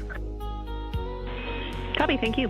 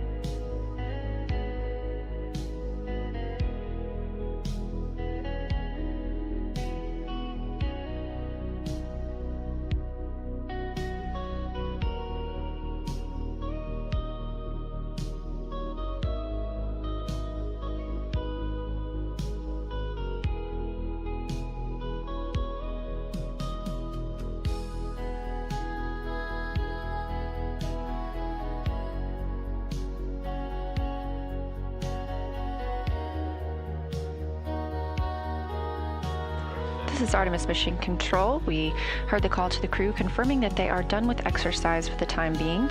We need to track when they are exercising so the teams here on the ground can put the solar arrays in a safe position. Any exercise happening inside the cabin does impart some movement onto the rest of Orion. We've been able to see that a few times throughout the mission when we have exterior views. And so confirming that they are done with exercise means that the team can maneuver those solar arrays back into their sun track position.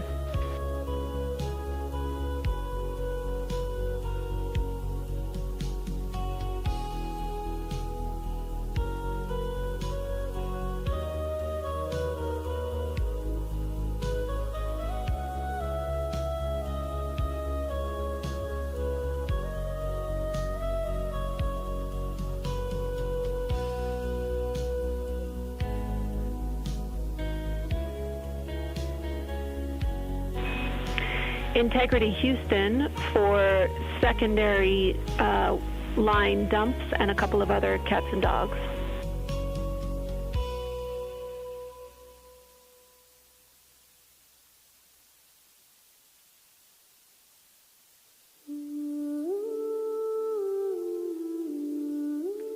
Go ahead, Jenny. right, Reed, we talked about it down here, and we are going to give you a go for the rest of the day for secondary line dumps and look at what we can do to extending that further. The one exception to this is that we request that you do not perform a dump when we are taking our saw selfie prior to midday meal, because our saws will not be configured correctly.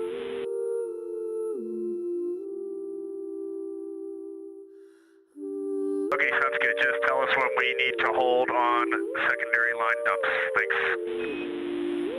Affirm, we will remind you. In addition, I wanted to let you know that we have a burn plan update for you. So in slots 7 and 8, we have one new abort option. You should see titles abort flight day 5-2, and then the same name plus RTC last.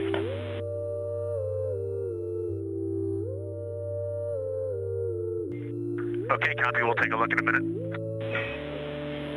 Thanks, Reed. And then did you hear anything when we did the prop PCA flushes earlier today?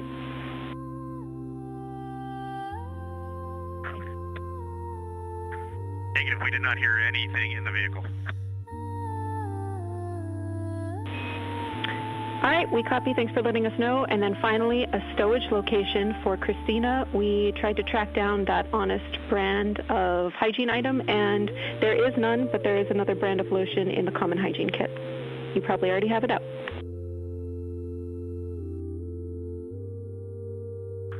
Okay, thank you for that. And confirm you got good HHP streaming.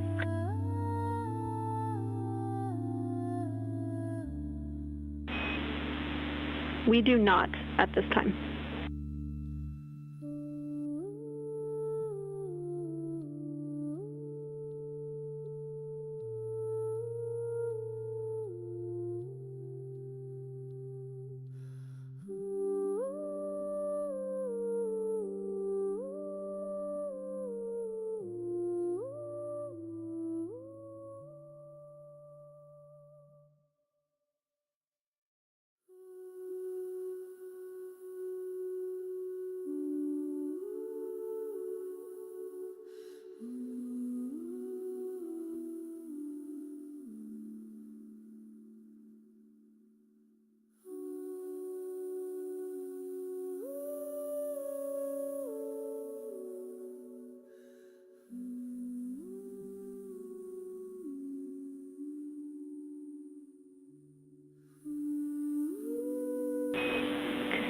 Integrity, we are on board with good streaming. Thank you.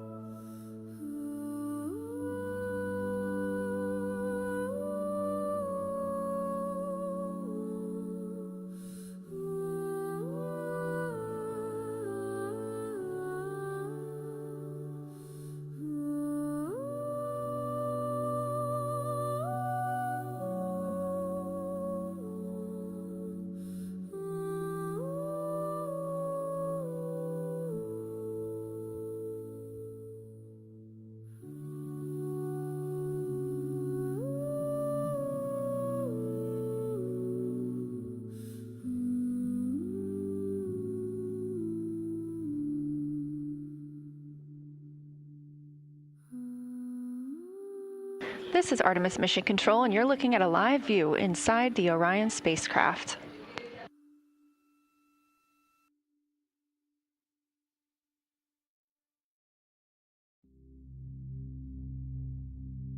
You heard some communications between the crew aboard Orion and the ground teams here at Mission Control. You probably heard Capcom Jenny Gibbons call out the new burn plans. There are always burns uploaded to the crew aboard Orion. These are just in case, essentially.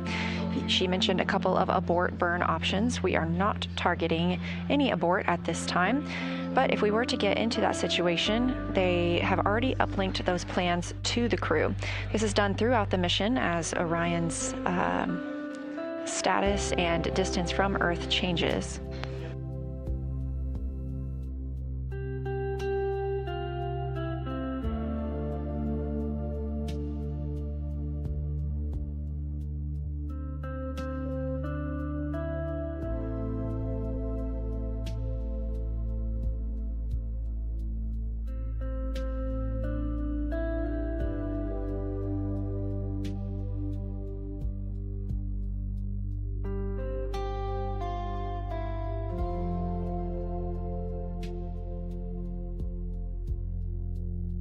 You've likely also heard this crew refer to themselves as Integrity, or refer to their spacecraft as Integrity.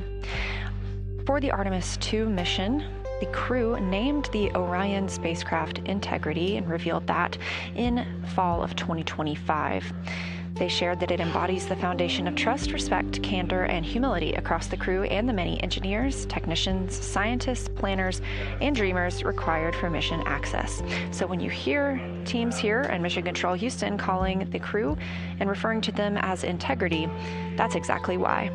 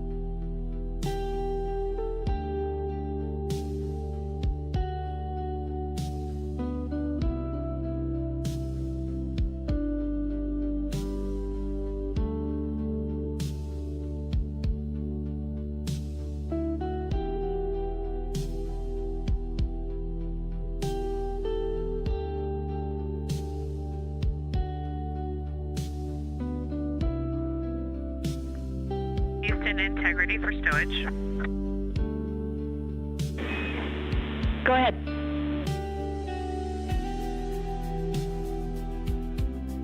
Yes, ma'am. Both of the JSBs from lockers C and E are temp stowed in the, or deployed rather, in the egress net.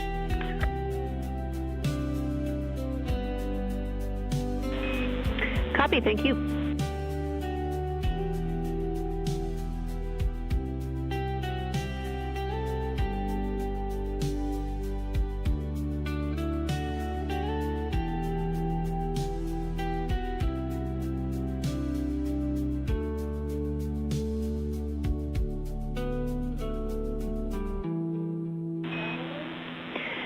Integrity Houston, we are moving the solar arrays for the SAW picture activity. We'll let you know when they're in position.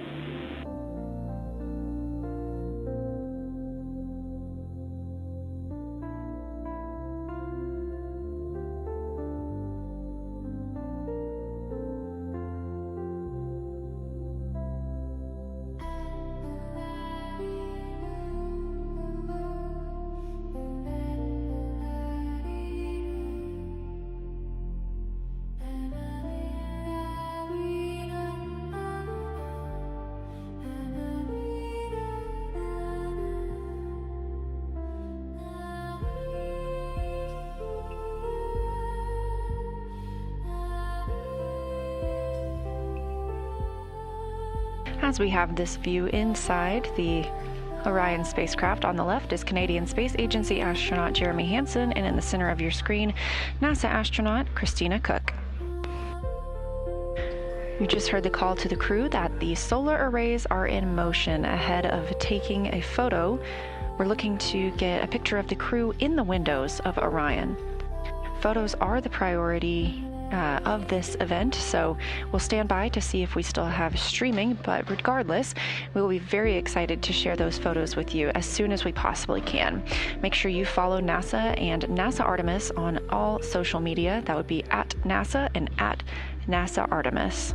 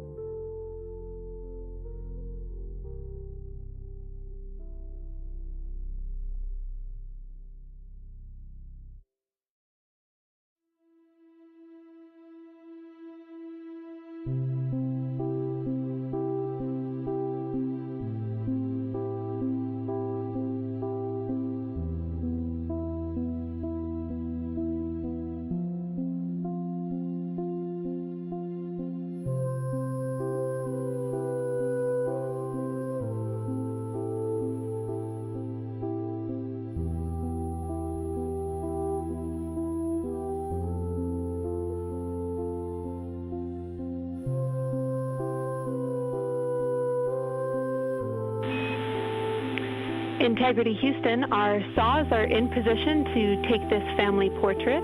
So sometime in the next few minutes, we'd love to invite you to the windows to get it done. Thanks.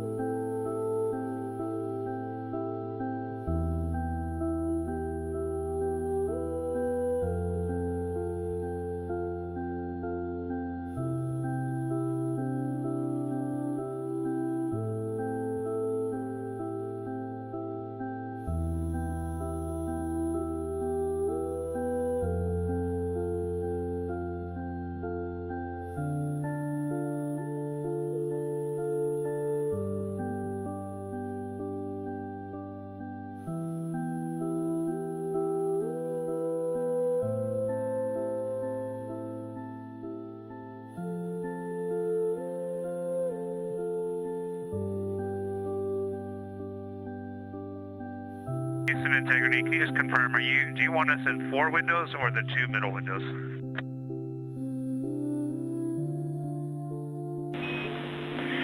We want you to start in 4 windows, so 1 face per window, and we'll see how that looks and go from there. A reminder to set your cabin lighting pretty bright and perhaps illuminate your face so we can see as much as possible.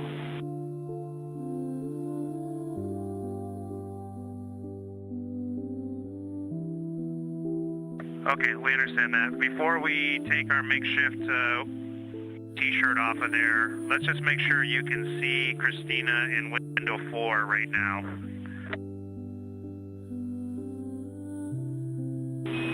Checking.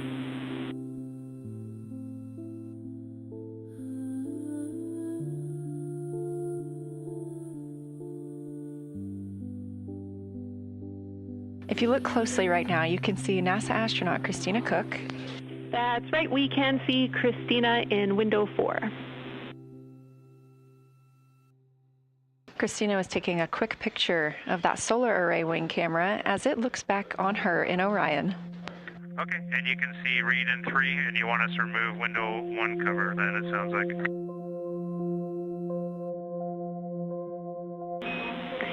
Yes.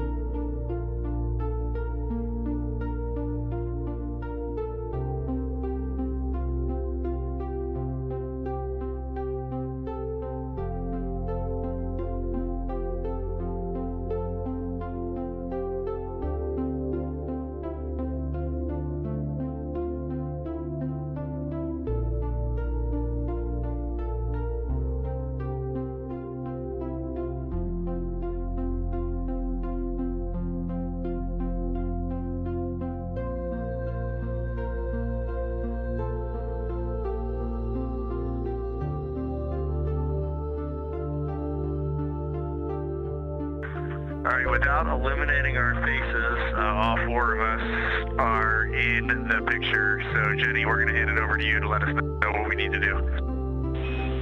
All right, copy. We're checking.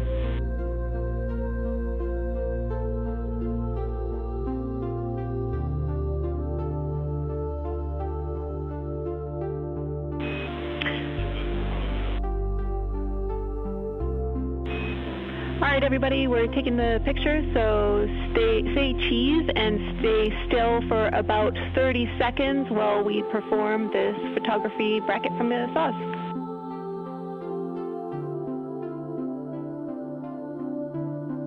Okay, we'll freeze in 3, 2, 1, mark. The Integrated Communications Officer, or INCO, is helping take this picture of the crew aboard the Orion spacecraft. now all smiling in the windows of the place they've called home. Orion is currently 183,883 miles from our home planet Earth, 97,452 miles from the Moon.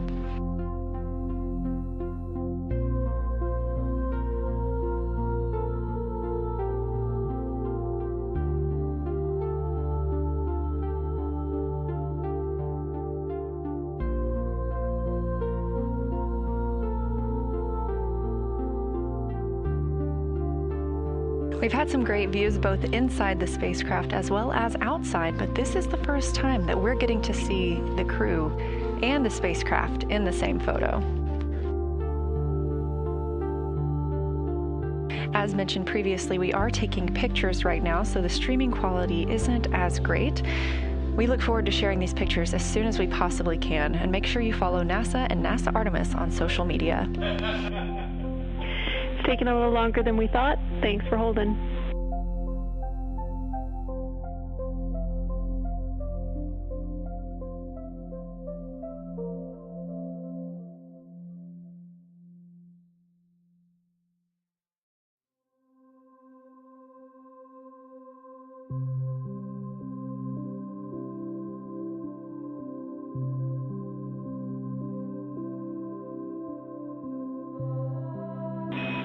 All right, everybody can relax. That was great. Thank you so much. We all look forward to getting your Christmas card come December. Thanks.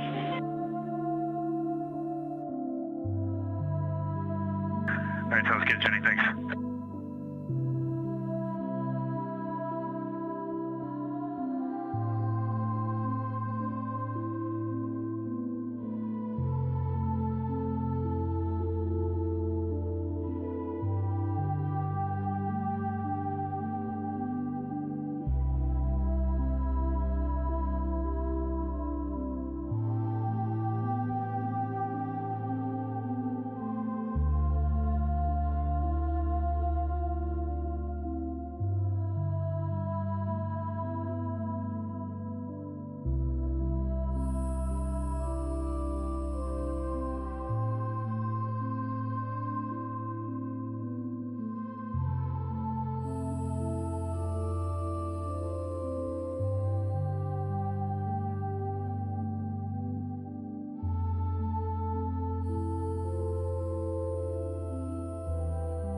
As you heard from Capcom Jenny Gibbons, we got the pictures we're looking for.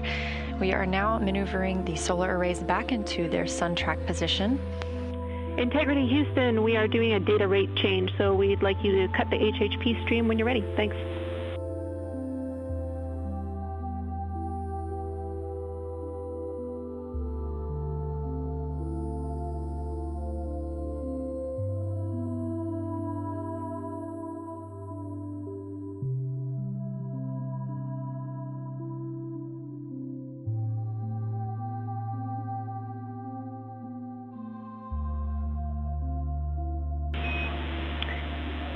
And Integrity Houston, just to remind you, that was our last moment where we could not perform a CCU dump. So if you need to do a dump for the rest of the day until crew sleep, you are go.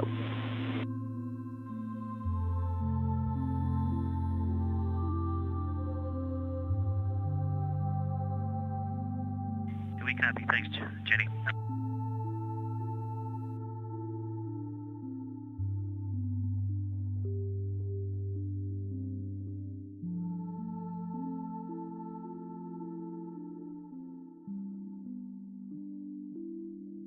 This is Artemis Mission Control. You're looking at a live view inside the flight control room. This is the Orbit 1 team under direction of Flight Director Jeff Radigan. He's at the top of your screen in the white shirt, joined by Capcom Jenny Gibbons, Canadian Space Agency astronaut, and backup for the Artemis II crew mission. Gibbons is talking to fellow Capcom Matthew Dunn. This view coming from outside the capsule as the solar arrays are reconfigured into their sun track position.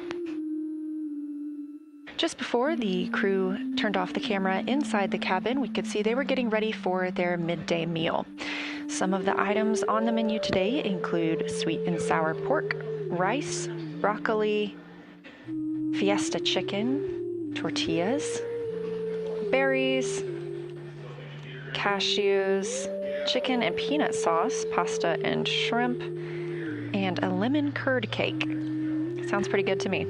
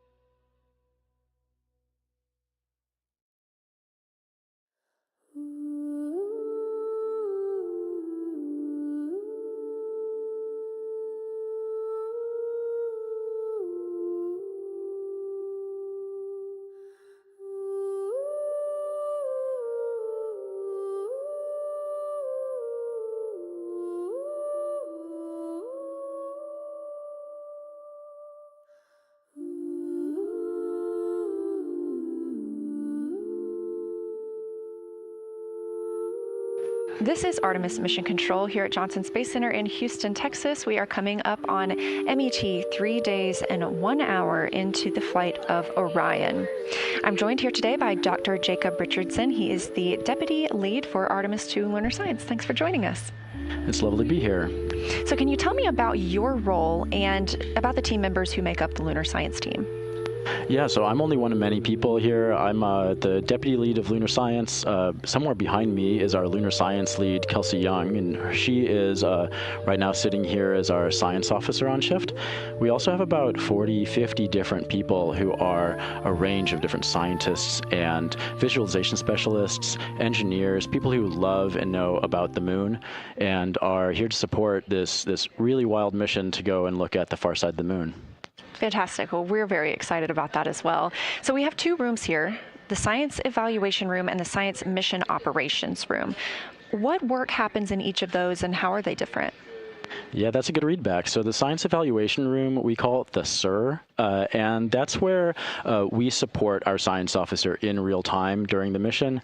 Up there right now, we're actually finalizing our plan as we speak to send up to the crew on what they're actually going to be looking at the moon. Now that we've launched, we know exactly what moon they're going to see, and that means that we can plan everything right now. We're doing it just in time, and it's going to be up there soon. So that's the Science Evaluation Room.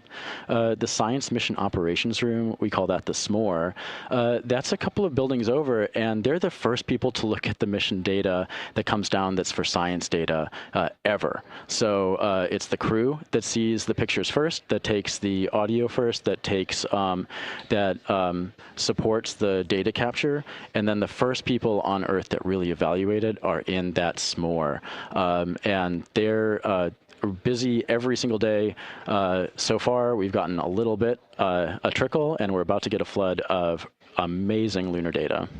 We're really, really looking forward to seeing that imagery as well. So you talked a little bit about knowing what the crew will be able to see during the mission. And I know that is dependent on lunar illumination and on the date that we launched. So how does that lunar illumination shift the targets that we're going to see?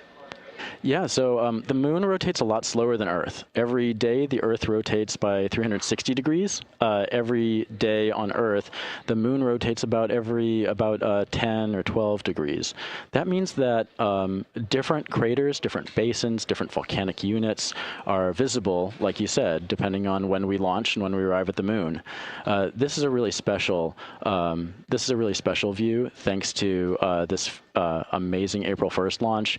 We're not only going to get spectacular illuminated views of the moon, but we're also flying through an eclipse where the moon is between the sun and our friends up in space, and they're going to be able to see things that we've never intentionally viewed before by crew, and I can't wait to see what they see. Us either. We're going to be streaming the entire thing, so everyone make sure you tune in. So how has the team been assessing and preparing both before launch and since launch for this flyby? Oh man, the crew has, ever since like a couple of weeks after they were announced, we were with them in, and this is years ago, we were with them in the classroom, teaching them their lunar fundamentals. They came out to Iceland to look at some of the weirdest rocks we have on Earth, just so they can learn how to describe mountains from far distances, how to describe regolith, that's rocks and stones, and how to describe outcrops, just so they can be field lunar geologists for us, because they're the four geologic emissaries on our team that actually get to go to our field site, the moon. After that, they've been practicing here in Orion simulators. They've been looking at an inflatable moon that we've hung up for them. They've been doing every single thing under the sun to study their moon. And just earlier today on a PAO interview, we heard them speak to some really small craters, and they knew their names. We're really excited that they know places like Grimaldi. Obviously, they know Oriental, but they know so many other places on the moon that they are personally excited to observe. We are also very excited to hear about that. They're going to be calling down a lot during the mission as they report what they're seeing to the ground. And I know they're also going to be taking some recordings that will be downlinked later that your team will be able to analyze. But a pop question for you. Today during the press conference, Kelsey Young was asked, what are you most excited for the crew to see? So do you have a personal target that you're most excited for them to see? Oh my gosh, what am I excited for? So you'll have to tell me what Kelsey said because we were really busy at that point. We saw her talking, but we're finalizing our science plan and we're really busy up there. That said, I'm personally excited for the near side views. Something that we don't always get with a lot of these planned launch dates, but we got because we launched in early April, is that the near side is completely illuminated when they start their flyby. That means that everything that they see is the same stuff that we're able to see when we look at the moon. We're going to have the shared view, and there's so many volcanic terrains there. There's so many craters. There's so many mountains that we can see from Earth with either our naked eyes or with binoculars that the crew's going to share with us. And I'm excited to share that view with the crew at the beginning of that flyby. That's fantastic. So if you're on Earth and it's nighttime where you are, we can look up and see the same exact view that the crew is seeing at that time. Yeah, really it's for a lot of folks, it'll be evening as well. So if you're in Australia, during the evening, you'll be able to see the moon. If it's nighttime and you're in Asia or anywhere where you're kind of close to the Indian Ocean, you'll be able to see the moon really well. So this will be a treat for our friends in Africa, Asia, Australia, Oceania, and anyone who can't see the moon, you still have to follow our coverage for sure. Absolutely. And for those of you that can, what another cool way to feel connected to the crew.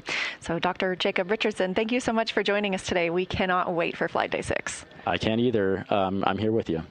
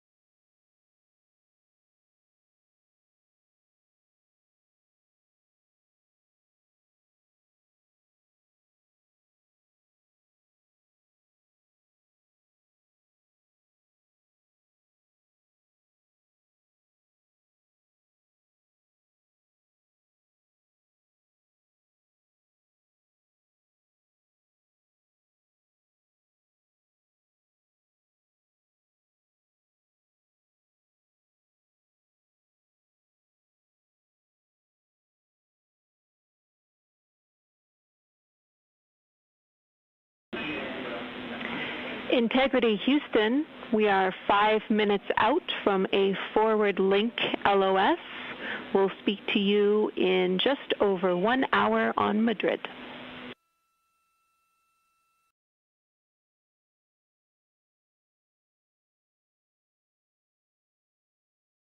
We copy. If we need anything, we'll make calls on the blind for the next hour.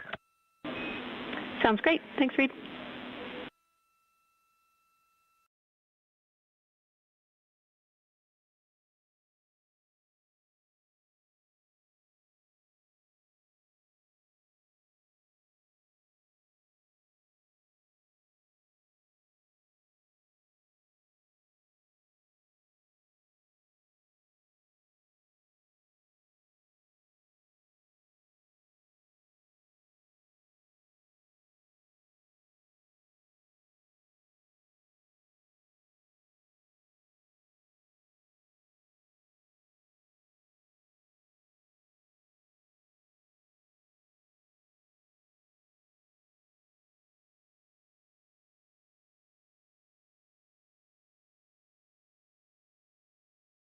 This is Artemis Mission Control. It is 3 days, 1 hour, and 15 minutes into the flight of Artemis II. You just heard a call from Capcom Jenny Gibbons up to the crew on Orion. They won't be able to hear from us for about an hour. However, we expect to continue to get calls from them.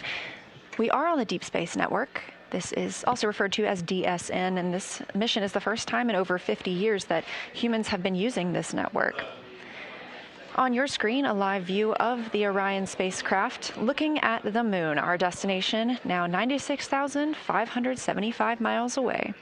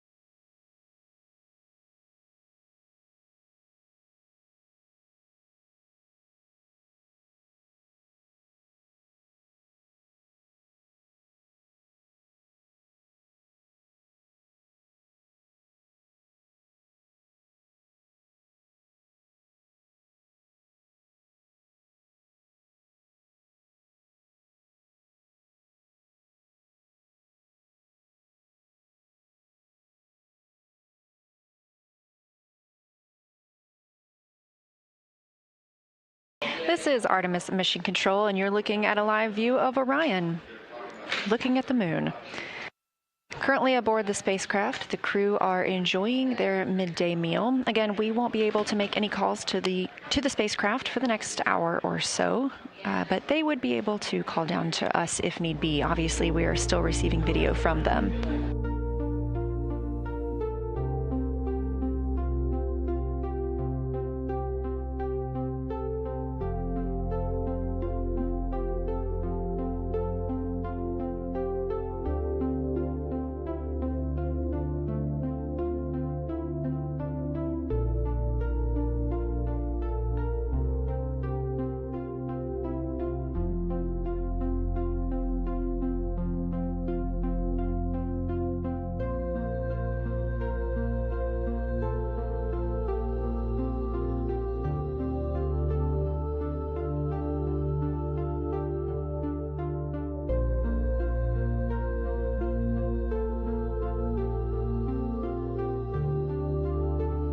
Still to come today for the crew aboard Orion is the manual piloting demo.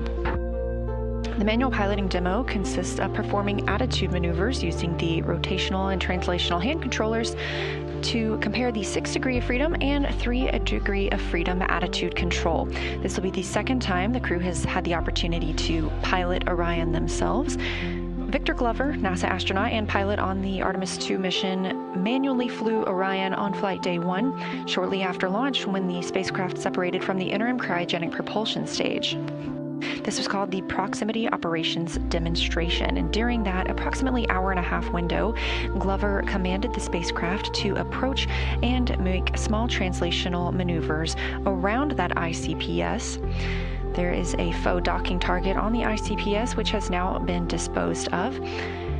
This was a test to allow the crew to practice flying the spacecraft and give reports back to the ground on how Orion flies manually, all in preparation for our future missions to the moon, during which we will need to dock to a lunar lander.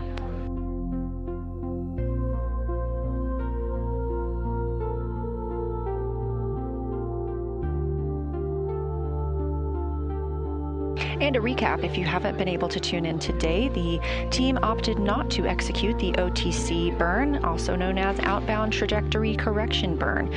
There was a scheduled outbound trajectory correction burn yesterday with a second one today. Both of those were waived off as the trajectory achieved by the TLI, or translunar injection burn, has been deemed sufficient.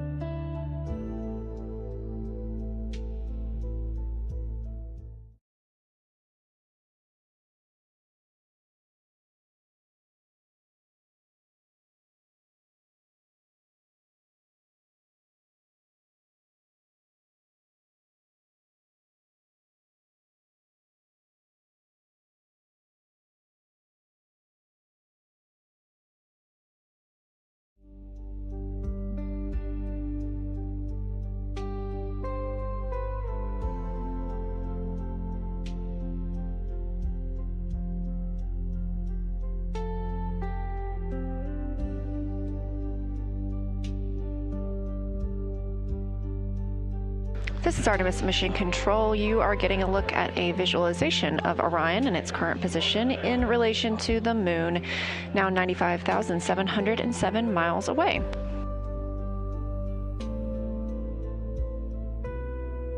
We are in a forward link LOS with Orion, meaning we cannot contact the crew members. These are planned and tracked loss of signal, but they could call down or contact us if need be. However, they are in their midday meal.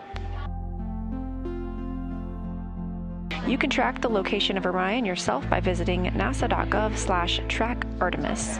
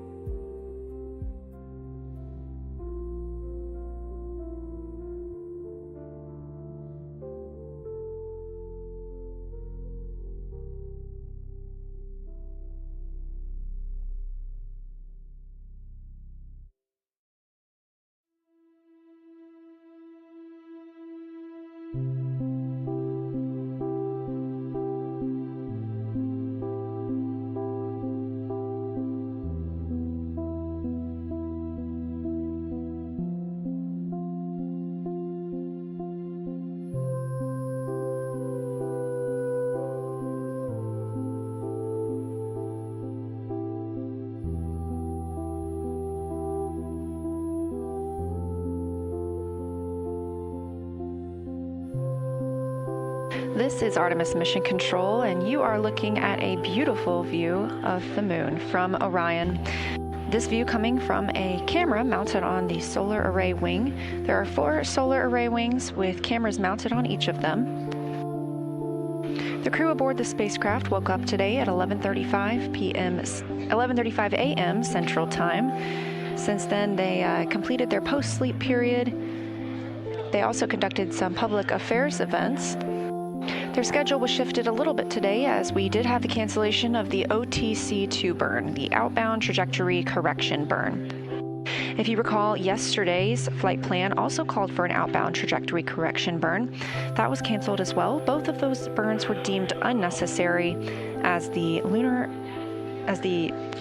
translunar injection burn was very accurate, and we're on a great trajectory to head around the moon.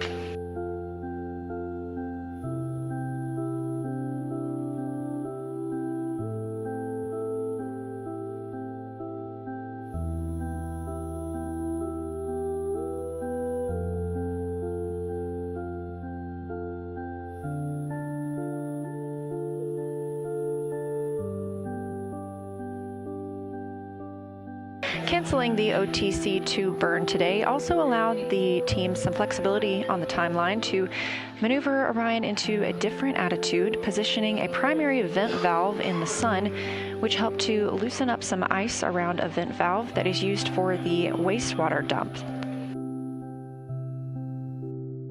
Currently aboard the spacecraft, the crew are enjoying their midday meal. They are in a forward link loss of signal, meaning we cannot contact them at this time. However, they could contact us if needed. These loss of signal periods are maintained and tracked here on the ground, and we expect to regain that in about 30 minutes. The Orbit 1 team is currently on console, led by Flight Director Jeff Radigan. You could probably hear some background noise as the Orbit 2 team is starting to filter in the room and transition into their role for the day.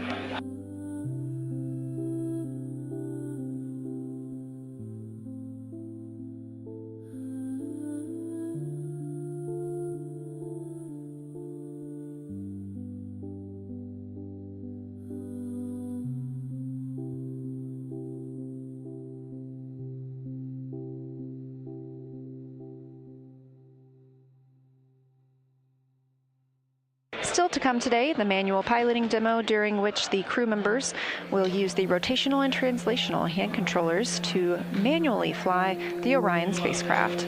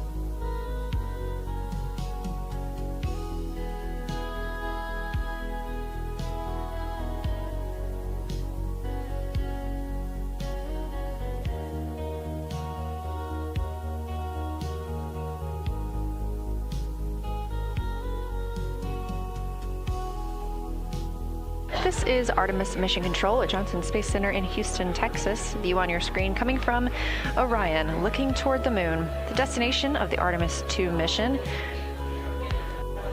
Spacecraft now traveling 2,088 miles per hour.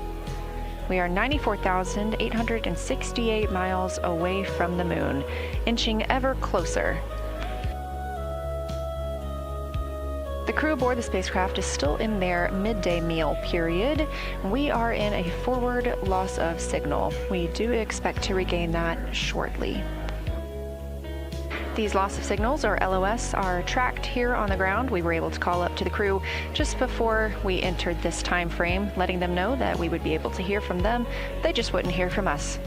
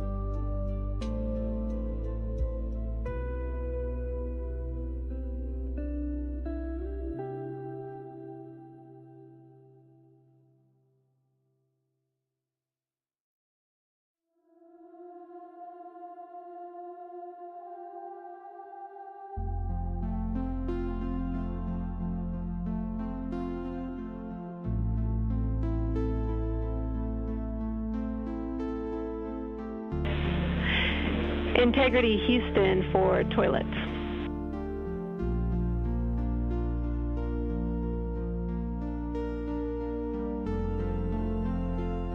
Go ahead, James.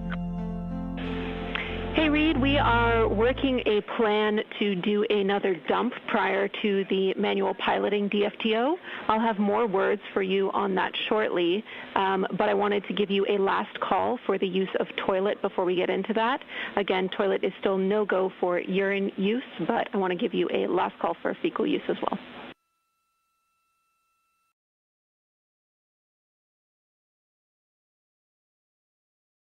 All right, that sounds good, Jenny. And just to confirm, we can still continue to dump the secondary line right now, correct? Affirm.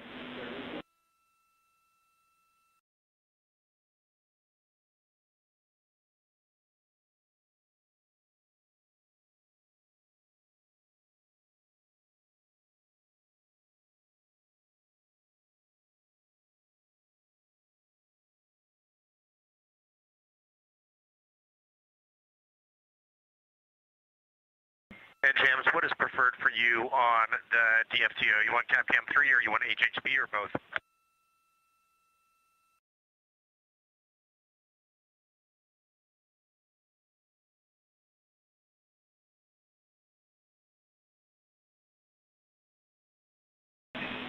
Good question, Reed. We do not have the bandwidth currently for HHP, so we'll be using CAPCAM 3.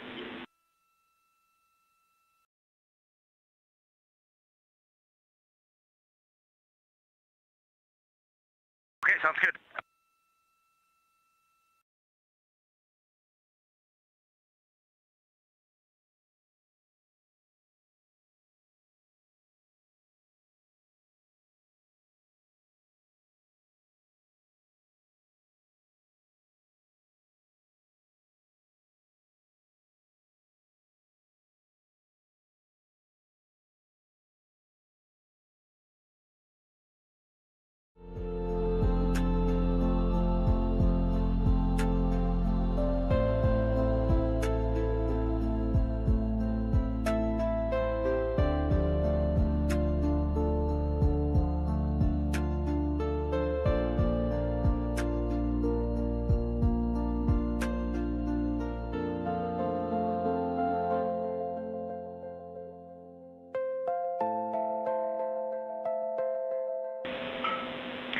Integrity Houston for big picture forward plan for the wastewater dump.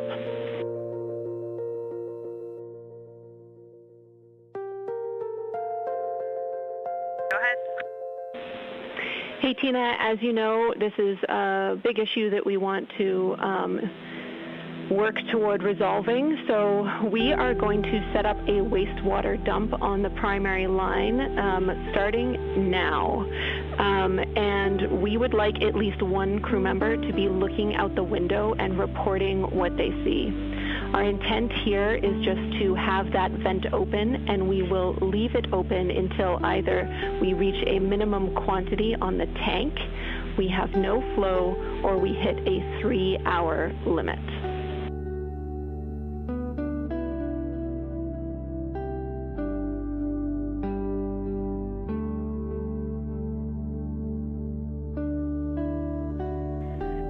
Hey, James, great plan. The one thing we would add is we've got some secondary dumps either in work or just finishing. So in order to assess what's coming out of the primary, we recommend waiting a few minutes for that. We can let you know when it looks pretty clear, if that sounds okay.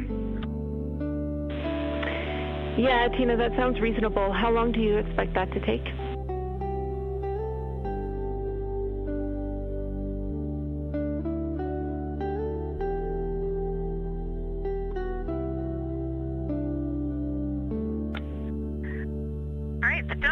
Started, and it usually completes within a minute. However, there's usually some secondaries after that, so I would estimate in about 3 minutes.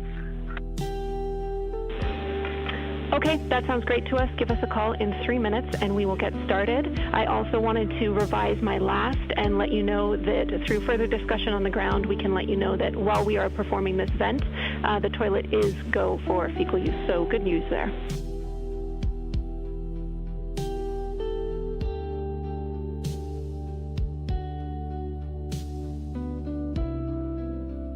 Copy.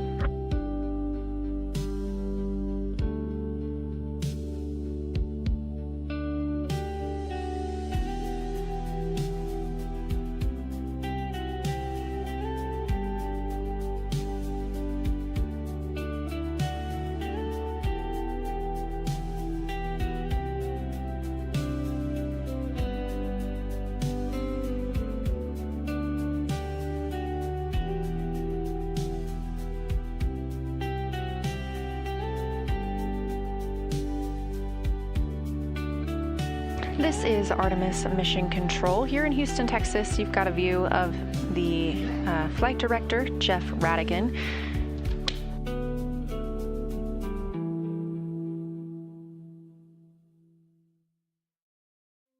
To his left is Flight Director Diane Daly. She will be the Flight Director for the Orbit 2 shift, as the Orbit 1 shift is now transitioning off console.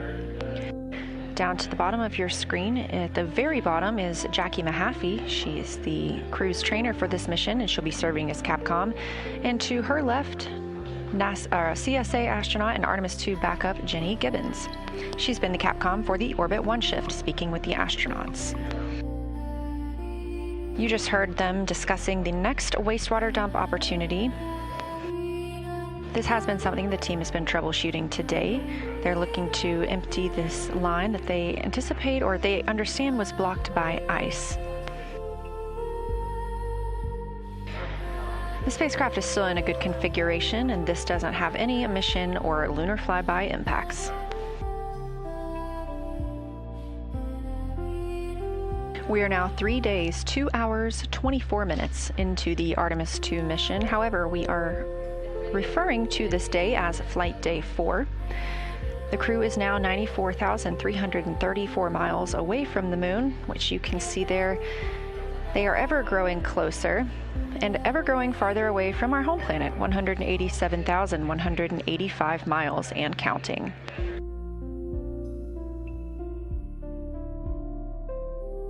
As the Orbit 1 and Orbit 2 teams continue to conduct their handover procedures, I'll also be handing over the Public Affairs console to my friend and colleague, Anna Schneider.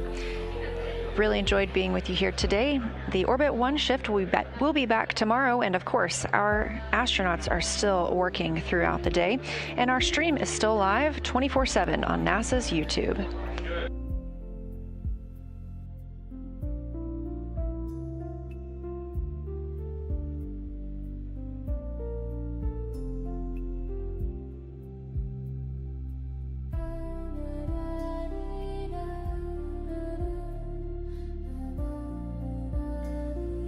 All right, Houston, we are fairly quiescent here. Let us know when you start the vent. It's in work, Reed.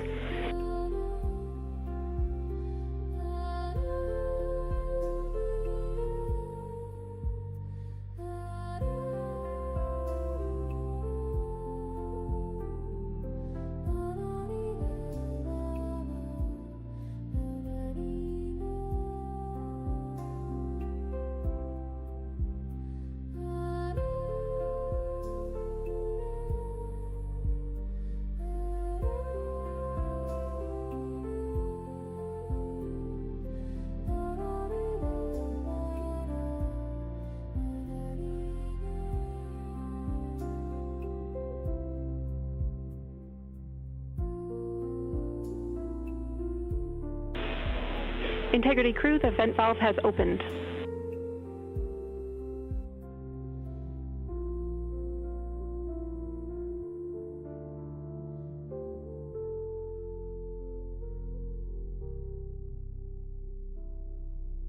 right, we'll keep monitoring, but right now we see no flow at all. Copy.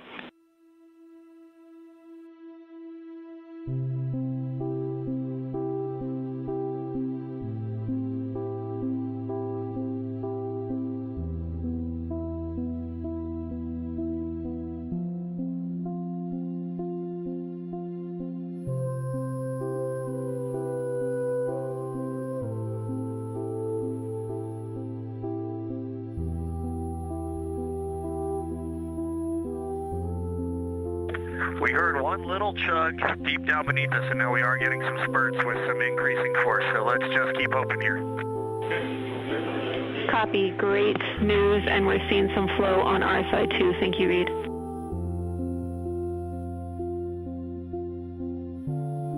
Yeah, you got four crew members rooting for Max Blizzard, and we have a good view out the window. It looks like it looked when we started the mission, so that's a good sign. Great news. I wanted to keep the mic so you could hear a clap there.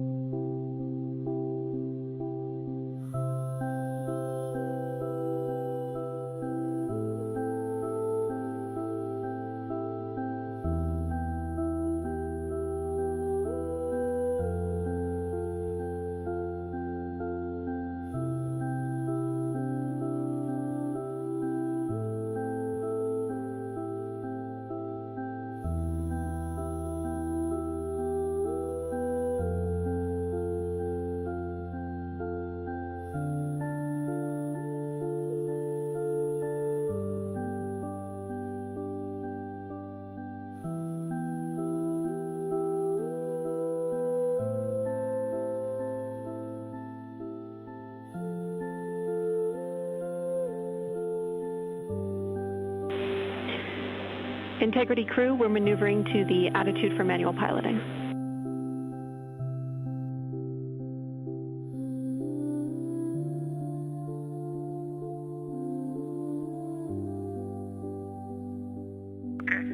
Okay, integrity copies.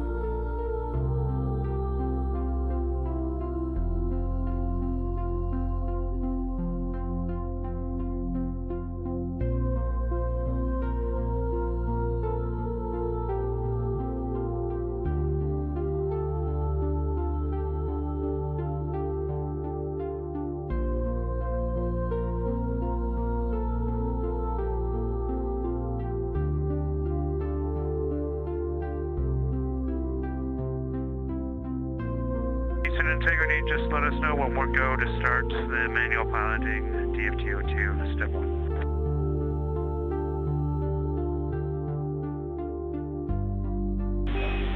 All right, Integrity crew, you are go to start the manual piloting DFTO. We are going to come on board with CapCam 3. And when you perform this DFTO, we are happy to take 10 degrees rotation in all axes instead of 15 if you like.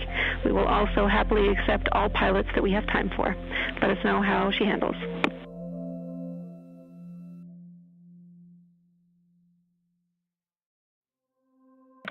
Okay, we like the sound of all that. Copy 10 degrees, so we'll aim for that to speed this up a bit so we can get more inputs. We appreciate it. Thanks, Jeremy.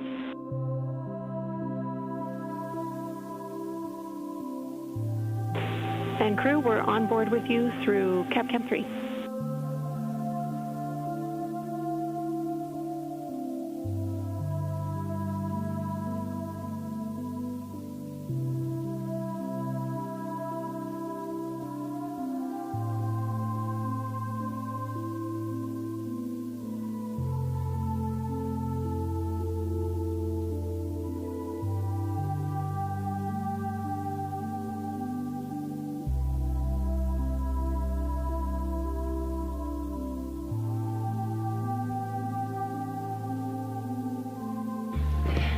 This is Artemis Mission Control. The Orbit 1 and 2 teams are currently in their handover, and the crew aboard Orion has stepped into their manual piloting procedures. This may look like a familiar view. We saw it just after launch when the crew was conducting the proximity operations demonstration. That was NASA astronaut Victor Glover, the pilot of the spacecraft, manually commanding Orion. For a quick waste update. AJS, now we have about 10% of the time we see a full blizzard, and then We'll take it. dies down to a flurry, and then it picks up to a full blizzard again. It's going about blizzard about 1. AJS, now we have about 10% of the time we see a full blizzard, and then it dies down to a flurry, and then it picks up to a full blizzard again. It's going about beautiful blizzard about once every maybe 30 seconds, but it is very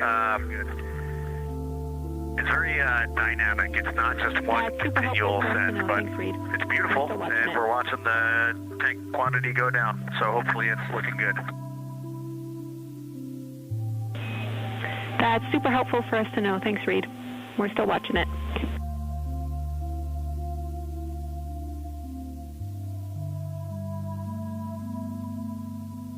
And use of integrity, it's not in the procedure, so we just want to double check with. We're going to do this DFTO in dev mode 2.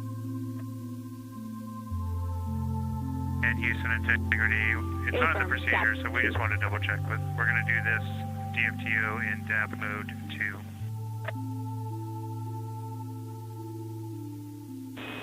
A-firm, DAP 2.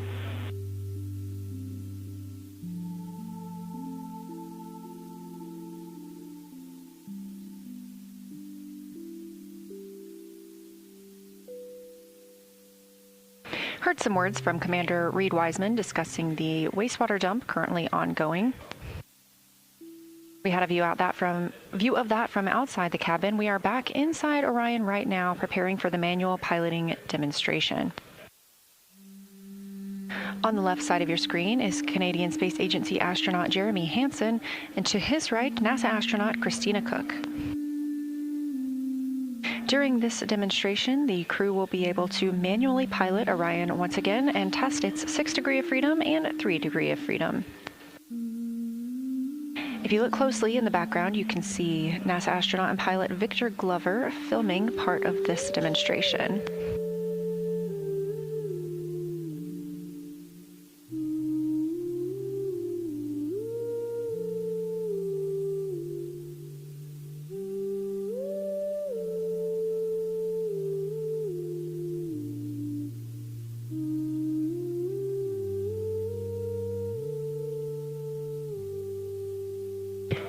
Artemis II is MET 3 days, 2 hours, 38 minutes into its flight, and we have just crossed the 2/3 mark on the way to the moon.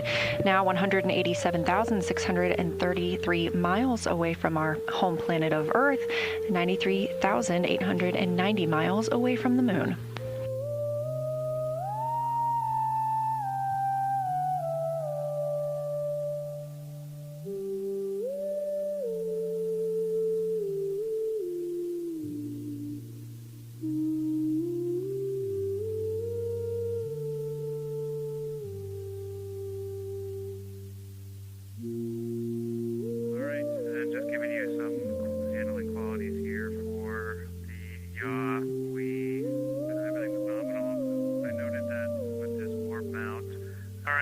and just giving you some handling qualities here for the yaw. Everything was nominal. I noted that with this warp mount, it does have some play in it, as we knew, and so just applying some downward force to try and make sure you don't get coupling is required, but that's fine, that's workable. And then we had a little bit of coupling and roll, both in the same direction on that one. So we had about 4 degrees of roll through the 20 degrees of yaw. Copy all.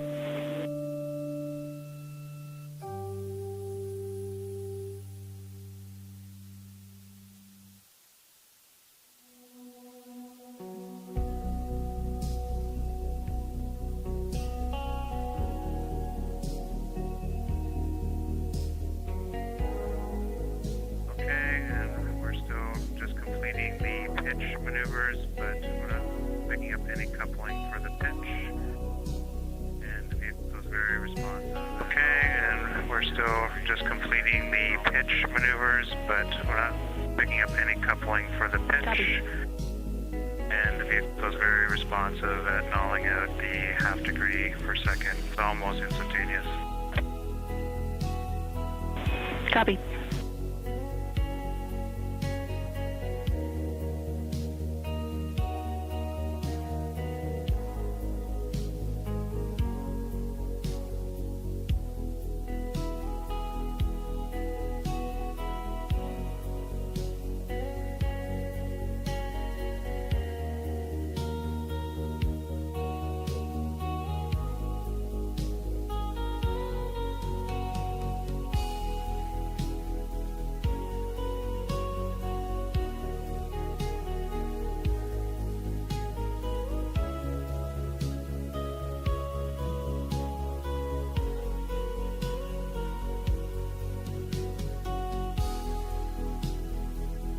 Again, the manual piloting demo is beginning aboard the Orion spacecraft, and as the Orbit 1 and 2 teams hand off, I am going to hand off to my friend and colleague, Anna Schneider. She will be carrying through the rest of the manual piloting demo, the rest of the crew's day, and our live stream continues 24/7 on NASA YouTube. Okay, Houston, for the roll, the only thing I noticed is I had a little coupling in the right yaw, and was able to compensate for that. Okay, Houston, for the roll, the only thing I noticed is I had a little coupling in the roll right in yaw, and was able to compensate for that in the roll, or the roll left. Didn't have any coupling in the yaw. I think we're just getting used to the orb mount here. During that time, I will let you know when we're back with you. Copy all, Jeremy, and we are a minute away from a data rate change. We will have a very brief LOS during that time. I will let you know when we're back with you.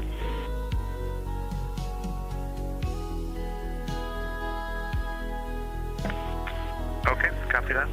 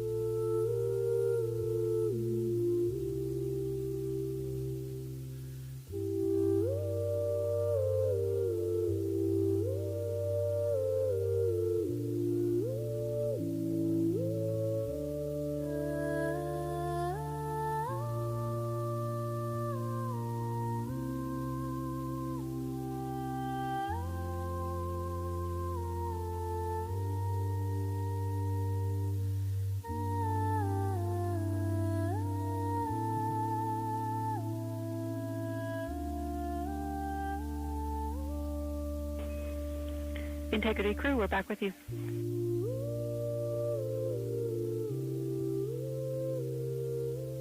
Okay, we just finished the 3 DOF maneuvers. Integrity crew, we're back with you. The response seemed the same. It is difficult to tell. Okay, we just finished the 3 DOF maneuvers. The rates all seem the same. The response seemed the same.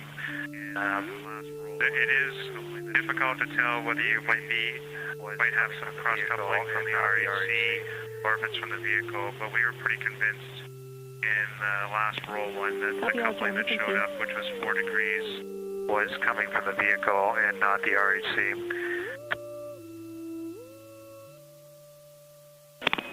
Copy all, Jeremy. Thank you.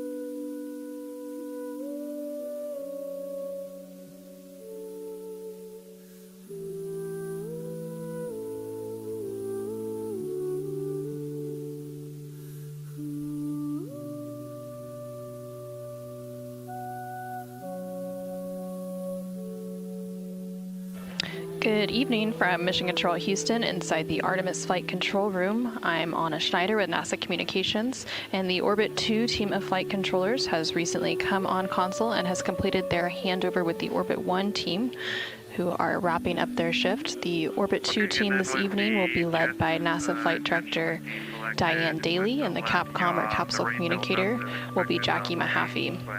The crew on board the Orion spacecraft, which you can see. The jets almost intentionally deselected with the left yaw. The rate built up as expected nominally, but it's having a hard time nulling out the rate. So it's almost there now, and we've got 7 degrees of yaw before it nulls the rate. Copy all. Thank you, Jeremy. So the vehicle overshot by 7 degrees once it was released from the yaw left, and then it built up very slowly, built up a rate, and looks like it's trying. So the vehicle overshot by 7 degrees once it was released from the yaw left, and then it built up very slowly, built up a rate, and looks like it's trying to take it back to where the RHC was released, but it's overshooting again. Yeah, and during that maneuver, we haven't Copy all. back to the center yet. We developed 5 degrees of roll left and 5 degrees. Yeah, and during that maneuver, we haven't maneuvered back to center yet. We developed 5 degrees of roll left and 5 degrees of pitch up. And then read all that down. Built up a rate to try and look like it tried to go back to where the RHC was released. It went back to 355 instead of 350. So just to read all that down, we commanded a left yaw until we saw 350 yaw. It went to 343, and then it went back to 355 before it nulled all the rates. And now we'll put one in and we'll just take it back to 0. Very good. Thanks, Jeremy.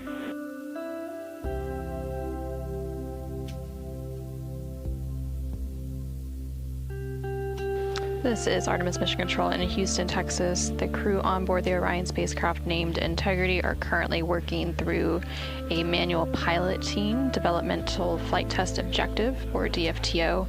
You can see the crew there on your screen. That's a live look inside the cabin of the Orion spacecraft. On the left-hand side, you can see CSA, or Canadian Space Agency astronaut Jeremy Hansen, and next to him is Christina Cook. Okay, and now the yaw rate is complete, and as expected, took quite a bit of time to build up the rate, but was able to null the rate quickly and accurately. Copy all.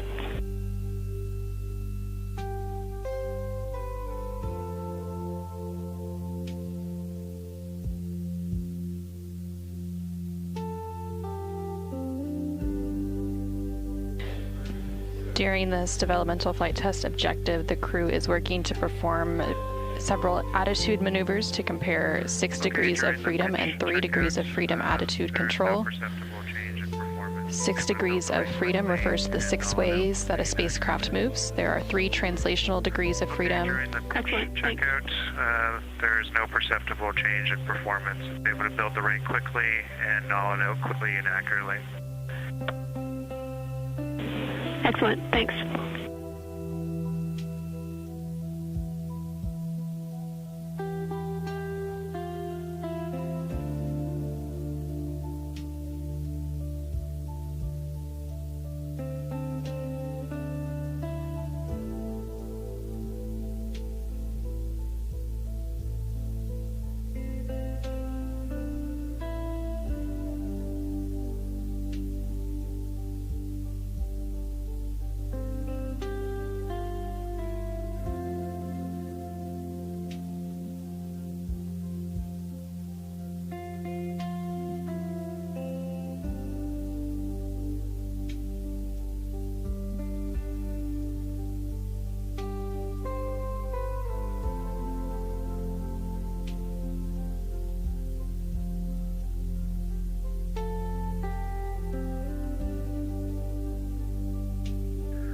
Okay, and then for roll in this configuration, the left roll is a little bit slower to build up.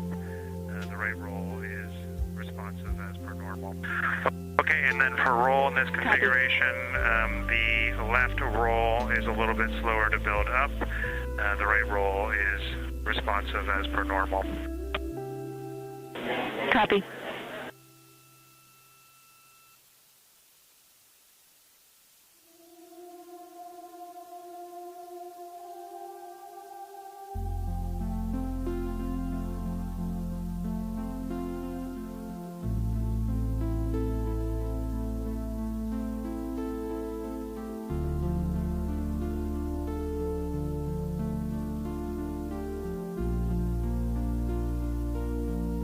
Jenny, you're going to switch pilots now. This will be myself in the seat and making comments. Copy, we're following and the Jenny, swap. You're going to switch pilots now. This will be myself in the seat and making comments. Copy, we're following the swap. Thank you.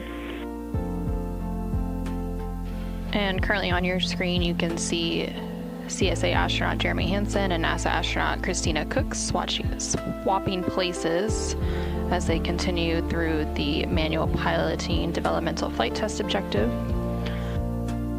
Again, they are performing several different attitude maneuvers to compare 6 degrees of freedom and 3 degrees of freedom attitude control on the spacecraft. 6 degrees of freedom refers to the 6 ways that a spacecraft moves. There are 3 translational degrees of freedom: forward, backward, up and down, and left and right, and 3 rotational degrees of freedom, which are roll, pitch, and yaw. So through this developmental flight test objective, the crew is comparing the standard 6 degrees of freedom to Integrity Crew Houston, we want to offer up to our pilot, if you want, you can do 5 degrees instead of 10 to move it along a bit quicker.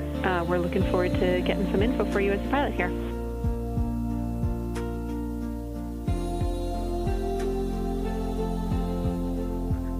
Okay, we copy that.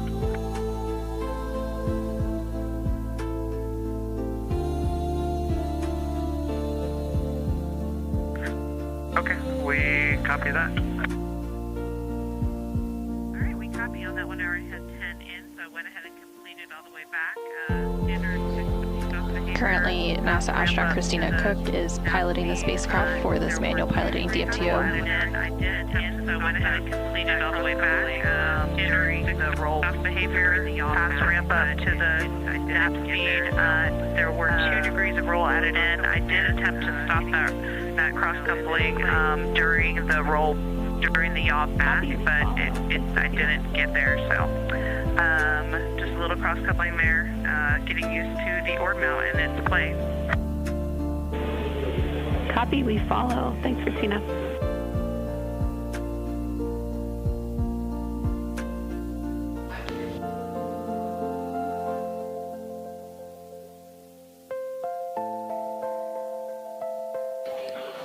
And this is Artemis Mission Control. So through this developmental flight test objective that you're watching them complete on your screen, they are working to compare the standard 6 degrees of freedom to the degraded qualities of 3 degrees of freedom.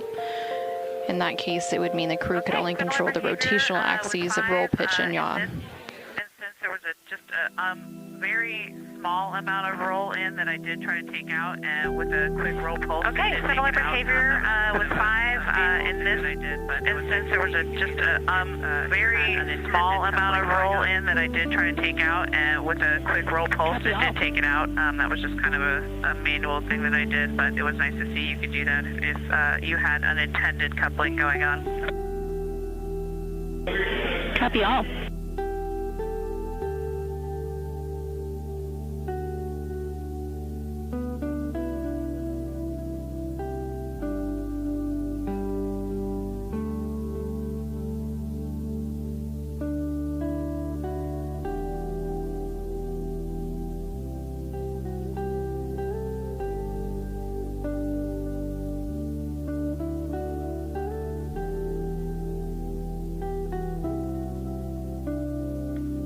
Okay, similar thing with roll. Roll was definitely the most difficult for me to keep the yaw out coupling naturally, so I just kind of put some manual yaw in to undo the coupling. Okay, similar thing with roll. Roll was definitely the most difficult for me to keep the yaw out coupling naturally, so I just kind of put some manual yaw in to undo the coupling there, but similar 6-off performance. Excellent. Thank you, Christina. And just for your information, we are comfortable going a little over on this activity. Our schedule allows for it today, and we're getting a lot of good info from you. So we'll have you continue to the end of the DFTO.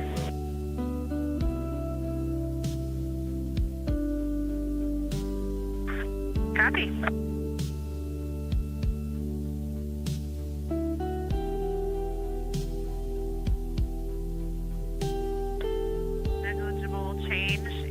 Off with the yaw. Copy.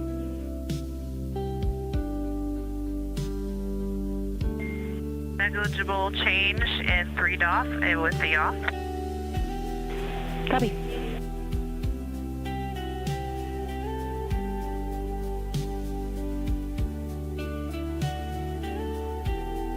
Okay, I'm going to make a comment on the pitch up. There was some roll there. I tried a different technique where I actually kind of held the orb mount at the high end of its play. Okay, I'm going to make a comment on the pitch up. There was some roll there. I tried a different technique where I actually kind of held the orb mount at the high end of its play rather than pressing down at the low end since I was pitching up. But I think that actually made it a little bit harder to keep the roll coupling out. So for pitch down, I'll go ahead and hold it at the bottom of its play. So in this, again, in the direction, in this case, of the pitch. Copy all. Okay, great performance in pitch, similar to the 6-off. Copy. Okay, great performance in pitch, similar to the 6-off. Copy.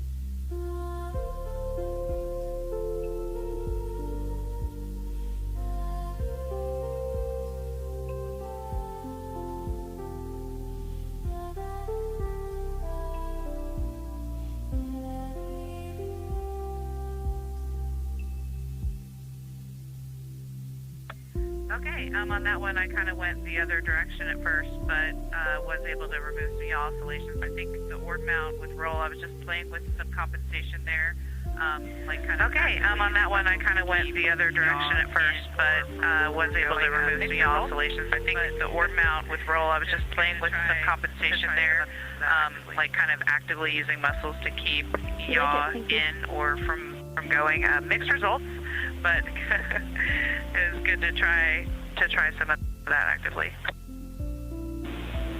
We like it. Thank you.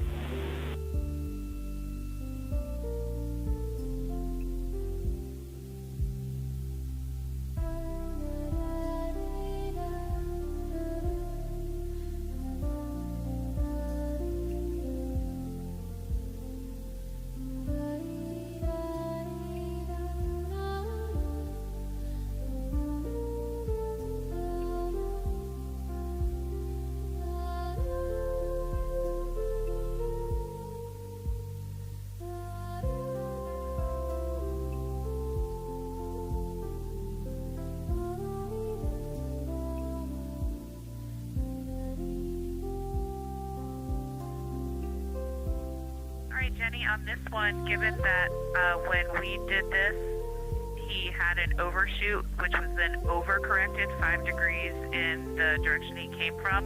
All right, Jenny, on this one, given that when we did this, he had an overshoot, which was then overcorrected 5 degrees in the direction he came from, I wanted to try the method of actually overshooting on purpose to try to get back to the 5 degree. So we'll see if that works. Thank you. We're following along. Houston, we have some Earth and Moon viewers here who are putting in requests for different motions so that they can see things in the window. And Houston, we have some Earth and Moon viewers here who are putting in requests for different motions so that they can see things in the window. We're seeing them in the camera views and we're enjoying it. Look at those scientists go.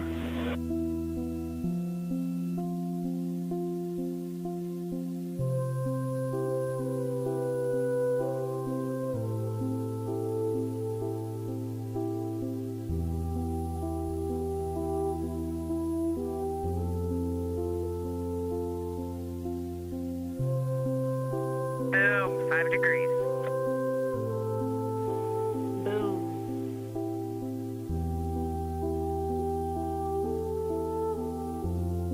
Boom, 5 degrees. Boom.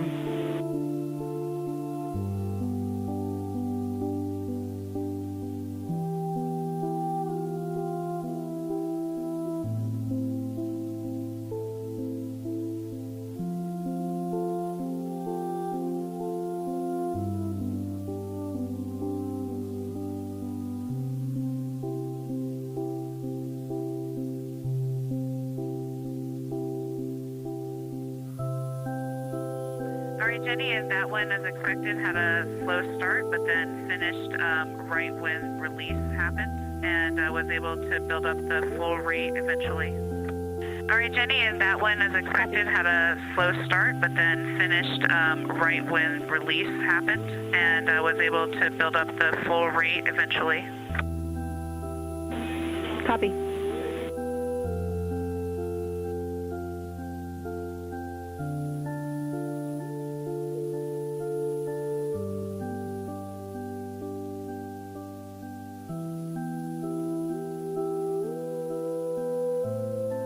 Okay, and as expected with those specific jets deselected, no negative or no clear difference in pitch. We copy. Okay, and as expected with those specific jets deselected, no negative or no clear difference in pitch. We copy.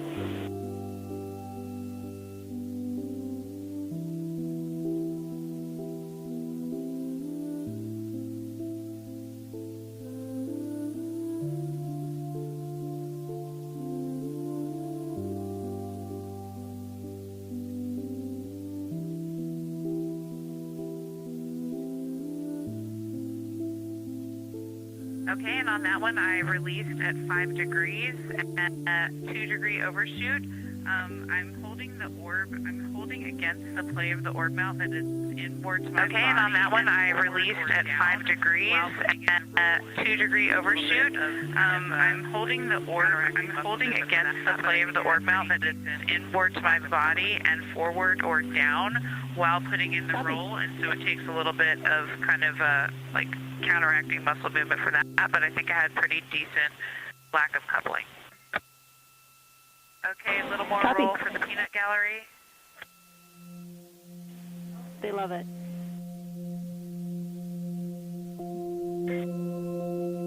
Okay, a little more roll for the peanut gallery.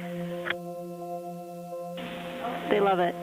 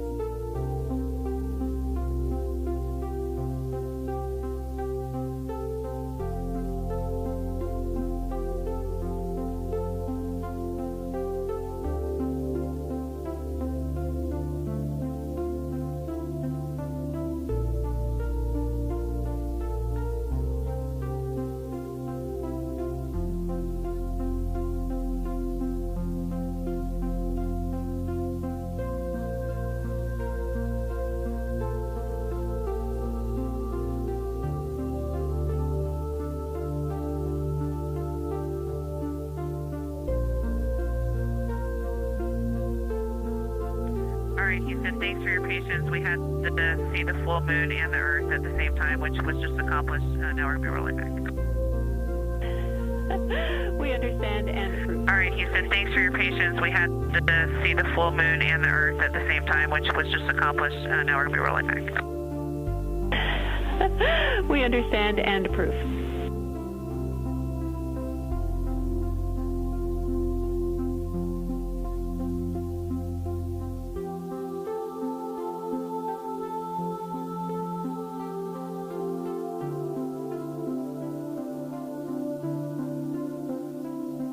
All right, Jenny, I definitely have some stuff to report for that one. Going back, which was the roll left, 2 things. The pitch coupling that you saw, I do think was due to an input. All right, Jenny, I definitely have some stuff to report for that one. Going back, which was the roll left, 2 things. The pitch coupling that you saw, I do think was due to an input on the RHC, but the yaw, I don't think the yaw was, because I actively tried to take out the yaw, and I felt myself having to go out of the detent in the other direction to start affecting that yaw motion that you were seeing. So I think that might have been because of it was difficult for it to compensate potentially, and I think that one might not have been because of inputs of the hand controller. We see ourselves complete with the manual piloting, and we'll continue. Copy all. GNC agrees. Close out the procedure if you agree.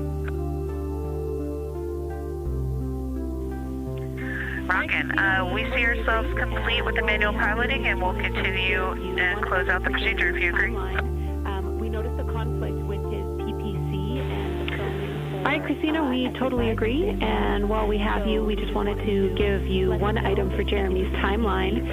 We noticed a conflict with his PPC and the filming for exercise and day in the life.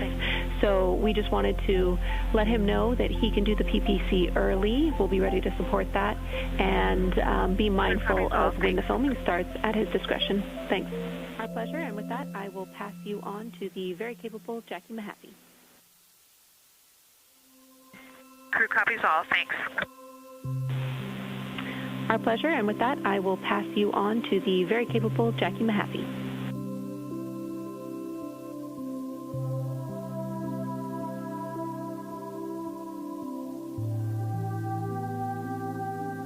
See you, Jenny. Thank you.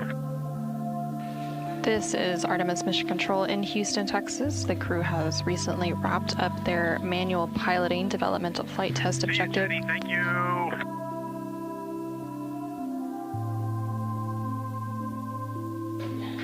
And the Capcom or capsule communicators here in Mission Control have also handed over as the Orbit 1 and Orbit 2 teams have completed their handover.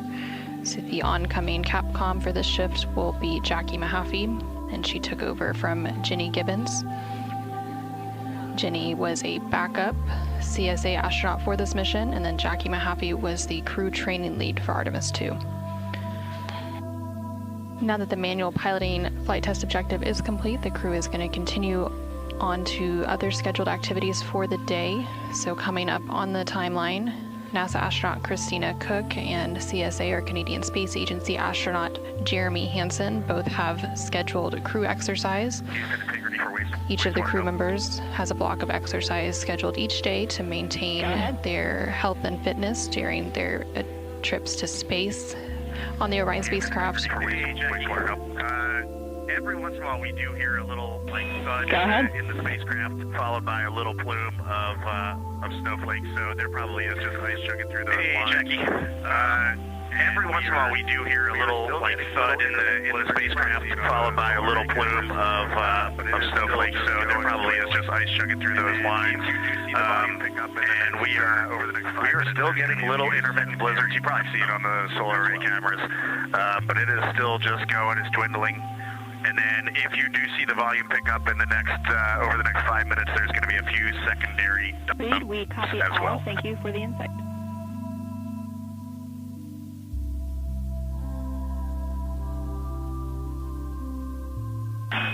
Reed, we copy all. Thank you for the insight.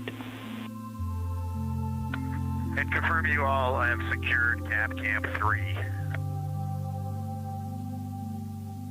And this is Mission Control. You heard some additional... And confirm you all, I have secured Cap Camp 3. Reed, and to clarify, we are negative. Stand by to turn off Cap 3.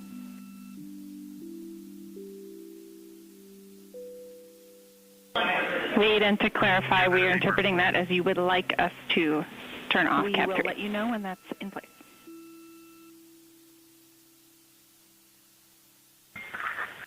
Yeah, that is a firm. Okay, copy. We will let you know when that's in place.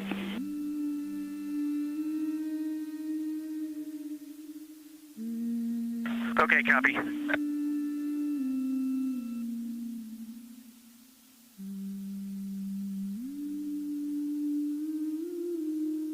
This is Artemis Mission Control. You're now seeing an exterior view of the Orion spacecraft. This view is coming to you from one of the solar array wing cameras. The Orion spacecraft has 4 solar array wings, and each of those has a camera. And the crew is continuing to work through the remainder of their activities for the day. So in addition to the upcoming exercise for NASA astronaut Christina Cook and CSA, or Canadian Space Agency astronaut Jeremy Hansen, both NASA astronaut Victor Glover and Christina Cook also have a lunar flyby plan review coming up. And this plan review had already been completed earlier in the day by NASA astronaut Reed Wiseman and CSA astronaut Jeremy Hansen. And during this activity, each crew member is reviewing their lunar targeting package, which is the primary tool guiding crew observations during the lunar flyby on flight day 6. This package consists of 2 key components: the lunar geography review and the lunar targeting plan. Integrity Houston, we have only an external view of Orion. In a little while, we can happily set that up. And next question is, if you could ask flight, is there an estimate? Okay, sounds good. We'll probably you were bandwidth limited earlier. I don't know if you want HHP in a little while. We can happily set that up. And next question is, if you could ask flight, is there an estimate of toilet coming back functional for urine? That'll just change some of our next steps. If not, we'll continue on CCUs. Our goal for the toilet is to vent down to approximately 10%, and then we need to have a couple of discussions here on the ground, so you can expect... our goal for the toilet is to vent down to approximately 10%, and then we need to have a couple of discussions here on the ground, so you can expect a couple of hours before we would potentially give you a go for toilet use. That is exactly the information we wanted to hear. Thank you so much.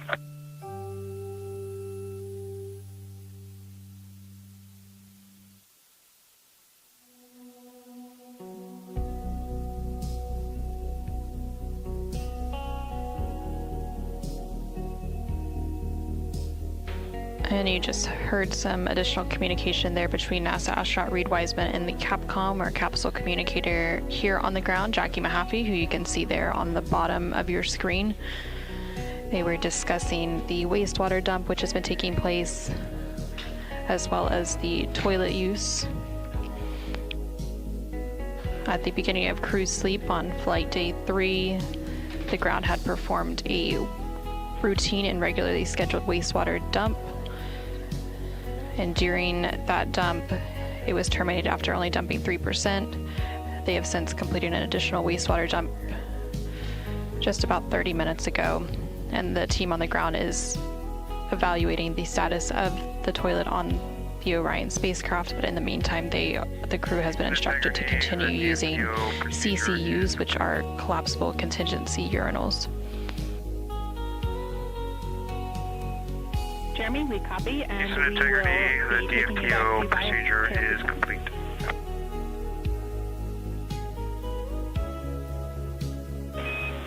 Jeremy, we copy, and we will be taking you back to biased tail to sun.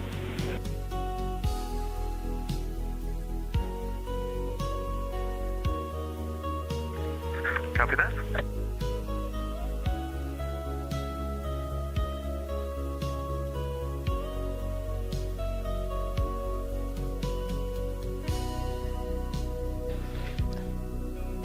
This is Artemis Mission Control. We did have that confirmation that the manual piloting developmental flight test objective is officially complete. They were just completing some cleanup actions on that task, and now they're going to start moving into the remainder of the activities for the day. The Orion spacecraft is also being maneuvered to what is known as biased tail to sun attitude.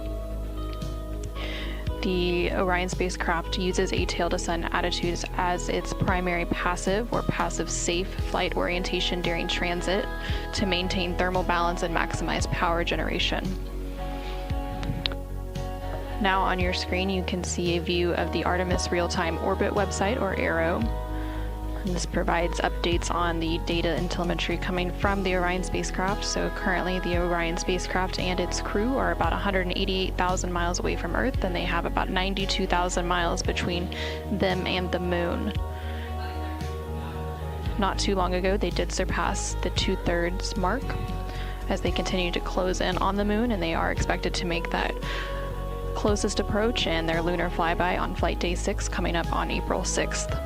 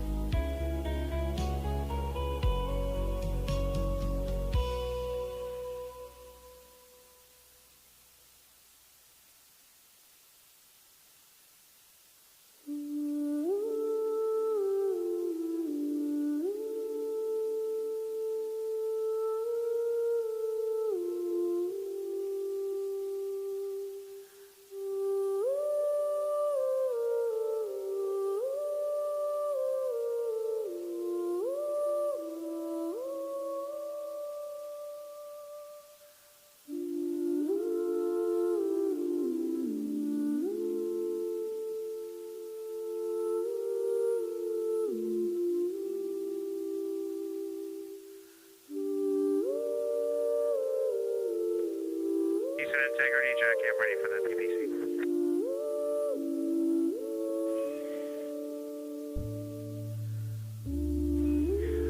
All right, they are Houston integrity, Jackie, I'm ready for the PPC.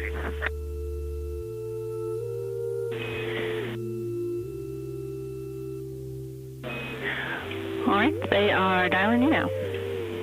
Integrity, Houston, per Reed's question a few minutes ago about the HHP cam, we do have the bandwidth, and when Jeremy finishes up his conference, Integrity Houston, per Reed's question a few minutes ago about the HHP cam, we do have the bandwidth, and when Jeremy finishes up his conference, we would be happy to come back on board.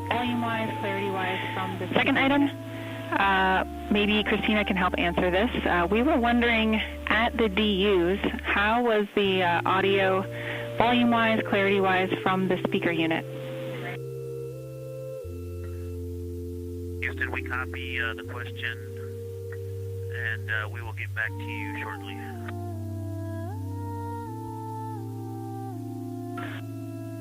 Houston, we copy the question, and we will get back to you shortly.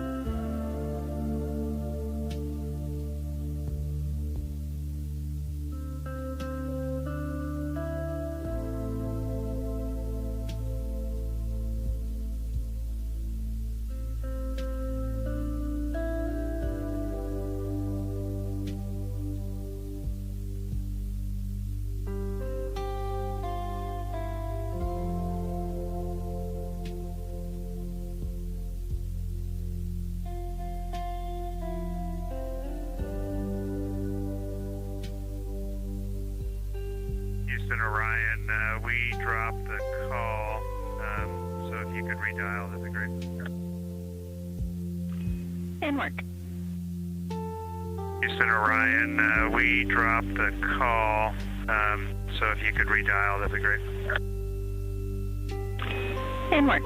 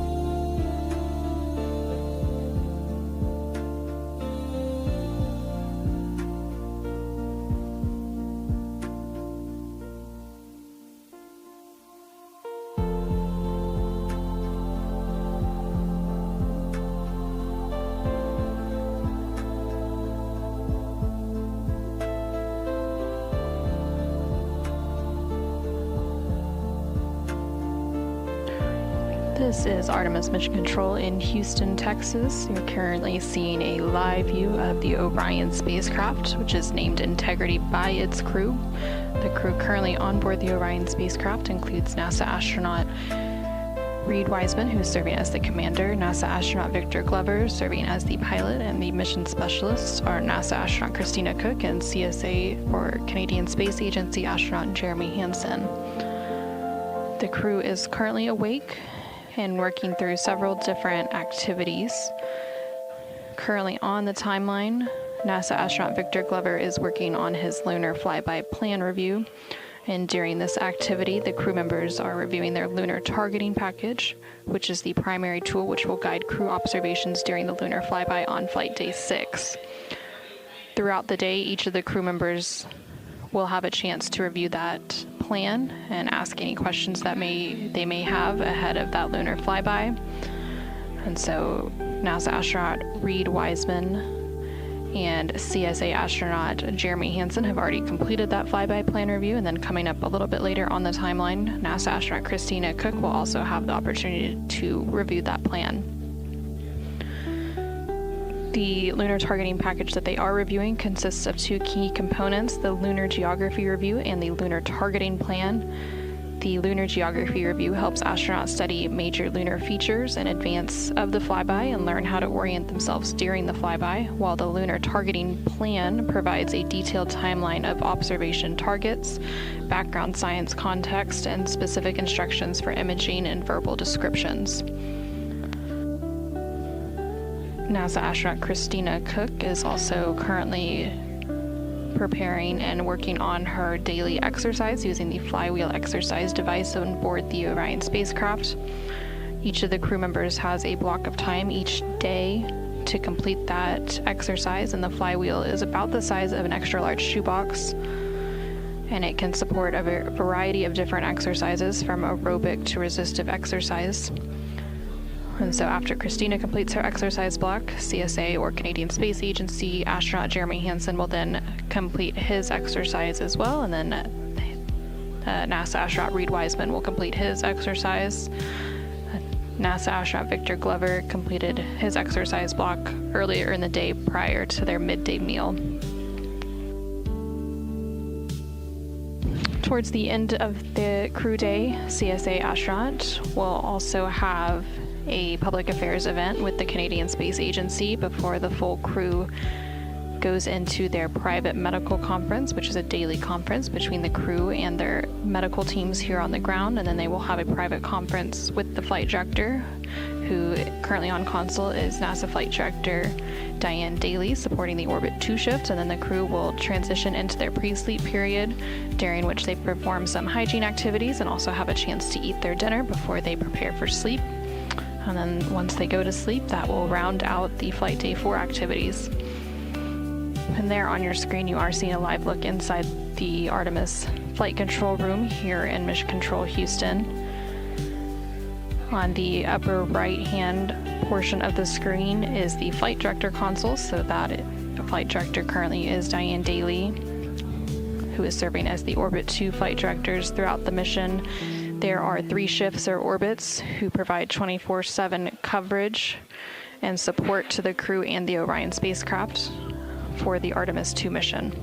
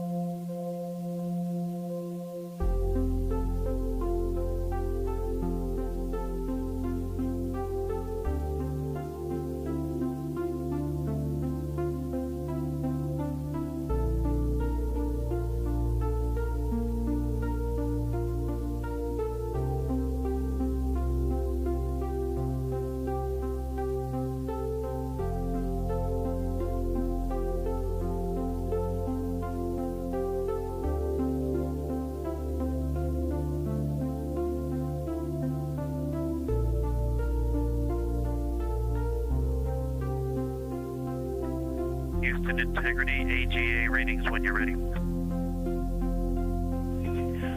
We are ready, and also arrays and ARS are Houston integrity, AGA ratings when you're ready. We are ready, and also arrays and ARS are in the planned config for exercise. O2, 19.3. We copy, go for exercise, thank you. CO2, 1.6. Temperature 75. O2, 19.3. Pressure 13. Copies, and as a reminder, we are staying in a 2 temperature ARS 75.3 for this exercise period, and we'll definitely want the intermittent. Houston copies, and as a reminder, we are staying in a 2 ARS scrubber config for this exercise period, and we'll definitely want the intermittent, the scheduled AGA reading in between the 2 runs and at the end. If it's looking good, we're talking about whether we might want to stay in that config through the end of reads exercise. Will do.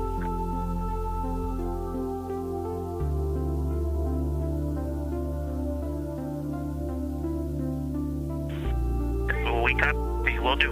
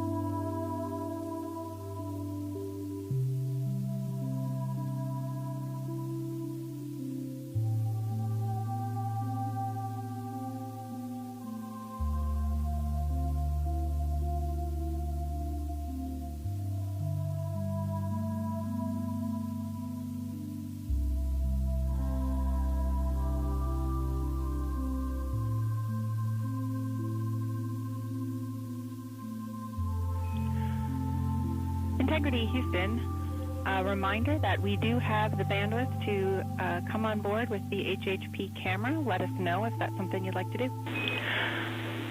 Integrity Houston, a reminder that we do have the bandwidth to come on board with the HHP camera. Let us know if that's something you'd like to do.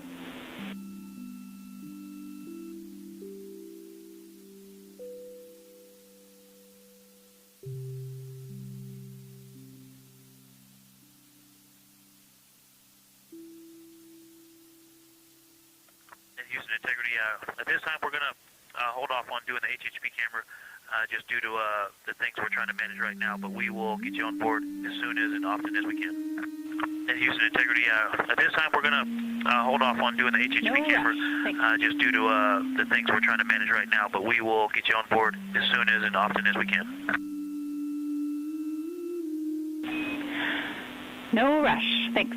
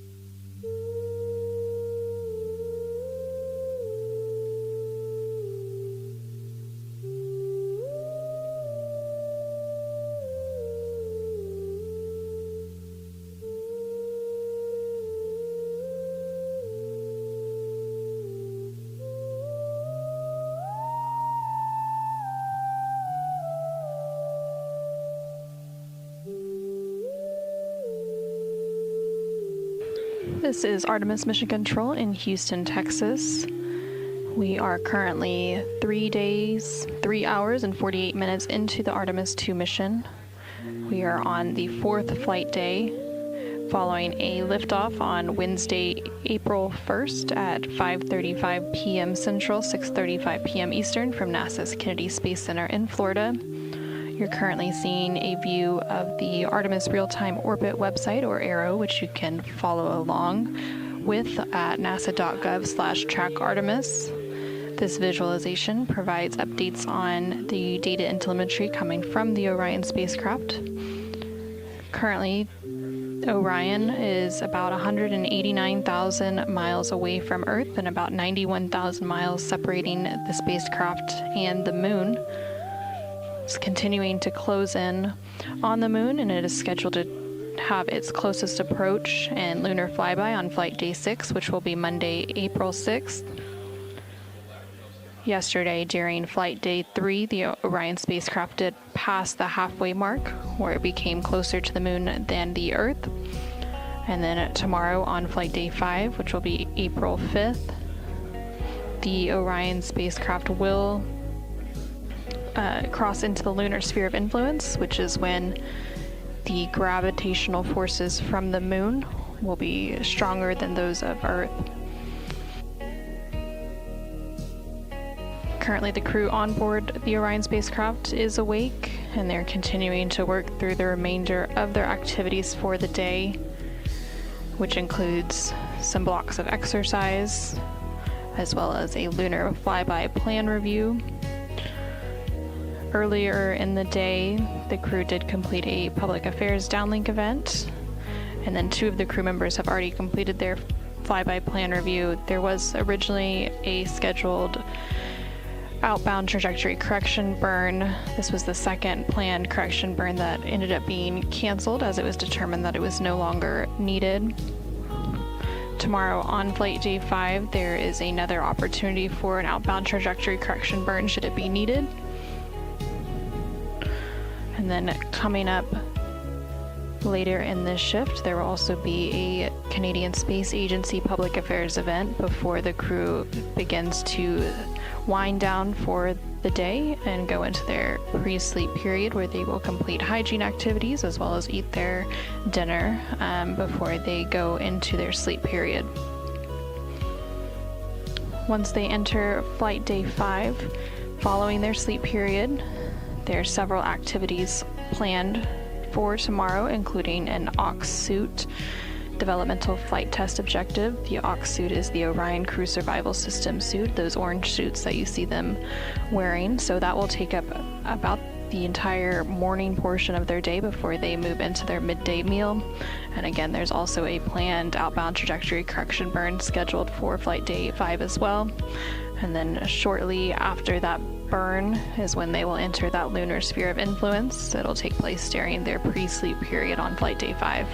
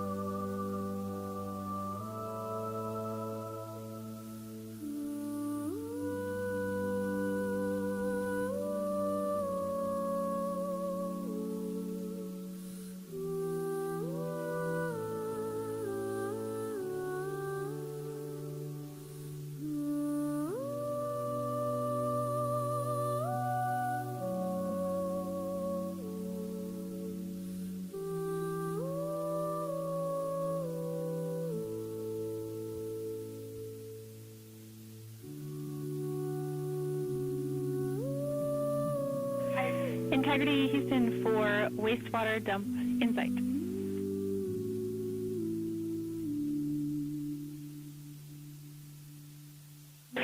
Integrity Houston for wastewater dump in sight. We're with you, go ahead.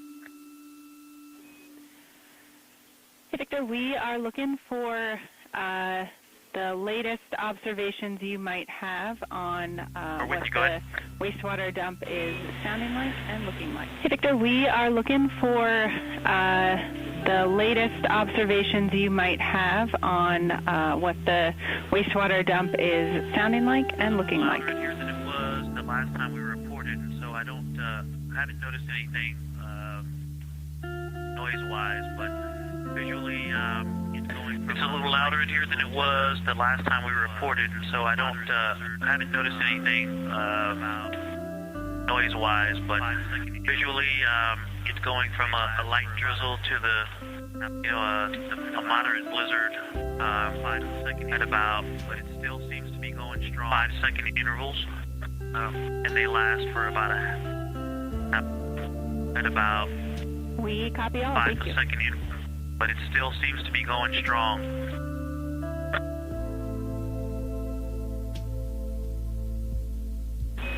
We copy all. Thank you.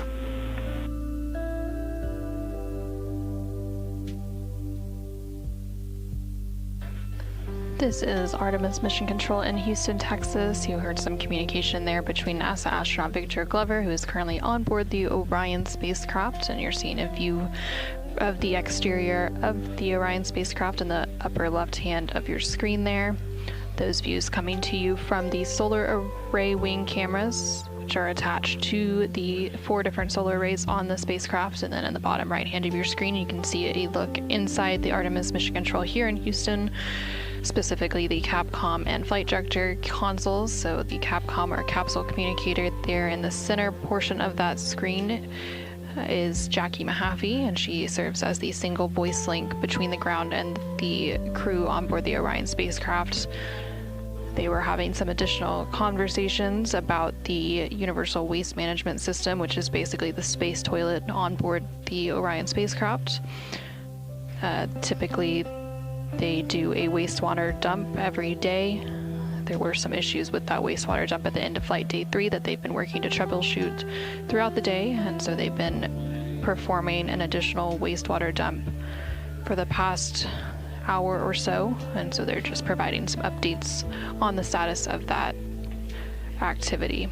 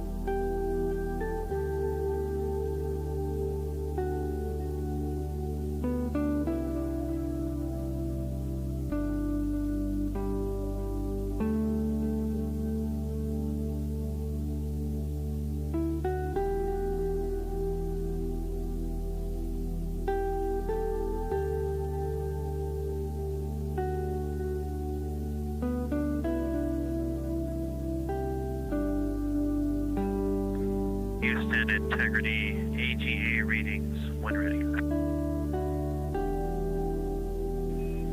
We are ready.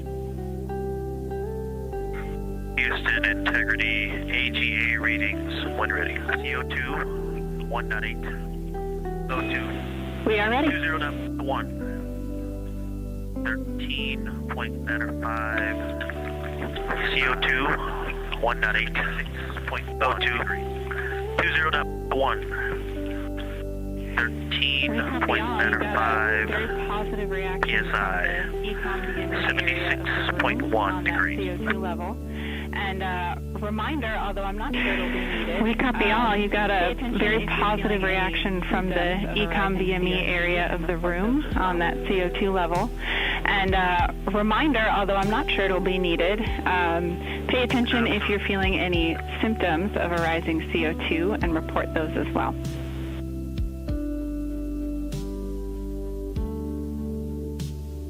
Absolutely.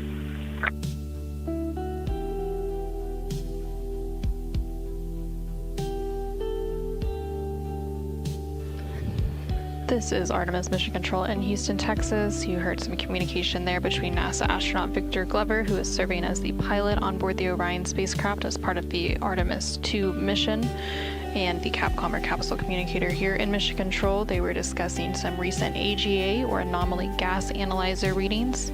The crew takes and reports these readings periodically throughout the day, and this is a portable laser-based instrument that can detect trace contaminants and also measures gases inside the Orion spacecraft, such as carbon dioxide. And the Capcom or capsule communicator here in the room mentioned some reactions from a couple of consoles here in the room, and that was the EECOM and BME consoles. So EECOM is the Emergency Environmental and Consumables Manager, and they are responsible for the internal thermal control systems, air and water supply, and purification systems on board the Orion spacecraft. And then BME is the biomedical engineer here in Mission Control, and they ensure crew health and safety by planning, facilitating, and monitoring all activities involving crew health, medical operations, and relevant hardware.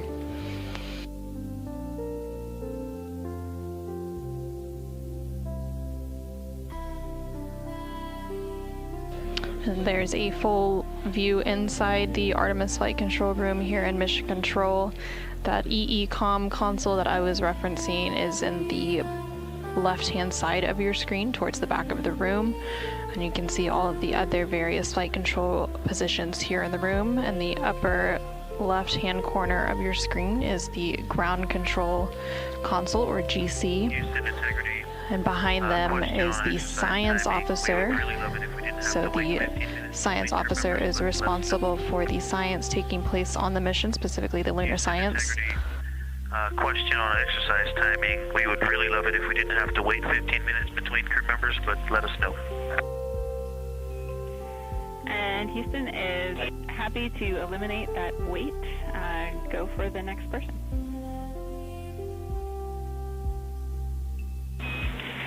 And Houston is happy to eliminate that wait. Go for the next person.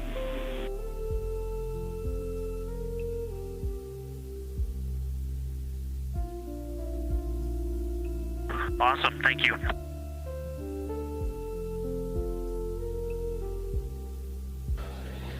This is Artemis Mission Control again.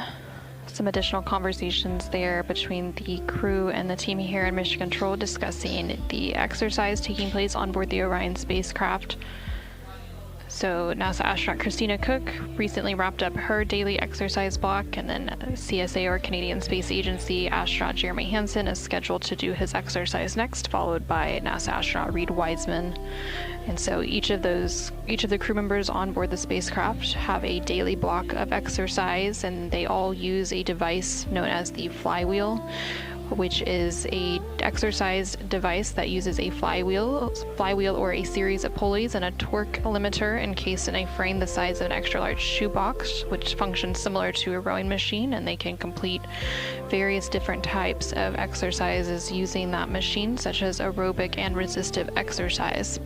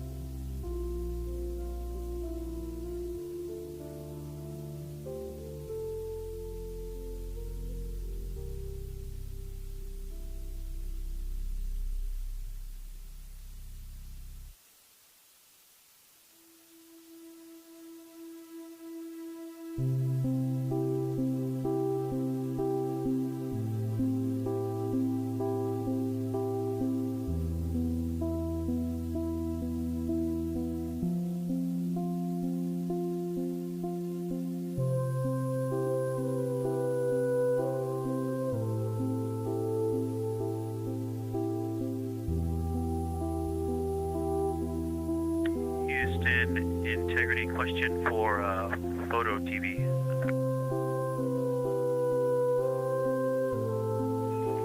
Go ahead.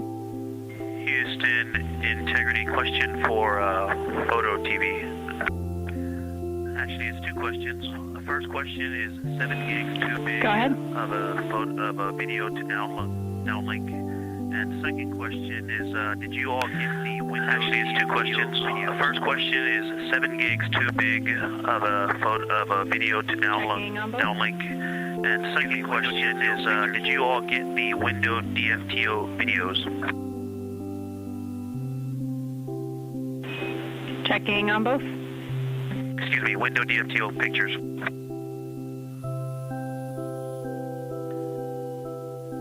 And then, Jackie, if you could pass along a message to the team analyzing those videos about the window DFTO, let me know when you're ready to come in.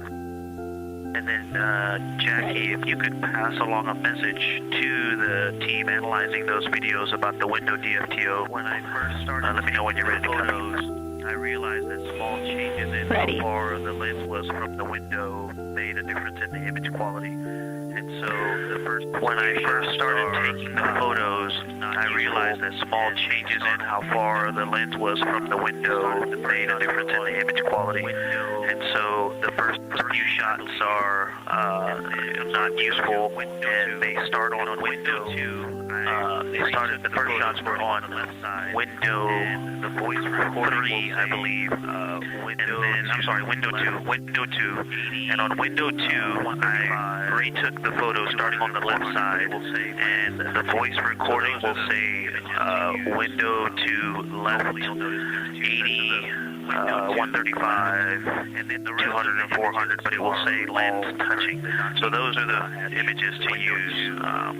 So hopefully you'll notice there's two sets of the window 2 left, and then the rest of the images are all correct. The docking hatch, window 2, and then the center and right images for window 2.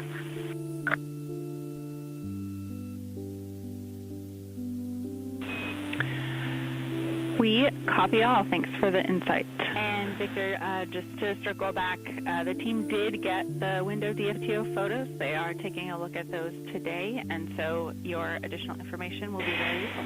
And Victor, just to circle back, the team did get the window DFTO photos. They are taking a look at those today, and so your additional information will be very useful. Thanks. Video size. We can give that a shot via optical comm. And to the first question about the 7 gigs for video size, we can give that a shot via optical comm overnight tonight. Video, and we'll get that onto PCD1, and hopefully get it overnight. Thanks. Okay, it's a PAO video, and we'll get that onto PCD1. And hopefully you get it overnight. Thanks. Copy, PCD1.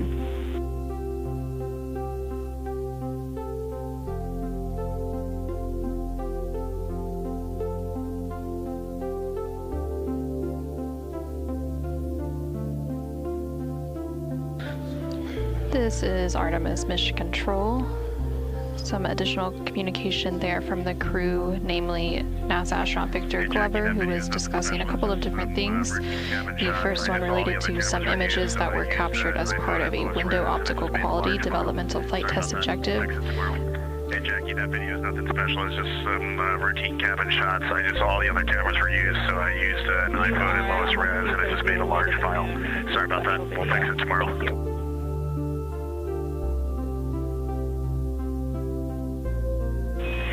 You are almost 2/3 of the way to the moon. It's a special video. Thank you.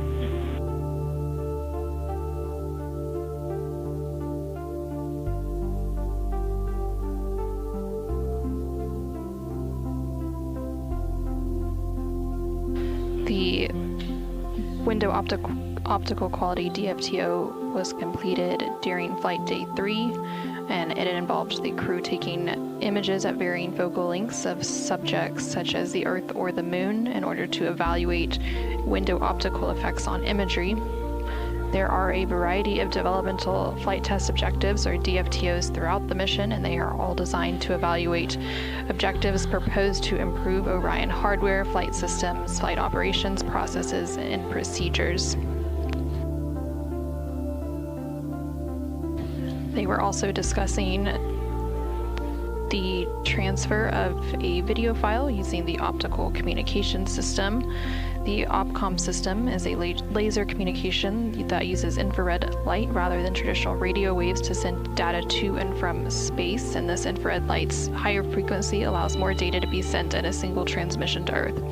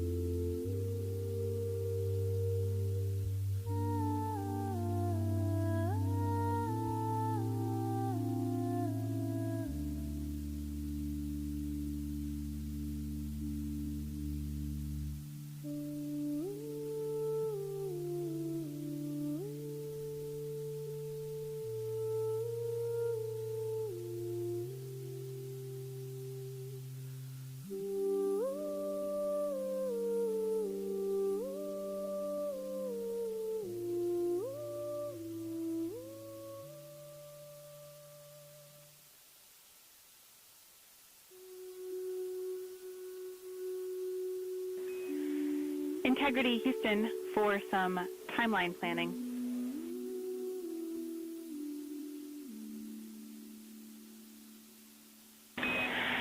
Integrity Houston for some timeline planning. First, we're going to give you AGA readings as we just swapped the numbers. We are still looking at CO2 at 1.7, O2 at 19.9, and first we're going to give you AGA readings as we just swapped the numbers. We are still looking at CO2 at 1.7, O2 at 19.9, and cabin temperature at 76.0. With that, big picture on timeline. That sounds great. We're talking about you might even say whoop. With that, big picture on timeline. We've got, we're talking about two modifications related to the opportunistic lunar imaging. The first is that we want to deconflict that event with the PAO event so that we've got a solid, calm, confident PAO attitude. And secondly, we want to tie in some related Peltor PCD audio recording testing. It doesn't necessarily have to happen during the imaging, but somewhat related. So 2 questions for you all. One, we're looking for an estimate on when Reed will have finished exercise. And 2, would Christina or another available crew member have some time to conduct a Peltor PCD audio recording check?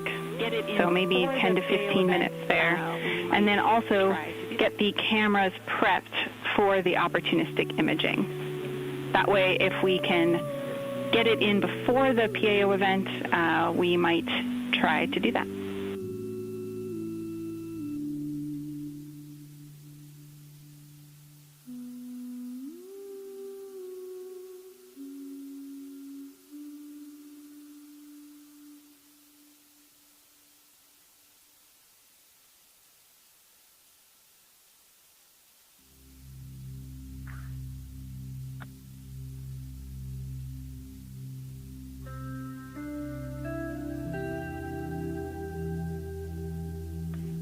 Christina is happy to do those things, and for exercise, I'm just going to do it as efficiently as I possibly can when Jeremy is complete here. Christina is happy to do those things, and for exercise, I'm just going to do it as efficiently as I possibly can when Jeremy is complete here. In the lunar science imaging attitude. Okay, that sounds great. For your awareness, we're looking to get in at least 10 minutes in the lunar science imaging attitude prior to the PAO HD test at 05:35. And Christina, when you're ready, I've got some instructions for you on the to me, that's a much higher priority than my exercise, so why don't we get in the attitude, and then if I can knock out some exercise later today, I will. And if we have to cut you off a little early, it sounds like you won't mind. Yeah, Reed, there's some setups to get ready for it anyways, so you're completely good to start exercising now, and if we have to cut you off a little early, it sounds like you won't mind.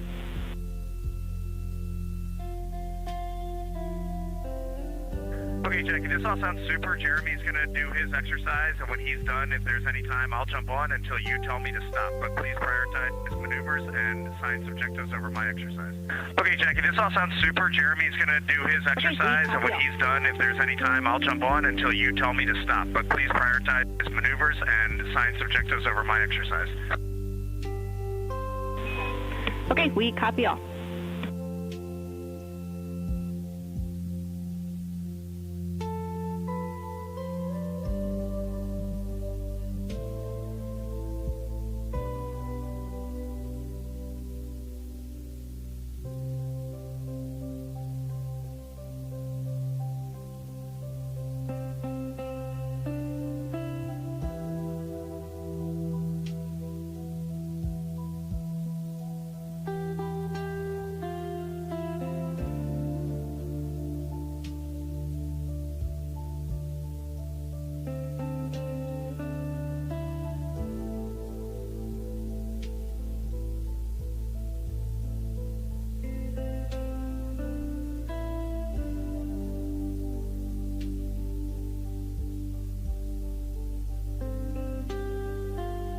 This is Artemis Mission Control in Houston, Texas. Some communication there between NASA astronaut Reid Wiseman, who is serving as the commander on board the Orion spacecraft. That spacecraft you can see in the upper left-hand corner of your screen, those views coming from the solar array wing cameras.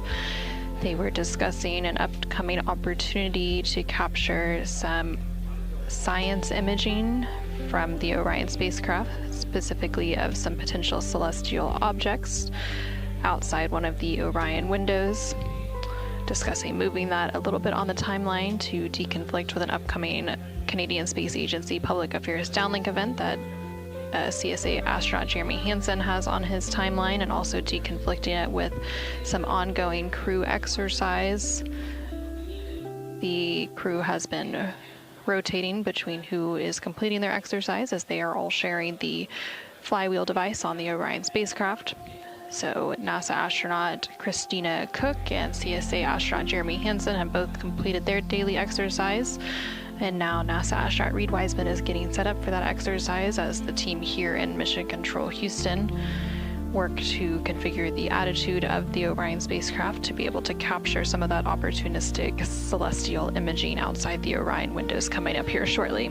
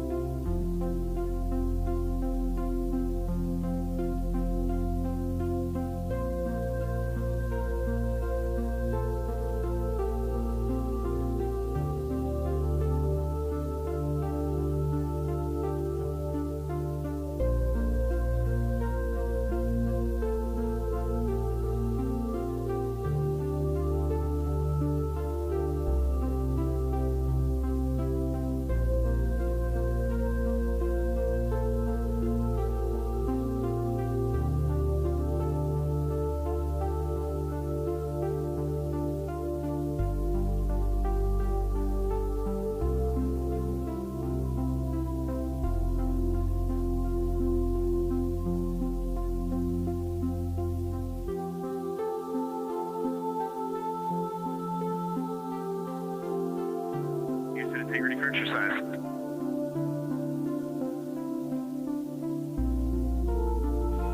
Go ahead. Houston, integrity for exercise. Hey, Jackie, the CO2 is 2.4, temp is 76.1, and Jeremy is wrapping up now, and then I'll, if it's okay with you guys, I'll just jump right on. Hey, Jackie, the CO2 is 2.4, temp is 76.1, and Jeremy is wrapping up now, and then I'll, if it's okay with you guys, I'll just jump right on until you call me off for maneuvers. That is perfect. We copy all.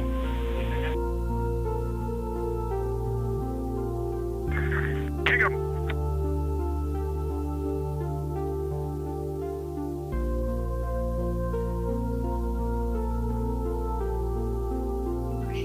Three, 4, 5, 6, 7, 8, 9, 10, 6, 9, 8, 7, 6.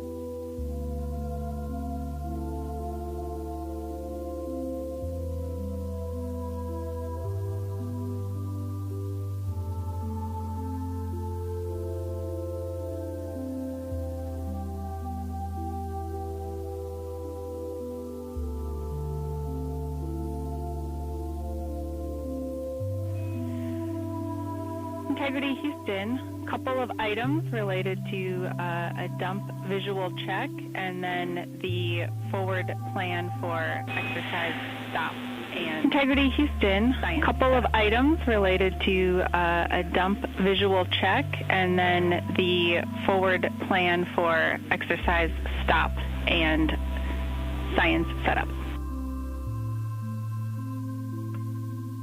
Go ahead, Jackie. Hey, Christina.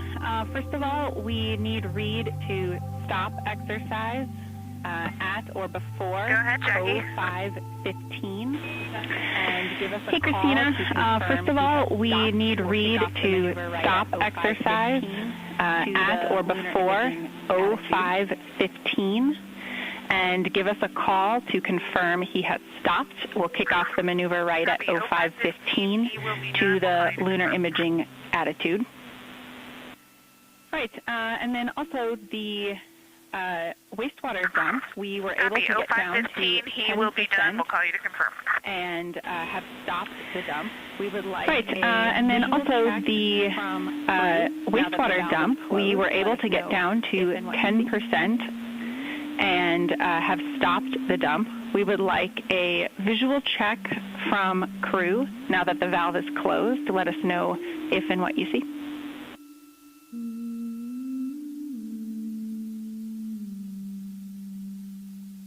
Yeah, it does appear to have stopped. Oh, we just had a little chug, but for the most part, there's another chug.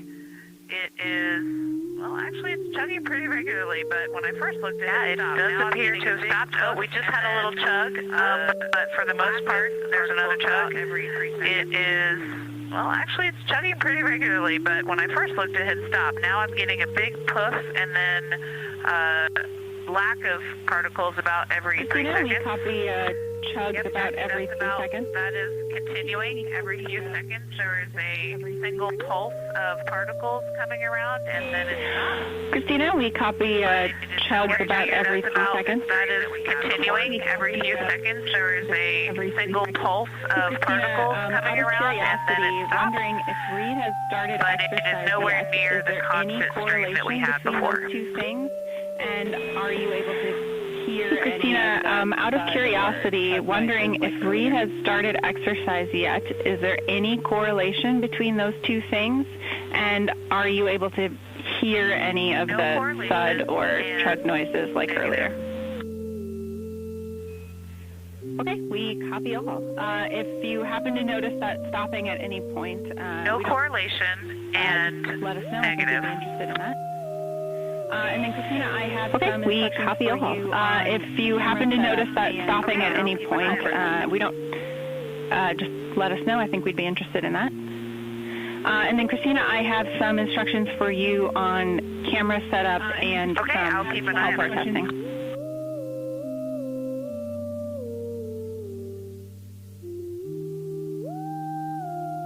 All right, Jackie, I'm ready to copy. All right. All of this you will be able to utilize. All right, Jackie, I'm ready to copy. From your the opportunistic imaging activity. All right. Victor's band.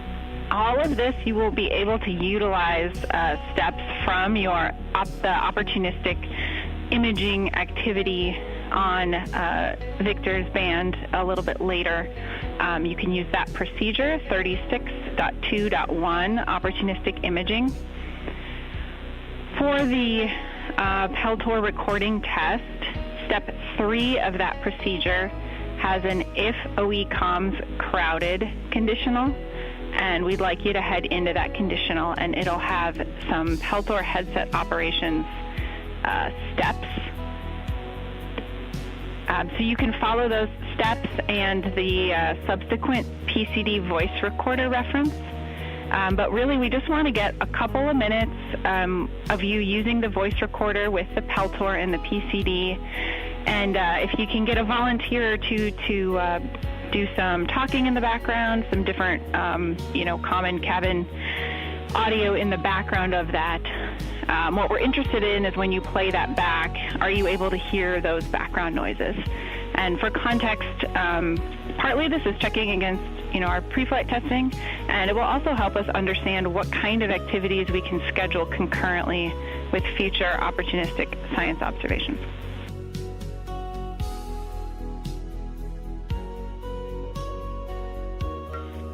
Okay, yeah, the big picture totally makes sense, and I really appreciate the context. That's great. I'm not able to open the procedure right now, but can you tell me exactly what steps I'll be doing in that? I understand that what I say yes on that if about if one is commons crowded, but what total steps overall am I doing in that procedure? Everything for the Peltor recording is encompassed in step 3 of the opportunistic imaging, and we're checking on if there's any specific steps embedded in there that you do not need to perform.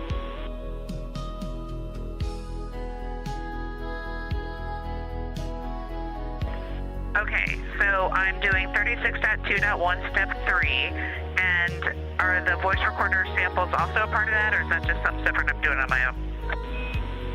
Yeah, it's all embedded in that. So that conditional, if the OE comms crowded, gives you procedures for Peltor headset operations and PCD voice recorder reference, all embedded within the parent step 3.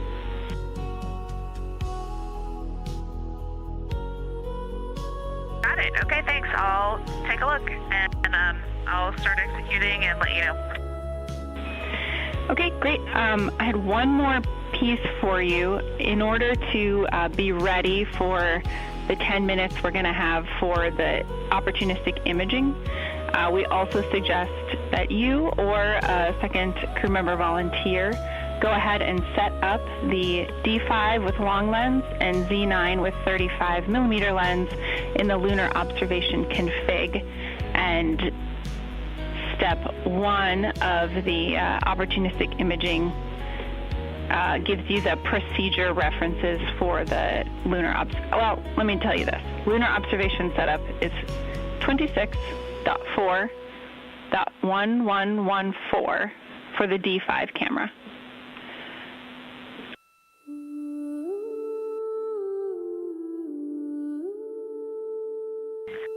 All right, Jackie. We were having a little bit of a conversation in the cabin for the first part of that, but I think you just would like me to set up those 2 cameras for lunar imaging, reference 36.4.1114. Yeah, 26.4.1114 is the D5 version of the lunar observation setup.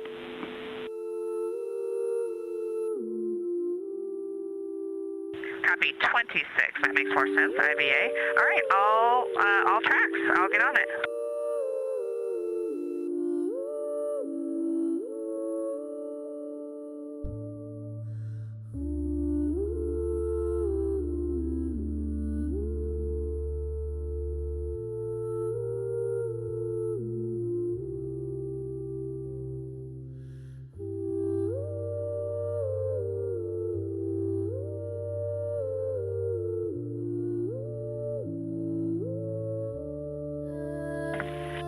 Jackie, one question back to you about when do you expect we might be able to use toilet again? Yeah, I understand the question. The teams are talking about the signature, and they are actively meeting to get you a forward plan as soon as possible. But it's maybe another hour before we can get back to you with a forward plan.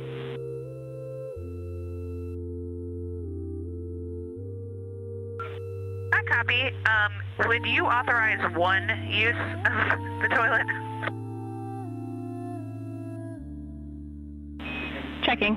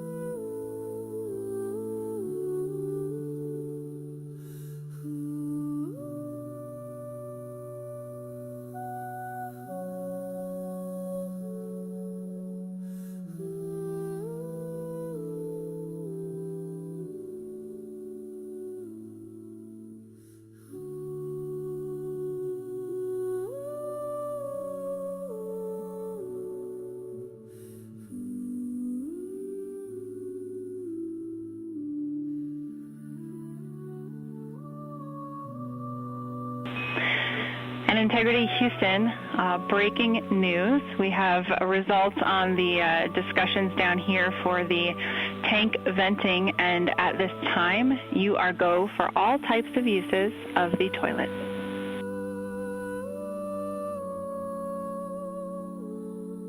And the crew rejoices. Thank you.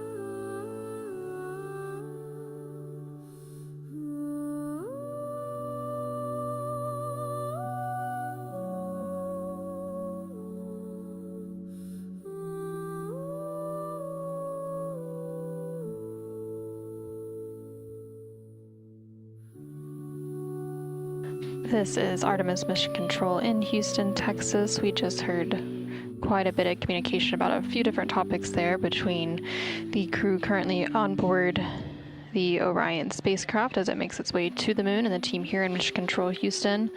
At first, they were discussing an upcoming opportunistic imaging opportunities, particularly some images that they may be able to capture soon out of the cabin windows of the Orion spacecraft of the moon. So they were moving that around in the timeline to be able to accommodate it. So they're going to begin getting set up and deploying some cameras to be able to capture the moon in its current state, as they are about 89,000 miles away from the moon and continuing to close in on the moon, about 192,000 miles now separating Orion and its crew from the Earth.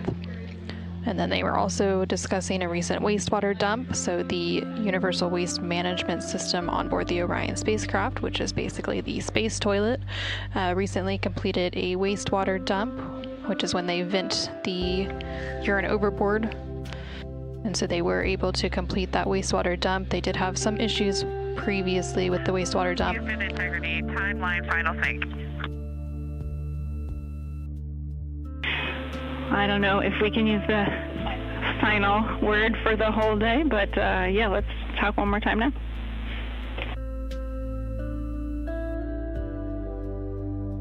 That is fair. We understand that at 15:15, Reed will stop exercising and you will start to maneuver the vehicle for the opportunistic science visuals. And then at that point, are we subbing in the PAO event and then doing the opportunistic science blue box activity after, or are we doing the opportunistic science before?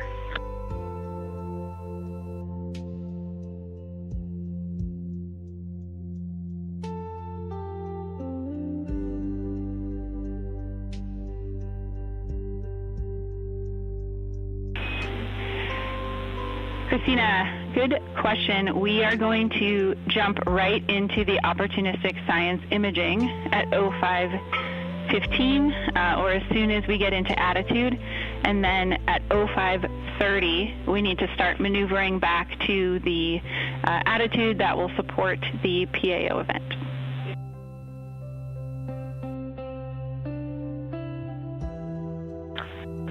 Copy. So you still envision both Victor and I doing the opportunistic science activity overall?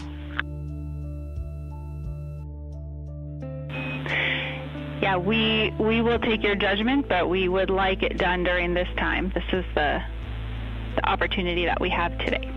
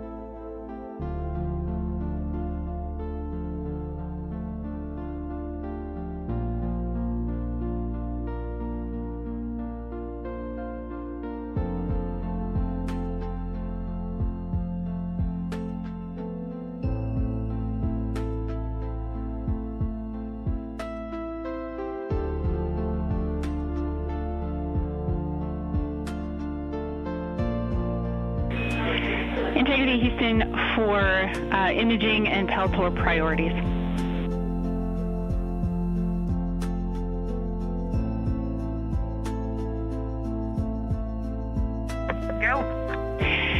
Hey, Christina, since we've got this very specific block that will be in attitude for the imaging, the priorities are to get the cameras set up and have you perform that block as written in Victor's timeline. And if the Peltors are not set up yet, we can absolutely take any observations on OE1. And then afterwards, when the attitude is not so critical, we can perform the check of the Peltor recordings.